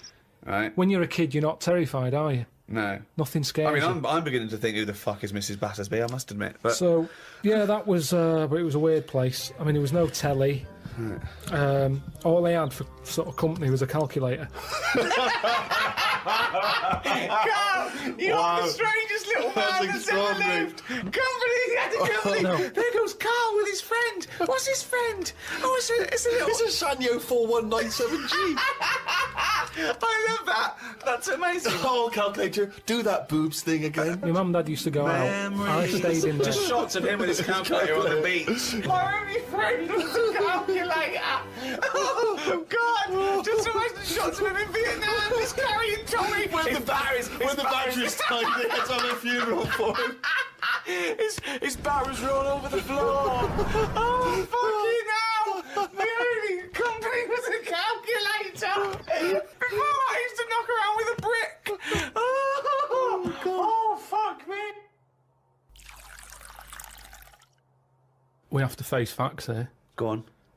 The world is old. Hold on. Right, okay. Yeah, world's old. The world That is old. is a fact. Yep. That is a fact. It's the same as if you've got a gran who's 70. Yeah. There's not much you can do for her. You can say you're warm, but at the end of the day, she's still going to be shitting her pants. She's still going to be, forgetting things and all the rest of it. And you might be taking care of her, but at the end of the day, the good days are gone. Right. Yeah. So, in a way, like the world, it's got to a point that it's old. And yeah, we can say turn the tap off, turn the lights off, close the windows, stop letting heat out. The earth, metaphorically, is shitting its pants. We are not the same as the first man that nature made. No. No, we're not, no. And that's where we went wrong. And if we didn't interfere at that point, we might have been more suited to the conditions now. Auntie Nora, I'm cold. She doesn't want double glazing. Why not? Just because she's worried that when people come round and sort of knock on the door, she won't hear them, because it's all sort of double glazed. But they're knocking on the door. No, but she said that, no, she didn't like a bell, it makes her jump too much. Well, how do they get in now? Well, it's a thin door and thin glass, you hear it. It's not like soundproof like double glazing is. What, so they have to knock They on knock like that on the door, and she can hear that because But it's why like are they a going wooden to double door. glaze the door? Is it a glass door? No, they want to put that PVC door in with Hang the on, thicker so glass. she's scared by... You don't want a doorbell because that alarms her, but the knocking is fine. The knocking's fine because you get to know knocks. Why don't they have a bell that when you press it, it makes that noise? Because they haven't done that yet. Well, Maybe yeah, that's an idea. you could do a sample of a... like that. So when they press the doorbell, she hears... That's easy, that's done. You could sort that out for her. Well, I don't want to start getting dragged into it because... Why don't you make Auntie Nora a bell that knocks? Well, it could be done. But the fact of the matter is, it isn't, and that's why she didn't want double glazing. But why don't you tell her, say, Auntie Nora, have double glazing, be warm, be safe. Hear the knock. Hear the knock of the bell on the doubly door. Auntie Nora, hear the knock of the bell on the doubly door. She could fart until she's blue in the face. No one will be able to hear. But look... No one will be able to smell it. But this is double it. glazing. This is tremendous. it. This is it, though, isn't it? She wouldn't be around now if it wasn't for people interfering, coming up with tablets, making weak people live longer. Right. You're annoyed at that. You're I annoyed. know he's such a fascist, isn't he? Auntie Yeah. Nora, a weak person who has been allowed Yeah. to live. Yeah. No, but Eugenics is where you'd be happier. but don't you see what I'm saying, though? The way the world... We've changed more than the world has. We can't handle anything now, can we? Look at it, like I say, a bit of snow, a bit of cold, everything comes to a standstill. Yeah. Oh, I can't go out, it's dangerous, you'll slip over, people having time off work. Yeah. What would you do, right? If you run a business, right, your business could go under, right? It snows a bit. You've got 10 employees, you're paying them well, and they go, I can't come in today, Carl. A bit icy. I'll do it, okay? Right, they're snowed in, right? You're running the business. What are you running? It's a, let's not, Don't- I'm not don't going to you- big myself up, it's just it's a don't you run it- factory. but It's don't you make bells U-bends. that knock? Don't they? U-bends. Yeah. U-bends for... Toilet. So yeah. you run a... Okay, right, okay. plumbing So type. plumbing, you pay them all right, don't you? I'd say most of them are on above average. So you're there. What time do you get in? About 8:45. 9:15, waiting for them to come in at 9, yeah? Yeah. Okay, right, it's snowing. It's a bit snowy, you got there. It took you a bit while. You'd set off early, did you? Or? Gave myself a bit more time because I had to put the heating on the car. Okay, ring, ring. Ring, ring. Hello, KP Plumbing. Oh, is that Miss Pilkington? Yeah, it is, yeah, who's that? Oh, it's Sheila. Listen. Sheila, shouldn't you be here by now? Yeah, no. I was going to set off. We'll set off now. Stop wasting time. We've got a big order on. No, I know. We're all but on a bonus here if we get this done. I'll see you in 10 minutes, shall I? I can't make it. What? I can't make it. Why not? The car won't start and it's slippy on the drive. I just can't get out. Get the transport. I'll see you in. I'll give you 20 minutes, all right? Don't worry about it. Thanks for calling. I'll see you in a bit. I'm also scared of the ice. I'm scared of the ice. I'm not gonna come in today. It's dangerous. So what are you going to do? Well, I'm gonna wait until the ice and snow goes away, and then I'm gonna come in. But they're predicting it's going to be about 2 weeks before they clear all this. I can't really travel in this. It's a bit dangerous. Well, I'll tell you what. You stay at home. I'll replace you. Because I need someone to come in. What, are you firing me because I can't get into work with this? Well, I got into work, Sheila. Yeah, I know, but you don't live with me, do you? If you did live with me, then you'd probably see it was bad where I was as well. Yeah, I'm here. Do you know how bad it is here? When you come round and have a look how bad it is here, you drive my... Tell you what, you come round and drive my fucking car because I'm snowed in, you fucking calling me a cunt. And I'll tell you, if you fire me, I'll take you to drive uni, you bald-headed wanker. Right, you're fired anyway for that. You're in fucking trouble then. Right then, see ya. Right, and then she's done with. She's weak anyway. Ring, ring. Ring, ring. KP Plumbing. Hiya, is that, Miss Pilkington? Yeah, it is, yeah. Hi, it's Bob here. Bob. Yeah, bit of trouble. In my area, it's absolutely snowing. It's possible. No one's getting out. I live near Sheila. Bob, listen. Yeah, well, Sheila's just been on. She's saying she can't get in either. She can't. I've just seen her out there trying to dig her car out, and she's about. She's really tried hard to get to work, but she can't do it because she's not very rich. And her car doesn't work. She hasn't got the right tyres, and there's no public transport. They've cancelled those. Wrong snow on this country. I'm not going to make it in today, son. So I'll see you tomorrow, right, boy? Well, no, you're saying you'll see me tomorrow. Yeah. But you'll probably call up tomorrow with the same thing. Well, only if it's snowing still. Now, listen, it might not well, I can't run a business like this, Bob. Yeah, it's not my fault, is it, really? So go round to Sheila's and like slag me off if you want. But I'll tell you what, you're not coming back here. Oh. Fuck off. One chance. Give him one chance. Oh. Well, you didn't even give him one chance. No, because they've done it before.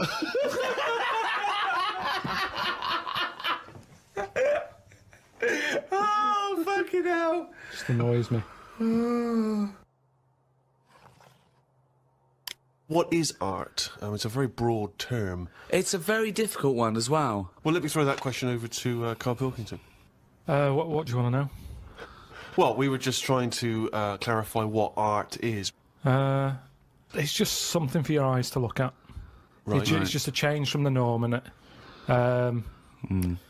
I mean, that's why I think most people have it. But then, the problem is, I'd never buy a piece of art. I don't see the point in buying something, because I know that my eyes will get bored of it eventually. Right. Have you got much art in your house? Yes. Yeah. Because it gives me pleasure, and I don't get tired of it, I don't get bored Do you look at it every day? Well, it's there, isn't it? It just adds but other things are there. Dust is there, but... Surprisingly, I've not compared I think art I've to dust as often as I perhaps should. But the thing about, and this I think may be intriguing to you, Damien Hirst, of course, is more of a conceptual artist like Tracy Emin, and a lot of what contemporary art does is followed on from a guy called Marcel Duchamp, who I'm sure you're familiar with. Now, he famously took a gentleman's white urinal like you'd find in a pub toilet, and he put it on its side, and he signed it with a fake name, and he put it in an art gallery. Now, he did that in about 1917, perhaps a bit later. It just annoys me, because there'll be snobby people who haven't got a clue, and they're looking at that and they go, oh yeah, see what he's trying to say. Well, that might make them think. They might. Damien Hirst, I don't feel angry with Damien Hirst, really, because he's getting away with it. But why does that annoy you? Because it's people falling into the trap. Damien Hirst, before he dies, I bet he goes, what a laugh that was.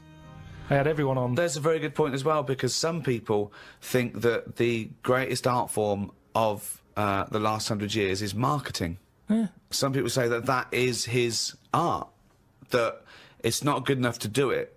You've got to then get away with it. And if the point of art is to inflame, I don't think anything inflames people more than the discussion about whether something's art, or if someone's taking the piss, or if someone gets 50 million for something, do they deserve it? Is it worth a hospital? Well, what do you think? What do you think of the shark in the tank? I think I was blown away by it. I thought I'd never seen anything like it before. It was sort of spectacular because it is so huge and so vast, and to have put a shark, you know, in formaldehyde and to have hung it in an art gallery, it's very striking when you see it. Yeah, it's a remarkable achievement. Is he an artist or a fishmonger? what he's done, anyone could have done what he did. Yes, but not everyone did it. He did it. No. This is an interesting point that you raise. It's the same old point you always raise. Not anyone could have done it. That's always the same point you make. Anyone could have done it. Carl, but they didn't do it. You could say the same about Michelangelo. Is he an artist or a painter and decorator? Well, it hasn't caught on, has it? Like the crying boy photograph. No one's having them in their house. No one's gone, oh, have you seen this? Have you seen the new trend, a shark in a tank? No one's got the room, no one wants it. And that, to me, shows you what's popular. At the end of the day, if everyone wants one, he's got to be good, hasn't it? But I think if people were given a chance to appreciate more sophisticated things, then they would. And I just think that's true in all walks of life. You know, it's an acquired taste, and the best things are an acquired taste. I mean, I haven't got pictures in our flat because of that mirrored wall I've got. Yeah. Right? So, I mean, it's tiny. You've been in it. Got windows on one wall, door to get in on the other, kitchen on the other, mirrored wall on the other. So there's No nowhere space for there. art. There's no space for art. I'm intrigued how you sit at home. Where's the sofa? At home. Yeah. Facing the mirror. So you sit looking at yourself all night, Yeah. as opposed to a painting. Yeah, but at least that changes each day. No, it doesn't. It does. The picture No, changes. it's not. It's round and miserable every fucking day. No, honestly, it's good to, because you don't look at yourself otherwise. Especially me, I haven't got any hair to comb or anything, so I don't look in the mirror as much as the normal person. So, whereas now, I'm looking there every day. So you're sat at home staring at yourself? No, because the telly's in front of the mirror. But are you not distracted by yourself? Yeah, you do. When the adverts are on, you look up, and if Suzanne's sat next to me, I tend to talk to her through the mirror. What do you mean? So why don't you look at her when you talk to her?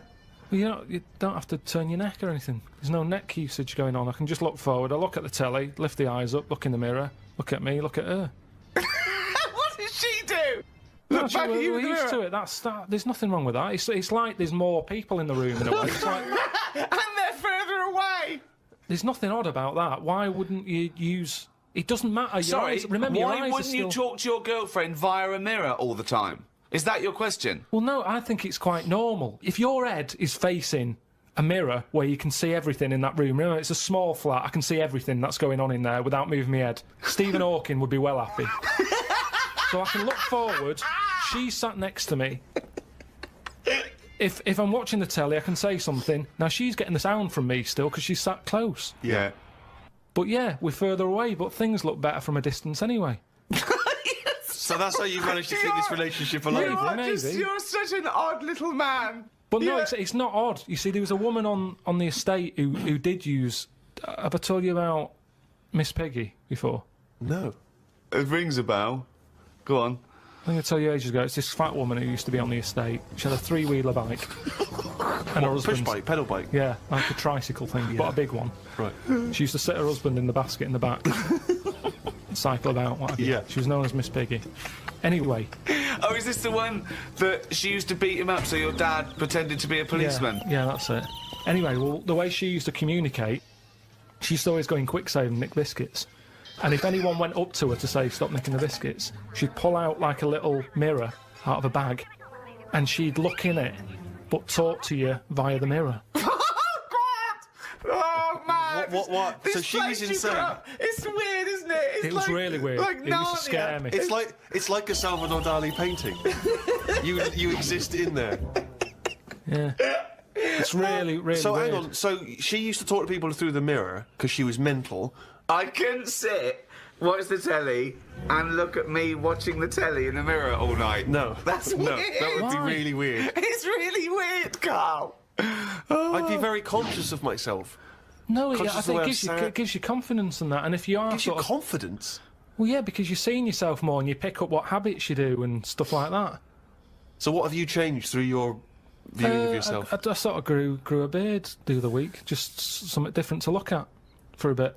And then you get sick of that. It's like a piece of art. Change that, have a bit of a shave. Can you see the back of the telly in the mirror? A little bit, yeah. If the flat's a mess, it's a mess twice. Oh, God! Oh. Sculptures. What do you think of sculptures? I mean, because that's something that really is getting into the 3D world there, isn't it? No longer do you have to represent something as 3D. You can make something. You know, is it? You know, the statues are amazing, aren't they?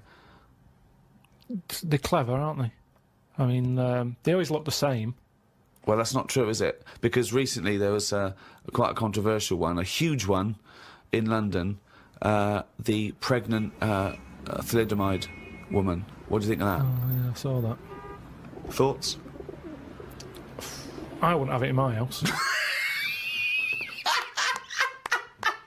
Well, there wouldn't be room, because it would just be you, Suzanne, and a pregnant thalidomide watching telly. I don't know what he was trying to say. It's, Maybe she was saying, OK, we've had the human form. This is an example of the human form. Yeah, but do you think she started off trying to do normal, and it was like, oh, I've chipped a bit off?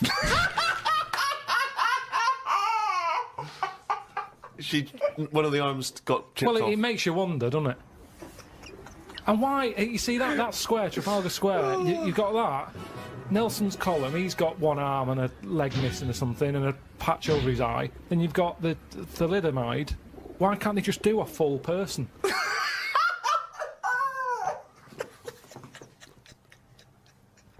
Well, that was what they saw. That was what the artist saw. It's about confronting us with certain preconceptions of what we expect of the human form, what we expect of sculpture. It's probably a little ironic comment as well on the famous Rodin. It's wrapped up with all kinds of ideas of maternity, of the human form, of what sculpture is. Why wouldn't you put that in a big public place? What about the subject? Did you think, who's that subject? Who is that woman? No, not really, because thalidomides are around and we've all seen one. It's not like a shocking image. It's one of life's little things that it chucks out. There's some out there. So Amazing. it's not Amazing. shocking, is it? I don't understand what you mean. I think what I thought is, it just goes to show we're sort of running out of ideas. What do you think of people who are so angry at art they try and censor it or they try and destroy it? Do you think art should ever be censored? It's where you put it. If it's in a gallery, then it doesn't have to be censored. If it's in Trafalgar Square, where everyone's wandering around having a nice time, you don't want a 12-foot cock. So it's all about where you put it. I think some art looks better because of where it is. Angel in the North, that's a bit of art, but it's a bit of a surprise, isn't it? You're driving along a miserable motorway. Yeah. Oh, what's that over there? Gives you something for your eyes to look at again. Motorways are the most boring place to drive. But you go, oh, look, there's a bit of art over there. Yeah, but Stick that then Angel again, in should the you be North. looking at art when you're going at 70 miles an hour along a motorway? Well, yeah, because it's really big. You can keep your eye on it and Look in the mirror. It's not a problem. Wait till you go past it and look in the mirror like normal. So you like the Angel of the North? Because it's something in the middle of nothing. Right, but if you put it somewhere else... Stick it in Trafalgar Square, you'd go, oh, more clutter.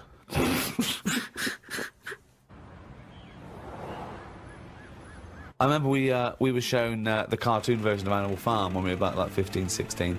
We were discussing it afterwards about, Napoleon, oh yeah, great, oh yeah, communism versus, the poor proletariat and all this. And this bloke went, you lot make me sick. It was just a nice film about some animals. Brilliant. Yeah. What's your take on that, Carl? No, go on, what's your point? Because you can see the irony there, can't you? I haven't seen it. No. If you want to do a serious point, don't use animals. No? Well, I disagree with there because I think my favourite is probably Charles Dickens, and I think the greatest story ever told is A Christmas Carol, and there's only one way that could ever be improved, and that is a Muppet Christmas That's Carol. absolutely right, yeah. So, and I think that you could, and I think people could take a lesson from that and maybe do other films with the Muppets. A Muppet Schindler's List. Yeah. I mean, you could make it so moving, couldn't you? Schindler's List in space. Miss Piggy's Choice. Well, we talked about that. What? About things like that in art as well. Do you think that bringing something so serious to the masses, like films do, things like the Holocaust and like Sophie's Choice, where she has to choose which child lives and dies. Why did she have to pick? Well, because the Nazis were horrible, nasty, evil people. And which one did she pick? I don't think that's the point. I don't think that's the point. I love the idea that this is not a betting game. No, but I imagine this is like Deal No Deal. It's kind of, you're down to the last two. Which one are you going to go for? God. But why did you ask which one did she choose? Because even if he'd said the names, Robert and Alison, what difference would it make? You don't know the story. Why is No, it because that then I'd ask more then. If he said Alison, I'd go, what was it with Alison? What did she have over Robert? That's what films are meant to do. You question it. Whenever I watch a film with Suzanne, I always say at the end, what was going on there? That's because you're an idiot. Christ. That's because you've just watched Muppet Christmas Carol and you can't understand why a frog's able to talk. I'm all for films with a good storyline. Yeah. Brilliant. That's a perfect point. One extraordinary point. He's going to follow this up, mate. He's going to follow He's got this up. something there. He's got something here. Carl, go on then. What's your No. take on films? Films are really good. You can get lost in them. Right. And You like one with a good story? I mean, whenever anyone asks, it's always the same. It's Elephant Man. It's Kes. Mission Impossible 2. Mission Impossible 2. These are what you consider great works No, I'm of just film saying art. these are ones that I've enjoyed recently. There's so many films that I haven't seen, yet you always say, oh, have you seen so-and-so? You What, love Mission it. Impossible 1? And there's good news for you. 3's out. That's true. One of the most striking art exhibitions that I ever attended, Carl, was an exhibition of outsider art. Something I'm sure you're very familiar with.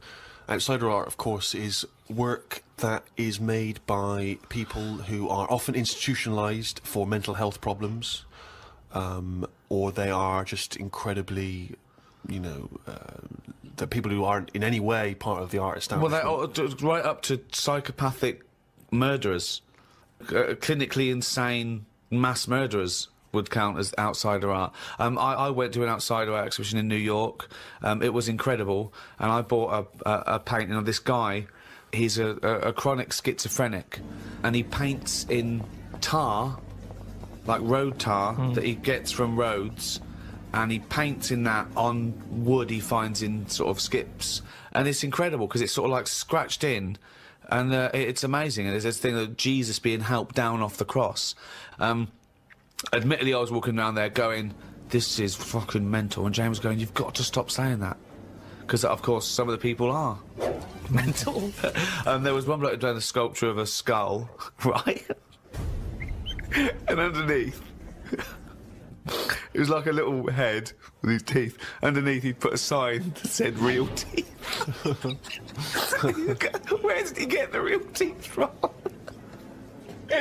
What I think is interesting about that is how much therapy it provides for these often mentally unstable people, which is another important value of art, of course. People's self-expression, people being able to give a little piece of themselves through their work. Do you not see any value in that? How do you express yourself?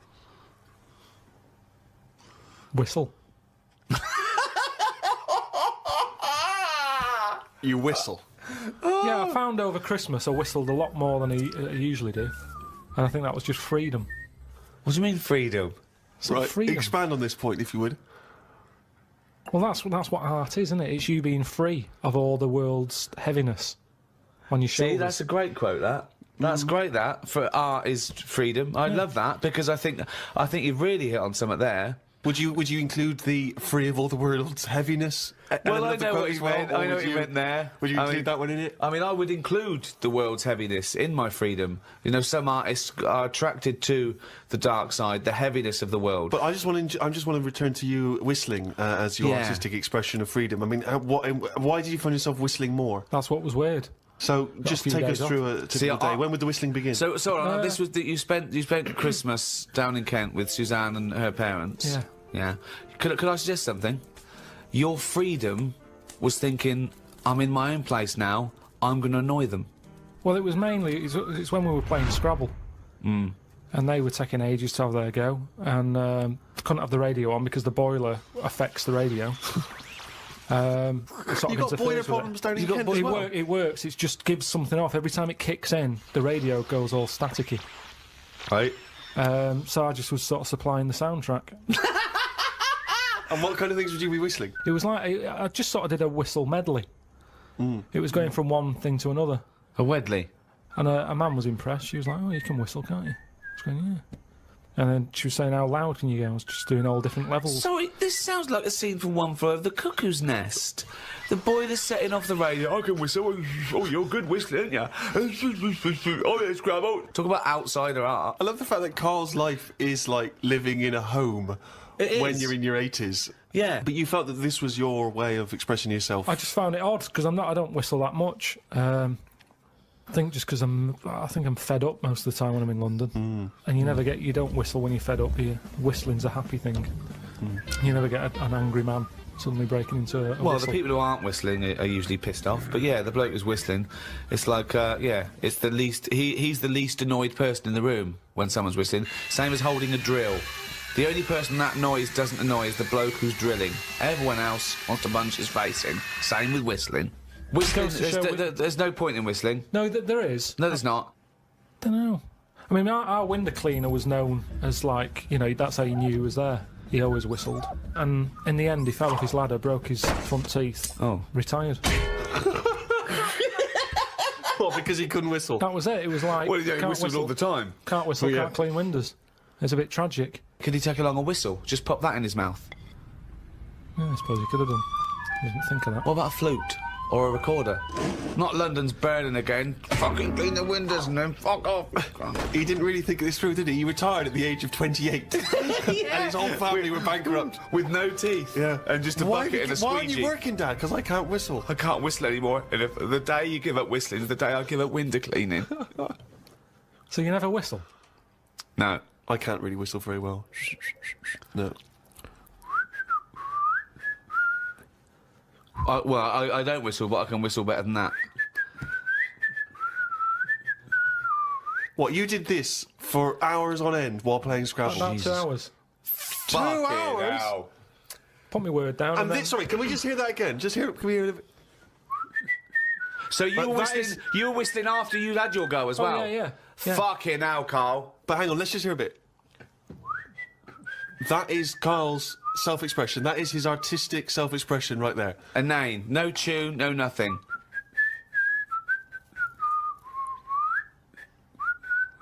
There's mental patients who have smeared canvases with shit who have expressed more than you have in that. Yeah, but it's not about other people. I'm not there to please other people. You're there to annoy him. What was the best word you came up with in Scrabble? Don't knock me at Scrabble, because I do all right. What's weird is, when I play Scrabble, my brain can come up with words that I don't normally say. Okay, this isn't... No, I'm intrigued here. Your brain can come up with words you wouldn't normally say. Just words that I'd never drop into a sentence. Tree, cat. Go on. Squirm. That's using a Q. It's worth 10, that. It's not bad, is it? No, I'd never say that. I've never heard you... I don't think I've ever heard you say squirm, no. I don't think you're right, Carl. I've never heard you say squirm. Weird, isn't it? Yeah, it is weird. And yet your brain popped that one out. And then, yeah, when it wasn't my go, just... Anyway, so that's sort of doing art for yourself as opposed for other people. I don't think you can count what you just did then as art. Hobby maybe, craft, pastime. I don't think you can count that as art. I'm not being funny.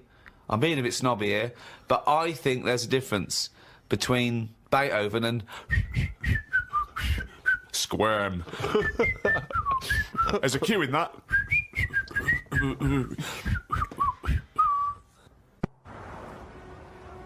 Robert Nozick did this thing that if you could go into a flotation tank and you led a whole virtual life and it was the best life possible, you did exactly what you've always wanted. You became the person you wanted to be, you did the best things you could ever dream of doing, and you literally couldn't tell the difference. So it was your life, okay? And you lived your biological life out in that tank and died at 80 and had the best life any person could ever have. You could pre-program it. Would you get into that tank knowing what you know now, knowing that you would have the best life ever, with no heartache, no upset, no loved ones dying? So what's happening when I'm sort of having a packet of munchies? Yeah.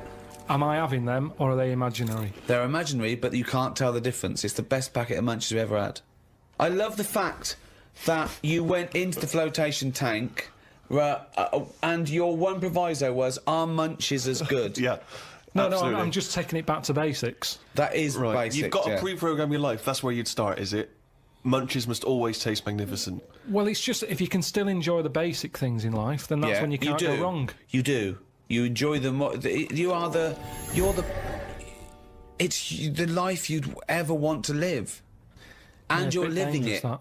Bit Sorry? dangerous. Bit dangerous. Why? Go on. Why? Just, I don't know, because sometimes I think things don't happen for the best, right? Right. Sometimes you can sort of think, oh, I'll enjoy that if that happens. And then it doesn't happen, and you've had time to think about But what this would is have happened. perfect. No, this is built in. Because whatever happens is for the best. So not only when you're in this flotation tank are you enjoying yourself, that things just keep getting better or staying as You good. never have a bad day. You never have a bad day. But how long would that last for before you go and fed up with this? Well, why would you get fed up with it? Because you do something else. It's the perfect life. Bear in mind, you're not aware that you're in the flotation tank. You've made that deal, but then once you're in there, you don't know. You're not aware of being in the flotation tank. You're living your life, and it's perfect. You're happy. Well, we don't know how you would be happy. You just have munches every day, and Well, yeah, you'd it's get more in it obvious. then. You'd get in it. If you don't know you've got in this tank, if I somehow go to bed at night, someone injects me in the head, and then they go, right, stick him in the tank now, and then I wake up, packet of munchies there, sun's out, Suzanne goes, oh, it's a nice day, we'll go and do something nice. And I Right. go, yeah, I'm meant to be at work. She goes, no, I don't have to go in today. I Right. go, all right, let's go out then. Now, what's interesting there is that within this scenario, I gave you any life, you could do anything, and you chose the exact life you've got now, except Suzanne's got a day off. Now, I both love that. Well, I was a and bit sort of- suspicious, though, that she's just taking a day off. No way, willy-nilly. it's not happening now. It's not happening, really happening. You could do anything you like. But I like the fact now you're even questioning it and you're not in the tank, and why has Suzanne got a day off, right? Now, I love that, because that suggests to me that you're a nice, happy, satisfied, whatever you want to do it, contented person who's got the perfect life. However, it's almost like you haven't fully understood the possibilities. For example, you wake up, there's the munches, sunny day, Suzanne's not at work. You go, why aren't you at work? half She a day goes to off. you, hold on though, why are you flying? And you go, I just can. But you hadn't even thought that maybe you could fly or swim or hold your breath. you just No, gonna no, have some but- munches for but breakfast. Hang on a minute, this is day one. Oh, okay. When you go on holiday, Yeah. like I said before, you don't turn up and go, right, it's 1 o'clock, jet ski for half an hour, bungee jumping 40 minutes after that, let's have a nice roti, Yeah. and, try a little cocktail. And what do you do? What do you do when you arrive get, there? Well, you get there, Yeah. the fella takes your case to the room, Right. you have that panic of, am I going to give him too much money? I don't know the currency well enough yet, I don't know how much More things are. information than we asked for. Yeah. And No. the most mundane scenario I've ever heard. No, but this is what happens in real life. Okay, you're just telling us what happens when you go on holiday. What's your point? Okay. Because you don't want fun all in one go, you want to build to it, because that's sometimes part of it. Right. Yeah. Right. Okay. So- anticipation. Yeah. Good. Yeah. Yeah, that little bit. Yeah. It's about things taking time, innit? Then looking back at the journey and going, Yeah. how did I get here? Okay, well, Right. can I ask a question? Because sorry, what I'm fascinated to know is if you decided to sign up to the float tank idea. Okay, you can design your perfect life. But I'd prefer not to Well, know I'm doing it. No, You you don't. won't You know. won't. But I You want to won't ask know. this question. Imagine Ricky and I are the doctors. Okay, we can put you in this tank. All we need to know from you now is what your perfect life is. And we're going to program it in the computer. You're going to wake up tomorrow. You won't know this conversation's happened. You'll have the perfect life. What, if you don't mind, we're going to take notes now. What is the perfect life? You're still obviously living with Suzanne. We've got but munches. What else? We've got munches and we've got sunshine. But what else would you like in your magical life your ultimate life? Yeah, I don't like this idea. Suddenly Suzanne's never at work. I just think you need a bit of the badness to have the goodness. Right. right. But the difference is when I next get British Gas round, they go, "Oh, Mr. Pilkington, yes, Oh my God! The boiler so is he's like fixed. to have a virtual life, so his boiler's fixed. No, Yeah, but no, so your no, boiler no. still goes wrong in your dream, but it gets fixed. But you don't Yes. even need a boiler. You could be the perfect temperature But all this the isn't time. Earth anymore. I don't like the idea of too much change. I don't want that much of a change. But to you me life. won't realise, it won't feel like change. Yeah, but it's that old chestnut, isn't it? It's the thing of like, what's my problem then? You've got Right. the problem gene in your head. You've got to fill it with a problem. Yeah, you're not. He's not a geneticist. got the problem hole in your head. No, it's Got not. a problem hole in your head. Shut up, Ricky. Let him say what he means to say. He's got a said problem it. hole in his head. He's got a problem hole in his head. It's called his mouth. Yes. Right, that is your problem hole. So, if someone comes up and they go, I've fixed your boiler. Sorry, could I just ask No, let him speak. Let me ask one question, Steve. Is the problem hole different from the problem gene, or is that a new term for... No, you put things through the problem hole and they end up in the problem gene. You feed something in the problem hole. Is that right, Carl? It goes through the problem tube into the problem gene. Okay, so it's down the problem conduit. Okay, go on. Right. So it's better to have... You've got a problem hole in your head, right? Yeah. So you stuff in a problem into the problem hole. In it Okay, yeah, goes. okay. Now, all the little problems can't get in because of the big problem. Right. Is that good or bad? It's a But good that's thing to not true, have is The it? problem hole is a standard size on everyone. Right. Right, no, but that's Shut not... up, Ricky. Let him explain. Now, Ricky, I'd say his problems are not even problems. Well, how big's his problem hole? Same size as mine. Same Right, size as okay. yours. But his problems are all little ones. They're like, you've got like a load of Skittles. I've got a big cream egg. Right, but why... Shut up! Let him but- speak. He's but- just expanding on his idea. Why But do you what is keep his interrupting? problem? What is your problem that's so big Okay. compared to my little Loads Skittles? of problems. You get stressed out about things that I'm like, what's up with you? You get annoyed easily with stuff. People chewing loudly. Or someone breathing loudly. Or someone coughing. Whereas I'm like, that doesn't matter.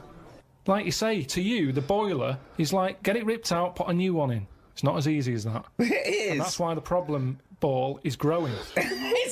He's got a gene, a ball and a hole. So the problem ball- No wonder there's no fucking room for a brain. Right, shut up. Let me ask. I want to clarify this. The problem ball exists in life. That gets bigger and bigger and bigger. It has to go through the problem hole, down the problem tube, into And the problem bounce gene. into the problem gene. Right, now then. So you've got the problem ball. Everyone's problem hole is the same size. Everyone's. Okay. But some people's problems are smaller, so they can slip straight into the problem hole. I've got a question, Stephen. Wait. And listen, has anyone got a pair of problem balls? Or is it always just...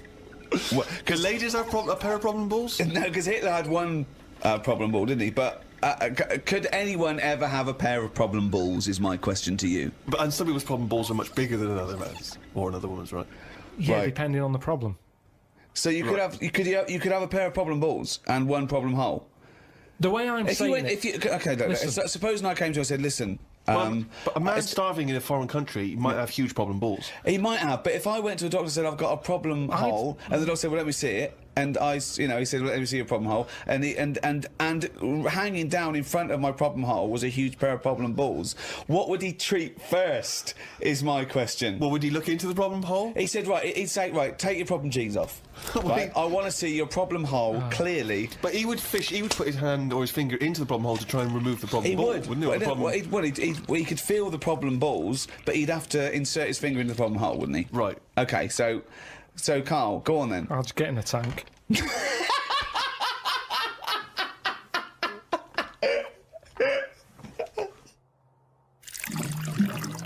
What do you do towards enjoying your life? I don't normally enjoy the thing when I'm doing it. It's after. It's like that holiday. When I What was do you on mean holiday. you don't enjoy the thing when you're doing it? It's after. What's an example of not enjoying the thing at the moment, but you do after? You didn't enjoy the holiday. Say but like the holiday. I've just So been you enjoyed away. coming off Hang on. holiday? What? I want to hear it. You enjoyed the holiday. You didn't enjoy the When I'm holiday. there, I had fleas biting me. Yeah. I had mosquitoes biting me. Yeah. There was a funny smell of damp in the bathroom. I was worrying, getting in the sea, thinking, is there stonefish in it? Right? Now, you've got all that going on. Yeah. When you get back, you forget about the damp smell. You forget Well, about you the haven't. fleas because the bites have gone. They're not as much of a problem. Yeah. So then your brain starts going, well, hang on, what did I enjoy? And you go, I enjoyed the dorada fish I had that I've never eaten. Yeah. That's an experience. At the time, I wasn't enjoying it because I'm thinking, when I get back, I'm going to have fleas on me again. Yeah. Now, when I get a menu given to me in a restaurant, Yeah. I go, right, what am I going to do here? Yeah. Right, well, when I came here, I thought I'd have some lamb chops. They've got lamb chops, great. Wonder how much to give you, because I quite fancy this pudding they've got. Right. Now, I have the lamb chops, it comes with extra veg. I eat it, I enjoy it. The pudding I wanted, it's gone out the window, I've got no room for it now. Yeah. But you enjoyed the lamb chops. You enjoyed that chops. You can only get packed so much. If you're enjoying all your life all the time, there's no point in regretting anything. That's just greed. No, but I was looking forward to the pudding. Well, you shouldn't have eaten all the veg. Yeah, but I was enjoying it at that point. But then you take the pleasure that you had at that point. No, because I wanted a pudding. Yeah, but But you didn't want to put in, or you've had to put in. No, because I would have had it for the sake of having it. and then it's Yeah, but ruined. I don't know what the whinge is there. You had a lovely meal, you had some lovely lamb chops, you enjoyed the hour. Because when I read that they had like profiteroles on there, I Yeah. thought I fancy a couple of them. Yeah, And the chance has gone. I'm probably not coming back to this restaurant now. yeah, but you haven't missed a chance. You had the chance, you didn't want to take it because you were full up with lovely lamb. It's What's not the like you problem? didn't. I had a spicy sausage in the Caribbean. Right. Now, the problem was, I was enjoying it, but I thought this is the spiciest sausage I've ever eaten. Right. Now, I could only enjoy that the next day night when I knew that it's gone through my body, there hasn't been a problem. So that was a nice sausage, I'd have one of them again. Right. That was a nice sausage! But then the next time, surely you'd be enjoying it, because you wouldn't have the trauma of the next night, because you'd lived through it, and now you're just enjoying But the the lovely problem- spiciness and the sausaginess of the spicy sausage. Yeah, but the problem is, once you've enjoyed something, it's very difficult to replace what you got from that spicy sausage the first time. Then why are you looking forward to having another one? Because let me tell you, Go on. Auntie Nora, I've told you she prepares all the food, right? She's got them all in bags in a freezer, Monday, Tuesday, Wednesday, Thursday, Friday. Right. Now, what she normally does, she makes a big pot of curry. Right. She goes, what I'll do, I'll pop that in the Monday bag and I'll pop it in the Thursday bag. It's the same curry. Now, she has it on the Monday. Yeah. She loves it. She thinks I got the mix just right there. The spices are good. The chicken was tasty. I'm looking forward to Thursday. I'm looking forward to Thursday. I can't wait for Thursday. Yeah. I'll call her up on the Thursday evening. I'll go, how was the curry that you had on Monday that you said you were having again on Thursday that you enjoyed? Didn't enjoy it. Why is that? Dunno. Just want the same. She was expecting too much. And that's the problem. If I had that spicy sausage again, he's never going to live up to it. So forget the spicy sausage. I've had it. I've experienced it. So you're if never someone another one? says, well, it depends. So do you have anything twice, ever? Maybe not. But this is insane, Carl, But because aside from you and your Auntie Norma and presumably all the other Pilkington clan, or all as weird as one another, why you phone her up and ask her what she's having for tea, I don't know. Yeah, that's one thing. What, and That that's shows not you only that- what it's that- happening on Monday, yeah. but what you're going to do on Thursday as well. I'll make a note of it in the Auntie Norma food diary. That's proof that you really aren't enjoying your life now. Exactly. To go, right, oh, fucking hell. what what else can do you say But to then other he's people? phoning her up again late on the Friday to find out how the Thursday curry went down. I know, exactly. Yeah. That's two calls that week. Unbelievable. Well, it's just Just good to- read her journal. Now, the question is it better to enjoy something once and not again than not at all? But you're an What do you idiot mean? because No, you're the that's only not person who choice. experiences this. That's not the choice. That's not the choice for normal people. You can either never enjoy summer or only enjoy it once. You can enjoy things loads of times. you can't. That's what a hobby is. A hobby is enjoying things over and over again. I haven't got a hobby ever. That's why. I've had loads of hobbies in the past. I did the dancing, I did the boxing, I did, what else have I done? That is it. I think that's what. But that's what I'm saying now, I soon get bored. And it's like how you enjoy, I love munchies, Yeah. but I always enjoy the last one more than... Well, that doesn't make sense. That goes totally counter to your argument. No, because it's from one packet. What? It's from one packet. What difference does that make? The first one's surely your favourite. So No, hold it's on. not. So if you were to have one munchie, right, okay, there's a munchie, mate. You'd No. go, I'm not going to take one unless I can have all of them, particularly the last one. But what Well, is? no, I'd like to have them all, please. What? No, you can't have them all. Don't be so greedy. Have one munchie. Have the first munchie. There But you I'm go. going to have one, and I'm going to get a taste for them, and I'll probably want another. Well, no, they're my munchies, though, aren't they? I'll Do you keep them then, forget it. Well, look, so you'd rather have no munchies than one munchie? I'll go and buy a packet. I'd prefer to go, do you know what? I fancy a packet of them. But why do you enjoy the Okay, then Why wait. do you enjoy the last munchie more than the first? Whereas you know you that's the enjoy the last first one. curry, but not the But second you know it's curry. the last one. Because I'm eating them all in one sitting. I'm not going, that's for Monday, that's for Tuesday, that's for Wednesday. I'm Right. talking about a packet of munchies. Right. I eat them. There's probably about 12 in a packet. Okay. I shove the first 4 in without even thinking what I'm eating. You shoved the first 4 in! Without even Right. thinking about what I'm Right. eating. Now, then when you're getting towards the end, you make them last more. You might bite the top off them. You look what's inside them. You go, I'm liking this. But Now, hold that on, last what, one- every time? What, every time you buy a packet of munchies? Yeah. Yeah. So, hold on, though. You must enjoy a packet of munchies regularly, then? Not as often as you think. They have Well, an I don't offer know. on them. Well, No it's not opinion. as I think. I don't know. So tell me how often you enjoy a packet of munchies. Normally after sort of maybe once a month. So, every month, you look forward to a lovely packet of munchies. And the same experience. Yeah, You but like at the first end, one. I like the last one. The only thing you know you enjoy, look forward to enjoy, and it fulfills all those expectations is a fucking packet of munchies once a month. Fuck me. Next week, then, we'll do all our favourite songs of the year, shall we? No, I think it's got to be 2 weeks' time. Oh, 2 weeks, is it? Yeah, do I'm the away Christmas. next week as well. What do you mean you're away next week? What are you doing? Zoe Ball show? I'm going up north again. Why? So Claire's going to be here with you. Okay. Yeah, at least What are you doing up north? she does her job. Just Suzanne's dad's birthday. So I bet he's a party animal. I've read that they really kick off, don't they? Is it? Yeah. When you gonna be raving? can't concentrate now. Oh, well, he's all stressed because the lady from MTV's here. She's going to film his little face. So the things he said in the week, he was so worried. He's got worried about the spot on his head. That won't come out. Just you got your best side. It's on that side. That's all right. Yeah, the camera's out. Look, he's getting nervous now. Okay, Carl, ignore the camera. Okay, just ignore the camera. Okay. Now, me and Steve have done our research for you, and we've got 2 amazing things to tell you. What should I tell them first, about the baby or the... Well, they're crab? both equally fascinating, so you choose. I'll tell you the crab thing first, right? Steve actually saw this thing in the Guardian of the Week, about our research thing, and then we looked it up, we looked into it on Friday, and it is incredible. Right, listen to this. There's a thing in a bay in, New England, right, where it's like the biggest, they make silicon chips and stuff for computers, right? And because of the data protection thing, after they've done them, because they have to destroy the plates, right, where the information's sort of put onto them, but there's still flakes of silicon. They sort of grind it down straight away, and some of the flakes got into the bay, okay, but some of the information's still on even the slight granules of silicon. Anyway, gets in the water, and silicon is rather like a carbon derivative. They reckon if there'd been life on another planet that wasn't carbon-based, it'd be silicon-based. Because that's simple sugars and it's just COH and that, and it can work with silicon, right? Anyway, the crabs have been taken up, it's still in the water, and they looked out on the beach, and, over years, the crabs have started, sort of putting themselves in formations, like geometric format, and they couldn't work out why they were doing this. And, when they put them in the experiment, they sort of like chopped them up, and they found they'd taken on silicon. And it had sort of got into their brain, and they were downloading information.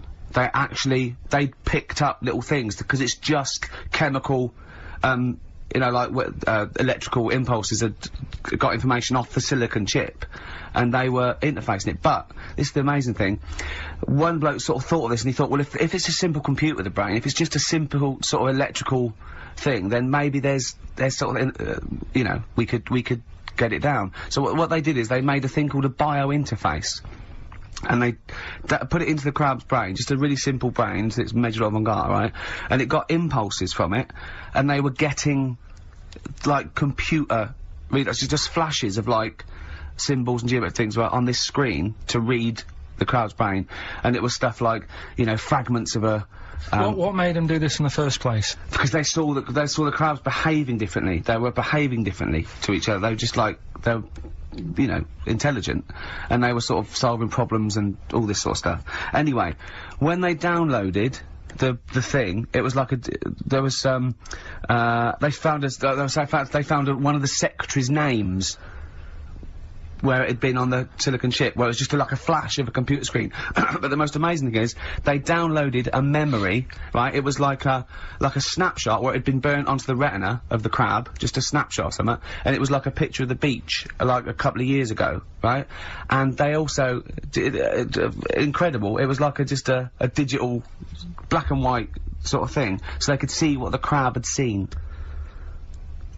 Amazing. Jeez. Amazing. So intelligent crabs. what are they doing with them now, then? Super brain. Well, they think, this is the upshot, they think they could use it as spy crabs, because they could get these crabs. Also, the other thing is, as generations went on, right, so they put a crab in the sea or something, right, lots of crabs in, and then as generations went on, a newborn crab, they downloaded the memory, and it had the memories of its great all together. It had every memory that any crab had been related to it beforehand.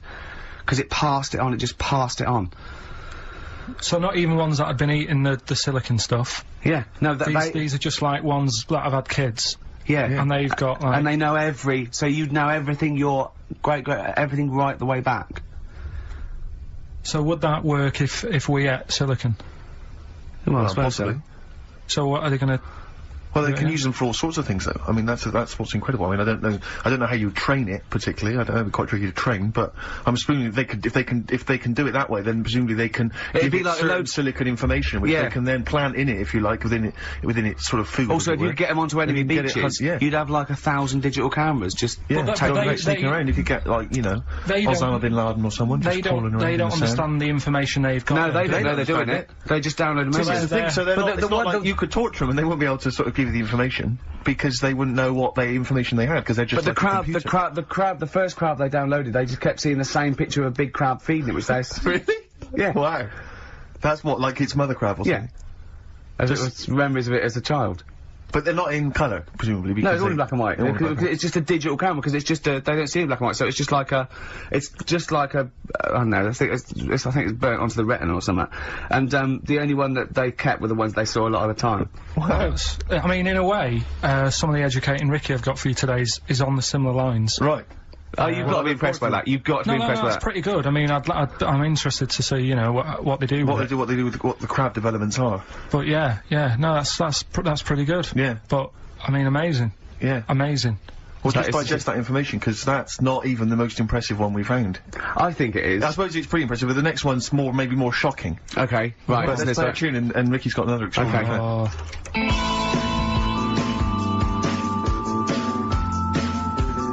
Cure, Love Song, classic on XFM. So that's the crabs that you can download their memories. But what about other animals that are in the sea, in that same sea, eating the stuff? Have they tested them yet? I don't know. I think they just took it on because their biology, something to do with, I presume they could take up minerals and, I don't know why.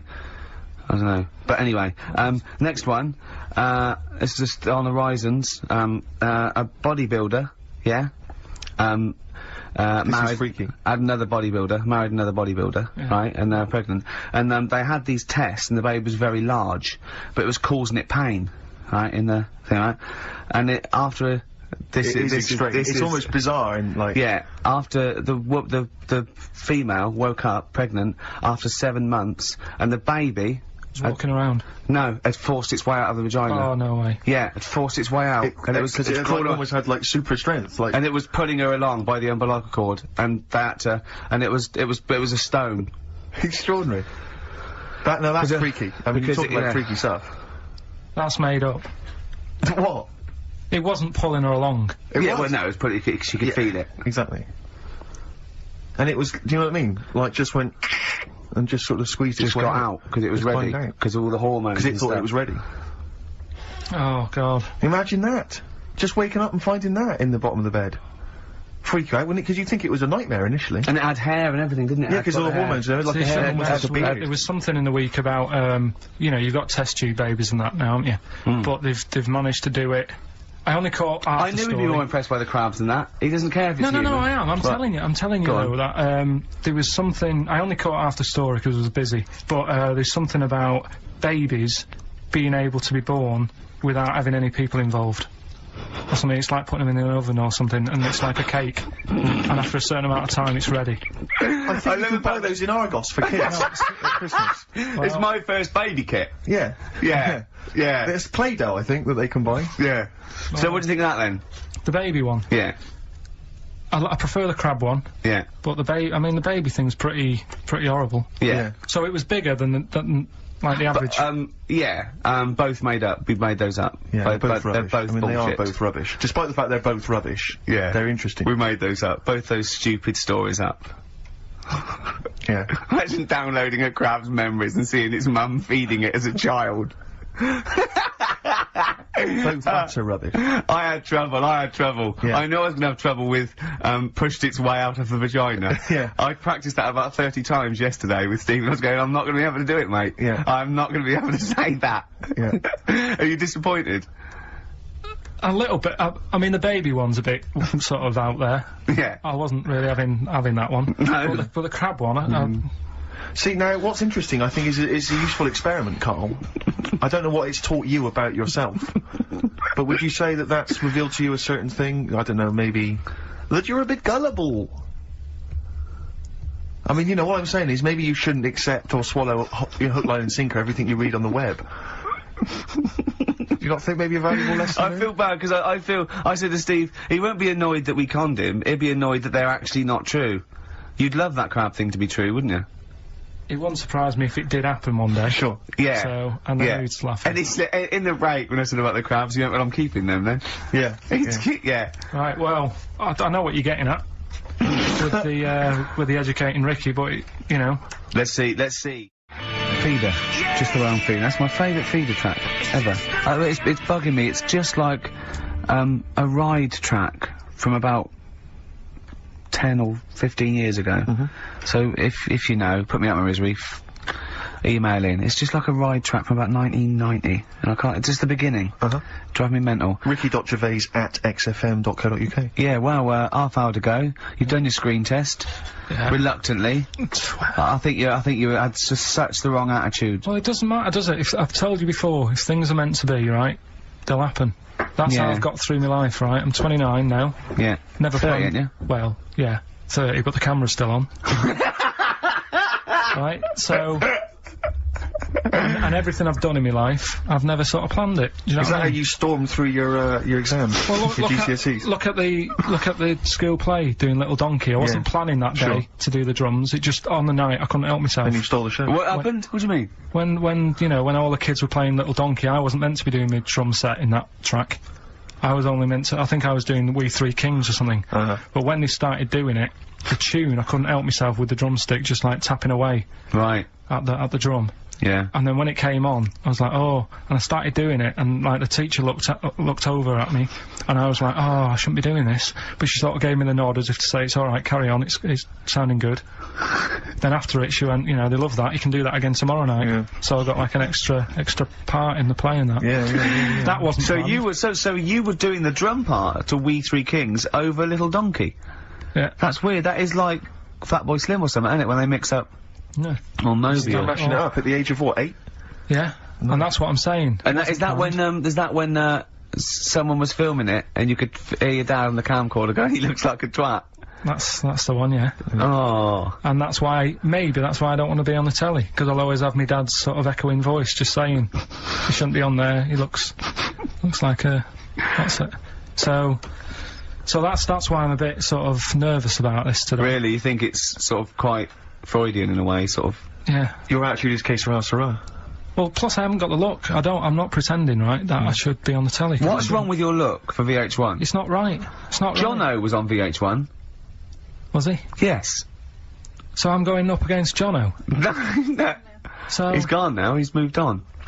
Yeah, there you go, you see, another one who they gave a chance to, and then he was like, you know, yeah, I can do that. It's built up, right? They built him up, you can do that as a job, and then they knocked him down. And he probably started eating. Well, I don't think you can knock Jono down. He started eating! Look at him now. Yeah. Right, so that's what I'm saying. So if it's meant to be, right, whoever's going to watch this tape, you know, thanks for the offer and that. But, you know, time will tell. Very wise. So, there you go. And I tell you what, actually, on. it's a bit funny, because we're looking on the web in the week at different sayings, and, do you know the saying... A round head does not an MTV presenter make. Yeah, no, what's that saying? Spark in the pan or something? Eh? Flash in the pan? Flash in the pan? Yeah. Do you know that saying? Yeah. That's a bit like what could happen to me, innit? Do you know what I mean? There I am trying to do my normal job, right? And then you bring me in here on a Saturday, next thing everyone's after me. Yeah. And then it doesn't work out, and I'm dropped. Yeah. And that saying flash in a pan, do you know how it came about? No. Do you know like how years ago they used to dig for gold? Gold. Yeah. Yeah. And they had like a little pan, Yeah. and they'd put the soil in, and they'd rub the soil. Yeah, and it's shone in the sun. Now and again, it shone in the sun, and they get all excited, and were like, oh, brilliant, some gold. And then they realised it was just the sun flashing in the pan. Yeah. And that's, do you know what I mean? Yeah. So again, that's a bit weird how I saw that saying in the week. Almost like a little thing saying, don't be getting carried away. Omen? So, well, makes you wonder. But anyway. Not really. So, tell you things that make you wonder. You saw Darren Brown, what did he do? Darren Brown. He's no, extraordinary. Yeah, I told him, but it's a, You should a lot of people don't realise who Darren Brown is, and he's, I think, the best illusionist in the country. We went to, Jonathan Ross's house, for his birthday. I didn't. No, me and Jane, and we went there, right, and there was lots of people there, and, Darren Brown was there. Jonathan got Darren Brown to, and it was incredible. He did all these tricks, right? I mean, incredible. It was just amazing. And he did one, with a bloke who was there, a friend of Jonathan's, I think his name was, Ray, and, he got him to give the pack. He said, count the cards, and he counted out 52 cards. Yeah? He went, think of any card in that pack. He didn't touch it yet. He's counted 52. It was in his hand. He said, think of any card. He said, what was it? He said, 3 of spades or something. He went, find it in the pack. Couldn't find it. He said, count the cards. There was 51. Right, and he couldn't find the card, and he had no idea. And we forgot about it. He went, oh, that's gone wrong, and he forgot about it. And he kept, so he was going, I wonder where that card is, and he kept looking at it, and I found out that about a week ago, Ray went into hospital with appendicitis. Yeah? And the surgeon, so there was something crumpled up, there was a thing, and it was a card. It was the card that was in his thing causing appendicitis, and when he came out of surgery, there was a card from Darren Brown saying, was that your card? That's amazing, don't you think? I mean, that's like incredible. Thing and then a crab went, I know what it is. It's a 5 of spades. It's another wind-up. Yeah. Yeah, well, see, I'm not going to believe anything anymore. But that's so if I ever... You've learned a lesson! Yeah, but say if all this goes wrong now, right? Cry wolf and all that. Yeah. Imagine I get dropped by MTV. You haven't been asked yet. Yeah, well, whatever. Right, they're short on firemen because they're always going on strike. I answer the phone, it's you saying my house is on fire. I don't know what you're talking about now, Carl. I don't know what he's talking about now. I think somewhere along the line there, Carl has been recruited by the fire brigade. Did you leave that bit out in the story? Start again. Yeah, right, that's what I'm saying. Because I just wound you up about crabs, babies pushing their way out of vaginas, and Darren Brown causing appendicitis. Right, yeah. Little, what's the saying about, little acorns don't gather any grounds. Crying wolf. You can take a fish to water and you can't make it swim. Well, do you know that saying?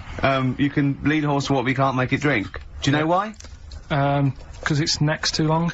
No, what? It's got an awkward neck. I don't know. That's correct. That is correct. Right, anyway, we've still got to come. Right, it's been bad today. I'm going to apologise to people listening today, because you might I haven't been focused. Do you know, have you heard the thing that Rolling Stone gathers no moss? You aware of that? Yeah. Do you know where that's from? Where it's from? In Woodstock, right, the band used to go out and get this sort of like moss that used to grow there, and it was sort of like slightly hallucinogenic, right? And they used to come back and they used to all go out, everyone was out there, mamas and papas were doing it, the Doors, they all came back. But Mick Jagger and Keith Richards would never do it. But they'd smoke other people's. Yeah. A Rolling Stone never gathers his own moss. That was what it... seriously, Carl! Right, that's so we've still got to come. Rockbusters. Have you heard the saying, a fish in time saves 9? The clues were... Have you heard that? That'll never get off the ground. LZ. You've got... Have you heard that saying, out of the frying pan into the saucepan? You've also got... Carl. I'm trying to hold it together now. Well, yeah, no, we're trying to teach you something, Carl. Yeah, but you're not. Why? Because at least my stuff that I tell you, if you went into a pub and told someone... What? There was a blind girl, she hit her head, she could see. What's that? Well, just don't get down if your eyes are bad. Right, we've... No, go around headbutting things. Oh, Carl, come on. Yeah. And he's asking that, he's got a question there. What? Can Carl get rid of slugs? I don't know what that means. I'm almost certain he can. Just so well done to, if he's been listening, if he was listening a few months ago, he would have known how to. Go on. Because I told you what slugs like. What? Getting in letterboxes. How does that get rid of them? Put some stamps in your garden. They like, they like stamp glue.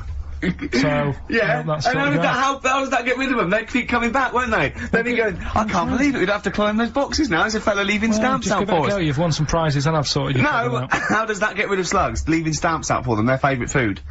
Because it's like planting a load of lettuces, they love that. Well, it depends where he's got them, I thought he meant he's got them in his house. Okay. So, to put stamps on the outside, they go, there's loads of stamps out here, lads, let's leave this house. Right, so... Let's get out of this house. This is what I'm thinking, right? Because we can, if you're not happy with Rockbusters, if we add a little bit to it, and they love the bit I've added, then we can slowly fade it out without them knowing. That's it. Do 2 of your Rockbusters and one of these. Right? I think Come it's on the in, prizes, Carl. They're the prizes. Well, let's do the Let's prizes. quickly go through them then. Yeah. Alright, what have we got here? Let's speed this up because I'm Sort dropping that off out. now. Yeah, I think I'm already it's pretty either warm in here or this isn't the most scintillating conversation we've ever had. Okay, firstly, there's a CD here. It's tracks that were sampled by various artists, including Jay-Z, Happy Mondays, and so on. It's the original versions. That might be quite good fun. I Sure. Love You. We see it's a number of love songs. Yeah. You've got Blue featuring Elton John on there. Yeah. Chicago. Yeah. Nat King Cole. Yeah. Some greats there, I'm sure. Yeah. Retro Dance Masters. Oh, yeah. That's another CD. Dance tracks, Yeah. obviously, on there. Oh, it's still knocking about. The Best Air Guitar Volume 2. Sure. Rubbish. This is quite good, though. It's Paul Whitehouse's TV show Happiness. That's the first series on DVD. We've also got Stephen Polyakoff's The Lost Prince. You can have that in your collection. Probably never watch it, but it might look like you're slightly classy and arty. And Is it subtitles? the best one-hit wonders album in the world ever. You got stuff on there like Nena, 99 Red Balloons, Yeah. and M's Pop Music. So not Right. that bad a selection actually this week. He's cut out some of the chaff. Yeah, okay. So right, here we go. then. Rockbusters. Rockbusters, first one. We'll do 2 of these, and I'll play something in a minute. Right, first one. The Australian picks 2 blokes. What? The Australian picks 2 blokes. The Australian picks 2 blokes. The initial. Yeah, the initial E, right? And the second one, that builder's a I've bit, got that already. It's annoying. that builder is a bit cute. He's a bit cute. Yeah, All right. and that's BT. BT. BT. That builder's a bit cute. Yeah, and the Australian picks 2 blokes E. And then what I'm going to do now is play some sound effects that make up a song, and you've got to guess what the song is. Go on then, right? just do it and Song then a is shot on short. the Here we go, stomach. here we go.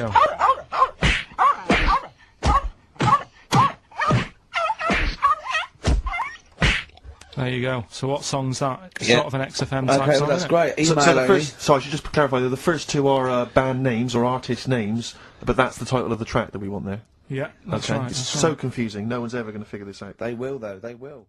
All right. First one was the Australian picks 2 blokes. The initial was E. The answer there, Eminem. Eminem. All right. The second one, that builder is a bit cute. The initials there were BT. That was Bonnie Tyler. And then we introduced a new bit to the show. That song sounds alright. These were the effects you heard.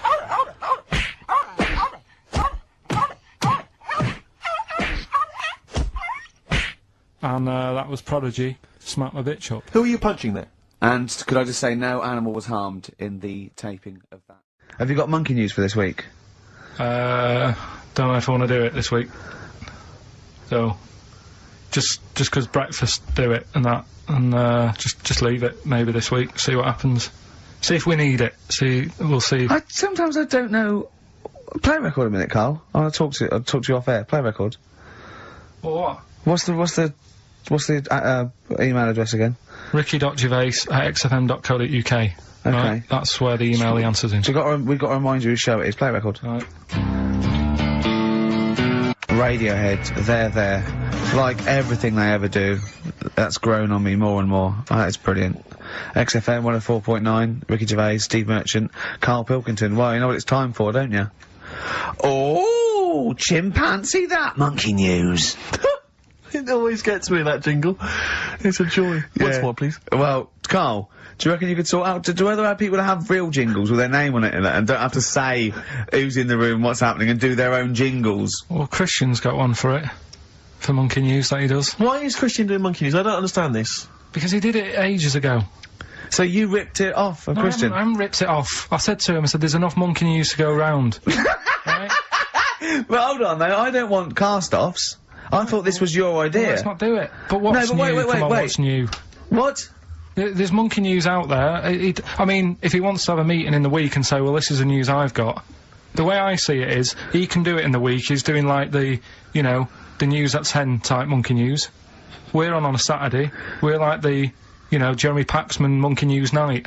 We look at stuff more in depth. Well, you very much get right? behind the monkey news, it's true. Yeah. You sort of interpret it. You give it your own spin. You're the man behind the monkey behind the news. I mean, I know that. Yeah. But ours isn't called monkey news anyway. It's sort of generic term like the news, but ours is called chimpanzee that, isn't it? Yeah, but he's seen a bit of Monkey News in it. So are we doing it or not? Well, I've got no reason to stop doing Monkey News. He probably played Radiohead as well. Well, Should we not do that? I said that David Attenborough did Monkey News before all of us. Do you know what I mean? But I personally don't listen to Christian because I don't get up that early. So, you know, I'm missing out on a lot of Monkey News. I mean, I'm saying I don't listen to it because I don't get up that early. I'm not saying it's a bad show. My point is this. There's a lot of people I imagine who don't listen to Monkey News in the week. Perhaps they miss it or they're busy. It's nice to have a little kind of omnibus Monkey News at the weekend with Karl Pilkington. So that's what this is. So we're doing it then? Let's play the jingle. Oh, chimpanzee that Monkey News night. Excellent. Good. So we'll sort of get some monkey experts on maybe next week to dissect it. Right. You ready? Yeah. Right. There's this monkey. Right? Oh yeah. It's called Jack. Yeah. Right. I got pally with this bloke who worked in a railway station. How? Pen pals? I don't know. I didn't say all that. I'm just telling you. I'm shortening it. On the internet. So, anyway, he's helping him out all the time. It's this fella's job, right, to, sort of make sure it's safe for the trains to come in, that sort of thing, right? But he's always working on his own, so he's got his mate Jack in with him, right? This little monkey. Yeah. And, you know, they're having a good time. They share lunch together and stuff like that. Anyway, it gets to a point when the fella whose job it is, right, starts getting old. And Jack, the monkey, starts getting more involved. Presumably this is a chimpanzee as opposed to a monkey, you mean? When you say monkey, it's generic term, you mean chimp usually, don't you? Yeah. Go on then. So, you know, he's clocking the fella doing his job and he's thinking, I can do this, right, the monkey. I love it. Yeah. He's helping out, he's, pulling down the levers and stuff, so the train's sort of coming on the right lines. Sure, yeah. He's clocking it, he sticks his head out the little window, see the trains coming and that. I hope British Rand are listening. Yeah. Right? In the end... Oh, yeah. The fella whose job it is, he lost a leg for some reason, couldn't work anymore. Lovely. Gave Jack the job. Yes. Right. Okay. The railway company are happy with that. I'm sure they interviewed a number of people, but he was the best monkey for the job. And that's good, isn't it? Well, it's not true. Right, once again. Well, it's not true. Don't hand Steve a piece of paper that someone put on the internet who is probably a bigger mentalist than you. That's not proof. It's not true. At no point did a railway company give a chimpanzee the job of signalman. It was ages ago. What? Steve, when was it? It was before trains, probably. Well, it's in the 1880s. Yeah. According to this piece of paper, which is what you've based your Monkey News on. Now, of course, I think ITN and a lot of the news channels, they tend to get lots of independent confirmation of their news before they give it out as fact. But you've got an email from someone, so let's assume that's real. It says, for this, Jack was officially put on the railway payroll, earning 2 cents per day and have half a bottle of beer on Saturday. That's what we pay you, isn't it, Carl? He doesn't even get the beer. Oh, dear, he's not allowed to drink, are you? Someone emailed in, actually, and said, Carl, some years ago, did you die? And they took your face and transplanted it onto that of a chimpanzee. It would make a lot of sense. I've never seen you. He always has, t-shirts right done up and long sleeved. I bet he's hairy under there. Yeah. I bet you are hairy, because you have to shave right up to your eyes. You're one of them, aren't you? And I can see the growth, and it comes out the top there. Are you really hairy underneath? Pretty hairy. Are you really? Well, what's up with that? You're a humanzee, aren't you?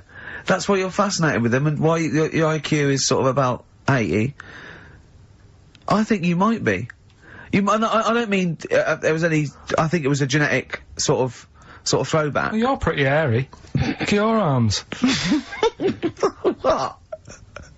Just look, give me that banana and shut up. Play a record. That's mine. Elbow. All right. Fallen Angel on XFM 104.9. Well, we're back. I'm Ricky Gervais, with me Steve Merchant and Karl Pilkington. Karl's all a little bit, I don't know, he's a bit frustrated, he's sort of a bit sweaty and fed up today, aren't you, because of the heat? It's too much though, isn't it? He was taken out, he was sort of wanted to fight. You know, he doesn't usually like to fight. I sort of like lead on him and try and rub his head. Yeah. But today he was sort of leading it, he was sort of like getting a little bit... if I didn't know better, I'd have said it was sexual frustration. Well, I was watching, Rick, if you don't mind me saying, I was watching, not in that way, just to watch. It was sort of like he was going, oh, I want to hit you, and I was thinking, does he want to hit me, or does he want to do something else to me? Exactly. What were your thoughts, Karl? Exactly. I mean, I saw him sort of wrestling with you on the floor, and you clearly weren't enjoying it, but he was really Yeah, what was that going on? What's the change? Why are you suddenly sort of... Well, what are you trying to say? No, I'm not. I'm just saying it was weird that you suddenly. It was like you were. Oh, You're saying a bit, sort of a bit gay. No. Is that what you're saying? No, but what was? Suzanne accused me of that in the week. Why? So being a bit gay. She said, I'm sure you're gay. Why? Just because I was moaning about stuff. She said, oh, you're a drama queen.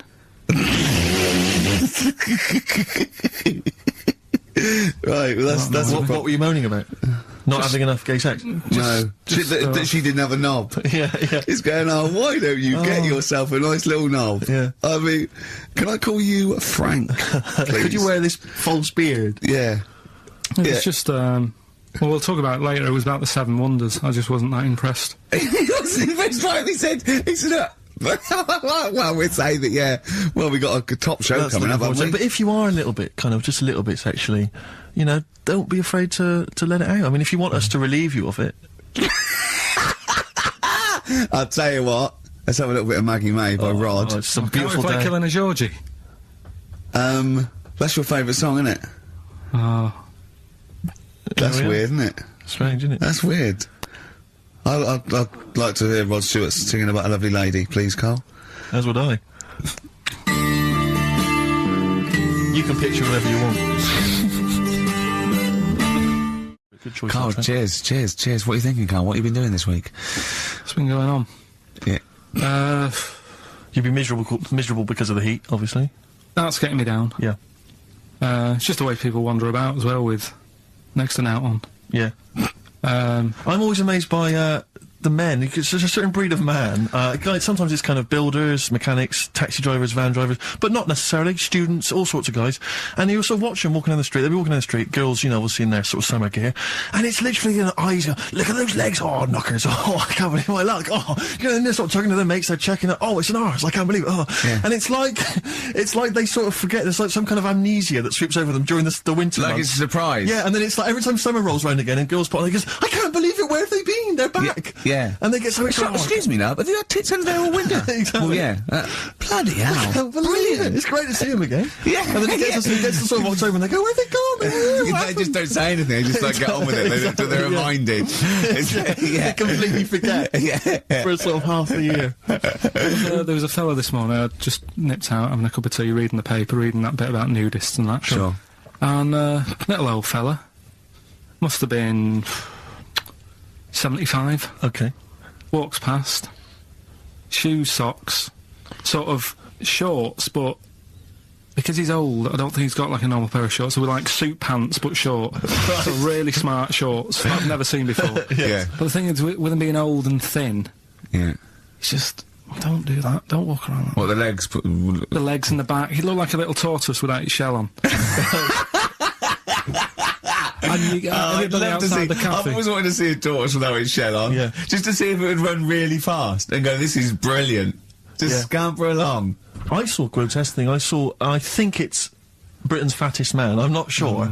He was huge. I mean, I don't wish him any ill, but so big, it was ludicrous. He was waddling down Oxford Street, and he was, I mean, genuinely, you know, I'm not a big fan of, you know, ginormous people. Rick Waller, for instance, turns my stomach. This guy was twice as big. He was extraordinary, and he sat down on a big bench and literally took up the whole space. And he reached into his bag, he's having his lunch, and he was eating an apple. And I really felt like I wanted to slap him on the back and go, it's a bit late for that, mate. Well, it's probably starting now. He's probably starting thinking that I'm going to make a change. And imagine if you'd have said that. Yeah. And it'd have been awful, wouldn't it? Yeah. He cut it in half, put it between 2 slices of chocolate. Yeah. I mean, I don't know how you get that And waited big. for a pig to come past, Yeah. shoved it in his mouth. Exactly. Just swallowed it whole. I don't know how he gets that big. And it was like he'd come out to sort of soak up some of the sun. You know. Well, you look better with a tan. I suppose so. Yeah. Yeah. Was he wearing loose black clothes? He was, of course he was wearing That loose works black up to a point. clothes. Yeah. And then, you know, it's not fooling Was anyone. it vertical stripes? Yeah, To make it look yeah. thinner. Just people just walk past and think it's night. Yeah. That's So, Carl.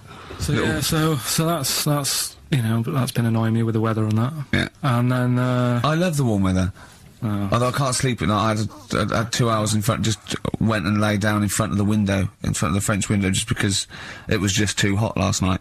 But if I can sleep, I love hot weather. I love walking around when it's sunny. It's better for you. People are usually happier in hot weather. The sun is good for you. I mean, it has been hot. I mean, it's 100 degrees. It's probably too hot to work, but... Mental, I can't think straight and stuff. You know your little That's baldy head, isn't it bad for it? Because it just... Doesn't it get you... make your brain a little bit hot? Well, I mean, I'm just got my head on show. What about the nudists? Worry about them before you worry about me. Right? But no, another thing that happened in the week, you know, I've just had builders round, sorting the kitchen out. Yeah, sure. So virtually skint. But another problem happens. Boiler starts playing up. Right. Right. So, and you gotta have a shower in this weather. You gotta be able to have a shower and that and freshen up and what have you. Well, I have a shower every day anyway. I mean, 2 sometimes, but yeah. Yeah, but if you haven't got any hot water, you can't, can you? Right? Cold shower's alright, isn't it? Go on. So anyway, fella comes round. Yeah. 90 quid. 90 quid. 90 quid. All he did, turns up, says, oh, yeah. Just bang it. Just 90 quid. Bang the boiler. That's 90 quid. Last time I banged a boiler, it cost me 90 quid. And there was a lot of leakage then. So I you know... I understand where you're coming from. Yeah. I do sympathise. But do you know, like, I catch them out as well. Do you know, like, you know, I know they're up to no good and stuff. They don't earn the money. Sure. And he was in the bathroom, so I sort of creep up and I try and stick my head round the door to see what he's up to. When they bloke in the bathroom? Right. That's weird, isn't it? So you creep up to a man in the bathroom and put your head round without seeing you? Go on, though. Fair enough. Right, do you want to go over what happened that time when we were in the pub and I go to the toilet and you're trying to get in? What happened? Is that normal? Go on, what happened? Go on, I'm not ashamed. What happened? Go on, say it. Say it. What happened? Well, don't start a story and then don't finish it. Or we'll do it later. Tell us now. He was in the cubicle, and he got in the cubicle to have a piss to avoid me annoying him, right? So what I did, I got some of that liquid soap, and I just put it over and squirted on him, and he came out going, look, it looks like someone's just effing jizzed on me. I've got effing jizz on me back. I had to walk through Soho without me back. I was walking to Soho, when was it we had to go to the, when we went to the Ivy with those people? Wednesday. Something like that, yeah. We had a business meeting, right? And, we were walking out the Ivy, it was about 11:30, and I was going down Old Compton Street, and as I got to just going past Mamma Mia, something hit me on the shoulder. I looked down, and obviously it was bird shit, but just for a split second, I thought it looked like jizz, and I just thought, oh God, because no, and I sort of wiped it off, and I thought, right, I got to wash my hands and like get in. It obviously wasn't jizz. It was pigeon shit or something, right? But I had this pamphlet once when I was at ULU. Terence Higgins Trust left this pamphlet, and it was all stuff like safe sex, and it was stuff like. Honestly, I swear, it said things like, you don't have to have full anal intercourse. It said you can do lots of other things with your lover, like... It said, like come into some fruit, e.g. a melon. It says, with friends, just come on the back of one of them, right? And then this is the bit that made me think, and I thought, oh my God, when I looked down sort of my shoulder, it says, come out of a window! Yeah, on any passing celebrity. Oh God! Oh, I'll get that pamphlet. If anyone's got that pamphlet, it was brilliant. So, yeah. Good, right, well, let's play a record. Do you reckon Noel Edmonds did stuff like this on his show? He's back. Oh dear. Oh. Darkness, growing on me, XFM 104.9. I'm Ricky Gervais, with me Steve Merchant and Karl Pilkington. I lost him, didn't I, in a little conversation Yeah, there. you were talking about quantum physics, to be fair. Yeah, I was just explaining what a black hole was, because we were talking about that as well last night. And just halfway through, he just went, yeah. Put his headphones on. Yeah. Brilliant. Yeah. Oh, it's the thing about Karl is he speaks with such authority about things that he thinks he knows about. Monkeys. And when you try to explain to him about stuff, you know, he goes, no, of course ghosts exist. And you try to explain to him why it's conceivable they don't. No. He can't be bothered with that. Yeah, you did all your learning at about 12, didn't you? Yeah, but I'm still picking bits up now. Said without irony. Oh, brilliant. What have you learned recently? Anything interesting recently you've learned? Darwin. That's why I was asking you about him. Right. Yeah, Darwin. We know what you did, didn't you? I don't know what he did. I just read the other day that they've got a treatment for whatever illness he had. I thought that was a bit late. Can you imagine that, saying that to his family? What did Darwin do? I don't know. You were just trying to explain it to me, but I'm busy doing stuff, aren't I? I can't take it all in whilst I'm sorting the ads out, putting CDs in. You know what I mean? Ticking off the knob news. No, but he formulated the theory of evolution based on natural selection. Yeah, but wait, though. Do you think that's good? Do you think that's well done? You're impressed with that? Because you're not impressed with things like, you famously said, Newton, so it said gravity, but it was already there. If we'd have been floating around, it'd been a problem, but we weren't, so keep out of it. That's what you said. You said Einstein. I've never used EMC squared in my life, but the bloke who invented the video recorder, I watch one a week. So I wonder if you're impressed by Darwin formulating, I think, the most important scientific theory since Newton's laws. Has it made a difference? Or whatever he said, would it have happened anyway? You can't do that. You're not allowed to say that. You can't say, oh, well done, I'd have found it eventually anyway. You can't do that. You've got to give people their due, do you know what I mean? But now it's difficult to find stuff because there's less to find out now. It's not a competition. But on what scale? On what scale are you looking at? Why do you mean there's less to find out? Well, no, I mean, they're bringing stuff out that... Do you know what I mean? It's just... The iPod. Well, yeah. Sure. Didn't see the point in that, No. the iPod. Do you know, he actually listed the 3 songs he'd ever want to carry around with him. I can't remember what they were. What are the 3 What songs was it? you'd put on Killing a your iPod? Georgie. Killing Georgie, yeah. Yeah, what else? Probably have Elvis in the Ghetto, Right. Yeah. Moving. Living in the City, Stevie. Do you know what I like? Do you know why that? Because that's like a little film to him. Yeah. That's 3 songs where there's a little story. He knows the ending. Yeah. But it's someone singing it to him. A little... Just put them on it. How many songs can it hold? Well, 7,500. 7,500. Put that on 7,500 times. Sure. Well, you don't need to, do you? I mean, that is like that joke. The wish. Imagine putting on 7,500. You know that joke about you got 3 wishes. It says a never-ending bottle of Guinness, and you go second wish, you gotta have 2 more of these. Yeah. You don't need to put them on 7,500 times, do you? No, you don't have to. Never mind, Carl. Never mind. This is on XFM 104.9 Holiday Song. You're talking about people coming round and just banging the boiler and charging 90 quid. I think it was last Christmas. We had a dripping tap, right? And it started off just dripping a little bit, and then after a cut, I thought, we'd get that sorted out. And we couldn't actually turn the tap. It was just solid where the washer had gone.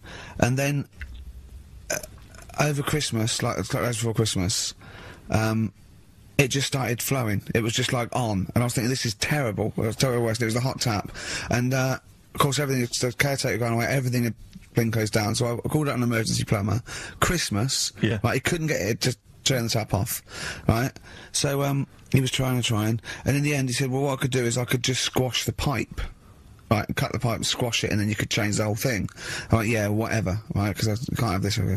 So, he said, I've got to go to the van, and he got this tool, came up to squash the pipe. He was only a young lad, right? Wasn't strong enough.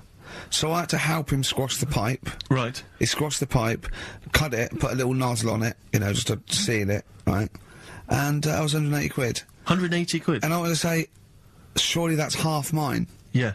I helped it, and I was sort of being sarcastic. Well, Johnny was there, I was going, how much was that tool? He went, it was only about 9 quid. I went, it pays for itself, innit? Yeah. And I was going, could I get one of them? He was going, yeah, get them anywhere. Obviously, Yeah. didn't. And then he went, I wrote a cheque for 180 quid, and he went, oh, I didn't charge you for the nozzle on the end. I went, no. He went, I said, how much is that then? He said, £2.50. I said, I'll give you cash for that. £2.50. £182.50. So he hadn't even really sorted the problem out. But what can you do? What can you do? He wasn't ripping me off. That's the prices. Yeah. He's not going to go, I'll tell you what, mate, because you helped me, call it quits. Yeah. Just buy me lunch. It's Yeah. not going to happen. Yeah. My mate was locked out of his flat once, and he went out and shut the door behind him, and that was it. And he'd looked through a letterbox, and he could see his keys, right? Phoned a locksmith, says, look, can you come round? I can see my keys, right? I just have to go out. And he went, well, yeah, but that doesn't matter. He said, I'm going to try it. It's 90 quid. And he went, 90 quid? He went, but I can see the keys. He went, yeah, I can get them for you. And he went, and my mate said, you're going to come round, you're going to charge me 90 quid, and you're going to scoop my keys up with a bent coat hanger. And the locksmith said, have you got a bent coat hanger, mate? It's brilliant. But it's a fair point, isn't it? It you know is what a I valid mean? point, that's it. And what can you do? Yeah. I'd have gone, ha, thanks for the expert advice, and then asked the neighbour for a bent coat hanger. And they went, well, we'll call it 100 quid. Yeah. But that's more expensive than the locksmith. Well, yeah, because you're going to illegal traders. Exactly. We've got no licence. Yeah. We got to pay a little bit more in case we get fined. Exactly. But that's what was going on when, you know, the fellow was round the other day fixing the boiler in the bathroom. Just wanted to make sure that he was working on it, because it all went quiet in there. He had the door shut. I'm trying to have a little quick sort of peep, seeing if he's doing anything. And I push the door. The It's way like, this sounds. but just pushing the door slowly, and he's going, "Don't come in." I was like, "What are you doing?" Well, what was he doing? Dunno. But then he's like, 3 down. Probably doing a crossword again. That's what annoys me. The way that, you know, it's all secret. You're not coming in, and you hear the odd bang now and again. He's probably sat there, crossword, 3 down, giving it the old. Just now and again. With his foot. Just annoying. Yeah. How much did he charge you? 90 quid? It's just under 90 quid. Yeah. Yeah. And all he said was, you know, give it a bang. If you don't work again, give it a bang. What does that mean? Is that an air block? And they just like, what's it? I don't know. It's not that complicated. You wouldn't think a boiler's that complicated. It's not like understanding, you know, how a fast breeder works or a computer. It's a big lump of metal without water in it. How can we not know how that... Yeah. We were discussing yesterday, me and Glenn were trying to work out how a fridge works. Right. It's pretty cool. Magic? It is. The magic comes down the electricals into the frozen peas. That's what I thought. Yeah. Yeah. Can't still... I know it's something to do with the hydrofluorocarbons can exist at much lower temperatures without freezing. So when they enter the fridge, sort of under pressure, as they flow round, because the pressure goes down, they take energy from the It's perhaps a discussion to have in the pub, but not on the air. I still can't figure out. I've never quite understood how a plane stays in the air. It always unnerves me when I'm in a plane. Turning a tap on, getting water. Basically gonna go. Carl goes walking. Yeah. Yeah. Here's a bit of science for you. Go on. Right. Read the other day. Yeah. If you dug a big hole, right, Oh, God. started digging, say in, wherever, the Trafalgar Square, right? Yeah. You dig a big hole and you keep digging. Yeah. And you go right through the earth. Right. Out to the other side. Yeah. So you're somewhere in Australia or something, right? Yeah. And then you go back to, come back to London. Right. Stand next to the hole, jump in it. Apparently, you can jump through the world in 42 minutes.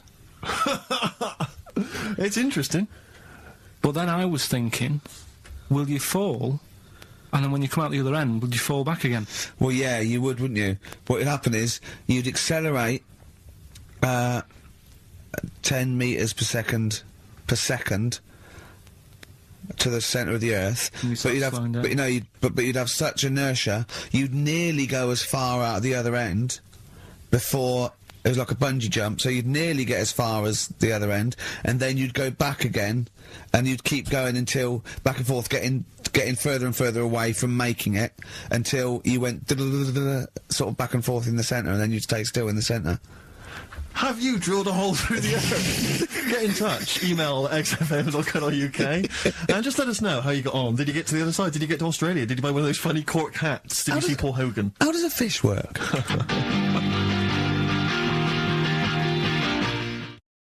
But anyway, the paper round one.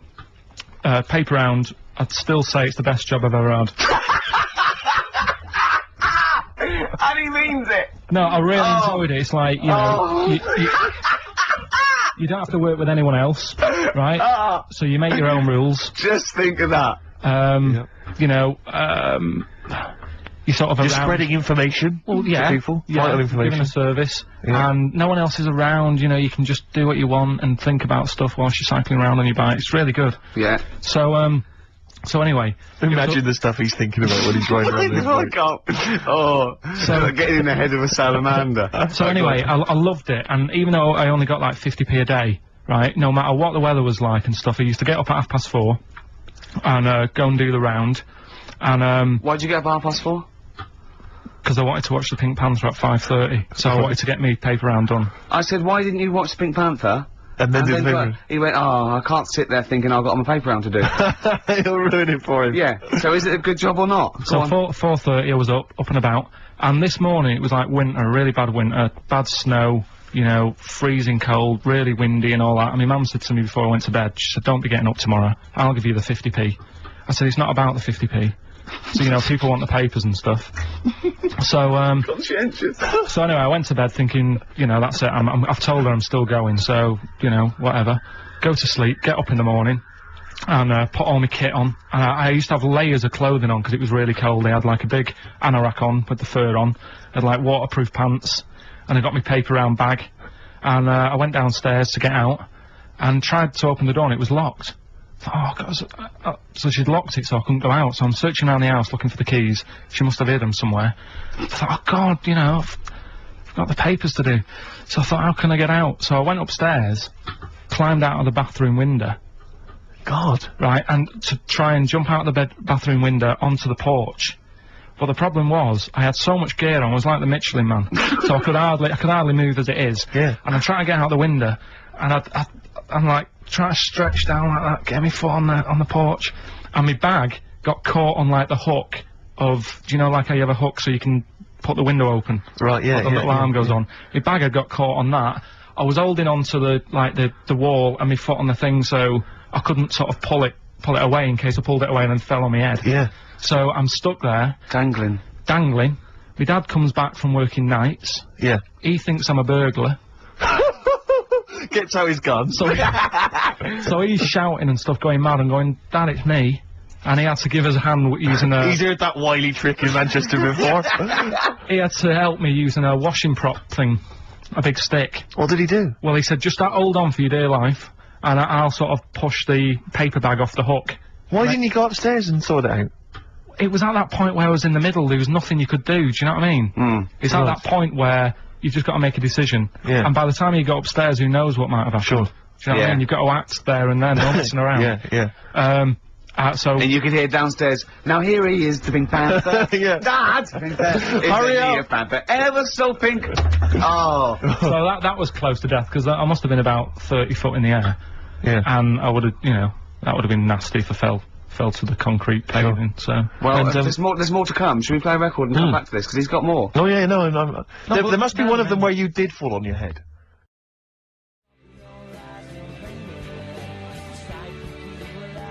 Alright, here we are then. Oh, Scorpio Rising, Death in Vegas, on XFM 104.9, about 1:05 Saturday. Here we are again then. Ricky Gervais, Steve Merchant, Karl Pilkington. I can't believe our luck. Oh, alright, Karl? Alright. Yeah, so what are we doing today then? Producer. Right, well, Oh, sorry, I always laugh instinctively when I hear Carl's name and that word. Yeah. associated. right, well, why is that? Because it is... I had to come up with some new features again for this new year. Okay. I'm excited. What have you come up with? Oh. We are the backbone of this show, Carl. Yeah, we'll tell you we've come up with some pretty... What's yours first? Right. Go on. Right, well, Rockbusters. That's old, that's not a new feature. Yeah, but we'll keep it. Right. For So another you're bit. just keeping an old feature. Okay. Now, it's an old favourite. I'm sure there's a lot of people that are going, phew, I was worried that he'd lose Rockbusters. Rick, I've just come up with a new idea. Why don't we just play some records that we like? There's a new idea for 2003. Yeah. Oh, you know what we can't, Steve? Because the library's out of order. Oh yeah, the record library, we can't get in there. We're not allowed to get in there. We had to scrounge something from Capital Gold. So anyway... Right, Go on. so we got Rockbusters. What are they doing with the library? Are they getting some records in that we want to play? Is that their new idea? I know, let's get some records in Yeah, that we they're want to thinning play. out the Gina G. Yeah. Falling on Blondes, goodbye. Give that to Foxy. Go on, sorry, Carl. We'll do, we started Doing Edom in 2002. Do we need them? Do we need him? Yeah. We'll We've continue that. got a new one, haven't Explain that later. Yeah. Right. you? Yeah. And then the new stuff comes in. Ooh. Right. As always, I like to sort of get words and tweak them and stuff. Sure. Yeah. So I was thinking of either doing something with, there's a lot of weird rituals, isn't there? A lot of Right. weird rituals. Yeah, there's weird stuff going on around the world. There is, yeah. and I was going to tweak that to rituals. Okay. Right. Again, starting with the title, the pun first, then working out what it is. Well, I found some weird stuff. Oh, right, so it's specifically... Just stuff what? that goes on, like, Rituals. there was, Most of the weird stuff I've heard about happened to you in Manchester in your early years. well, in India, apparently it's good to have a flat head. So the, Again, just flirting, just bordering on the racist, but never really gets there. Always. Well, go on. because there's no intent. There's no hate. There's no hate. It's just clumsy. It's just stupidity. Yeah. exactly. Go on. What Sorry, do you so mean? what do you mean? It's good to have a flat What head. do you mean? It's good to have a flat head in India? we'll talk about it later. Brilliant. That's rituals. So You've hooked a few people. You've hooked a few in. Go on. Alright, so I'll have that later. So, So, it's hold on. essentially like Educating Ricky, only it's specifically about rituals. Is that strictly speaking what it is? Okay. suppose so, but then again, you could say radio is all the same because it's people talking. Okay, Carl, brilliant. Brilliant comeback. Yeah, So- brilliant comeback. Not all talking nonsense though. Well, So that's where we're different. Go on. also, right, I like teaching you stuff. Yeah. And you've done well. So what I'm thinking is, rather than just touching on a topic, sort of giving you a few bits of information on one See, topic. this is what I'd like to do, because the last thing you taught me, I remember, was there was a blind girl, she hit her head and she could see, and that's all I got. Yeah. So if you could go into that a little bit more, that would have been educating me. Well, today we're featuring stuff on World War One and Two, right? Oh. So that's that little title for all this little thing is, what do you think of that then? What do you think of that then? Play a record. So that's Rick, that. can I just thought of a joke? Go on. What's the similarity between Lord of the Rings and this show? They're both rubbish.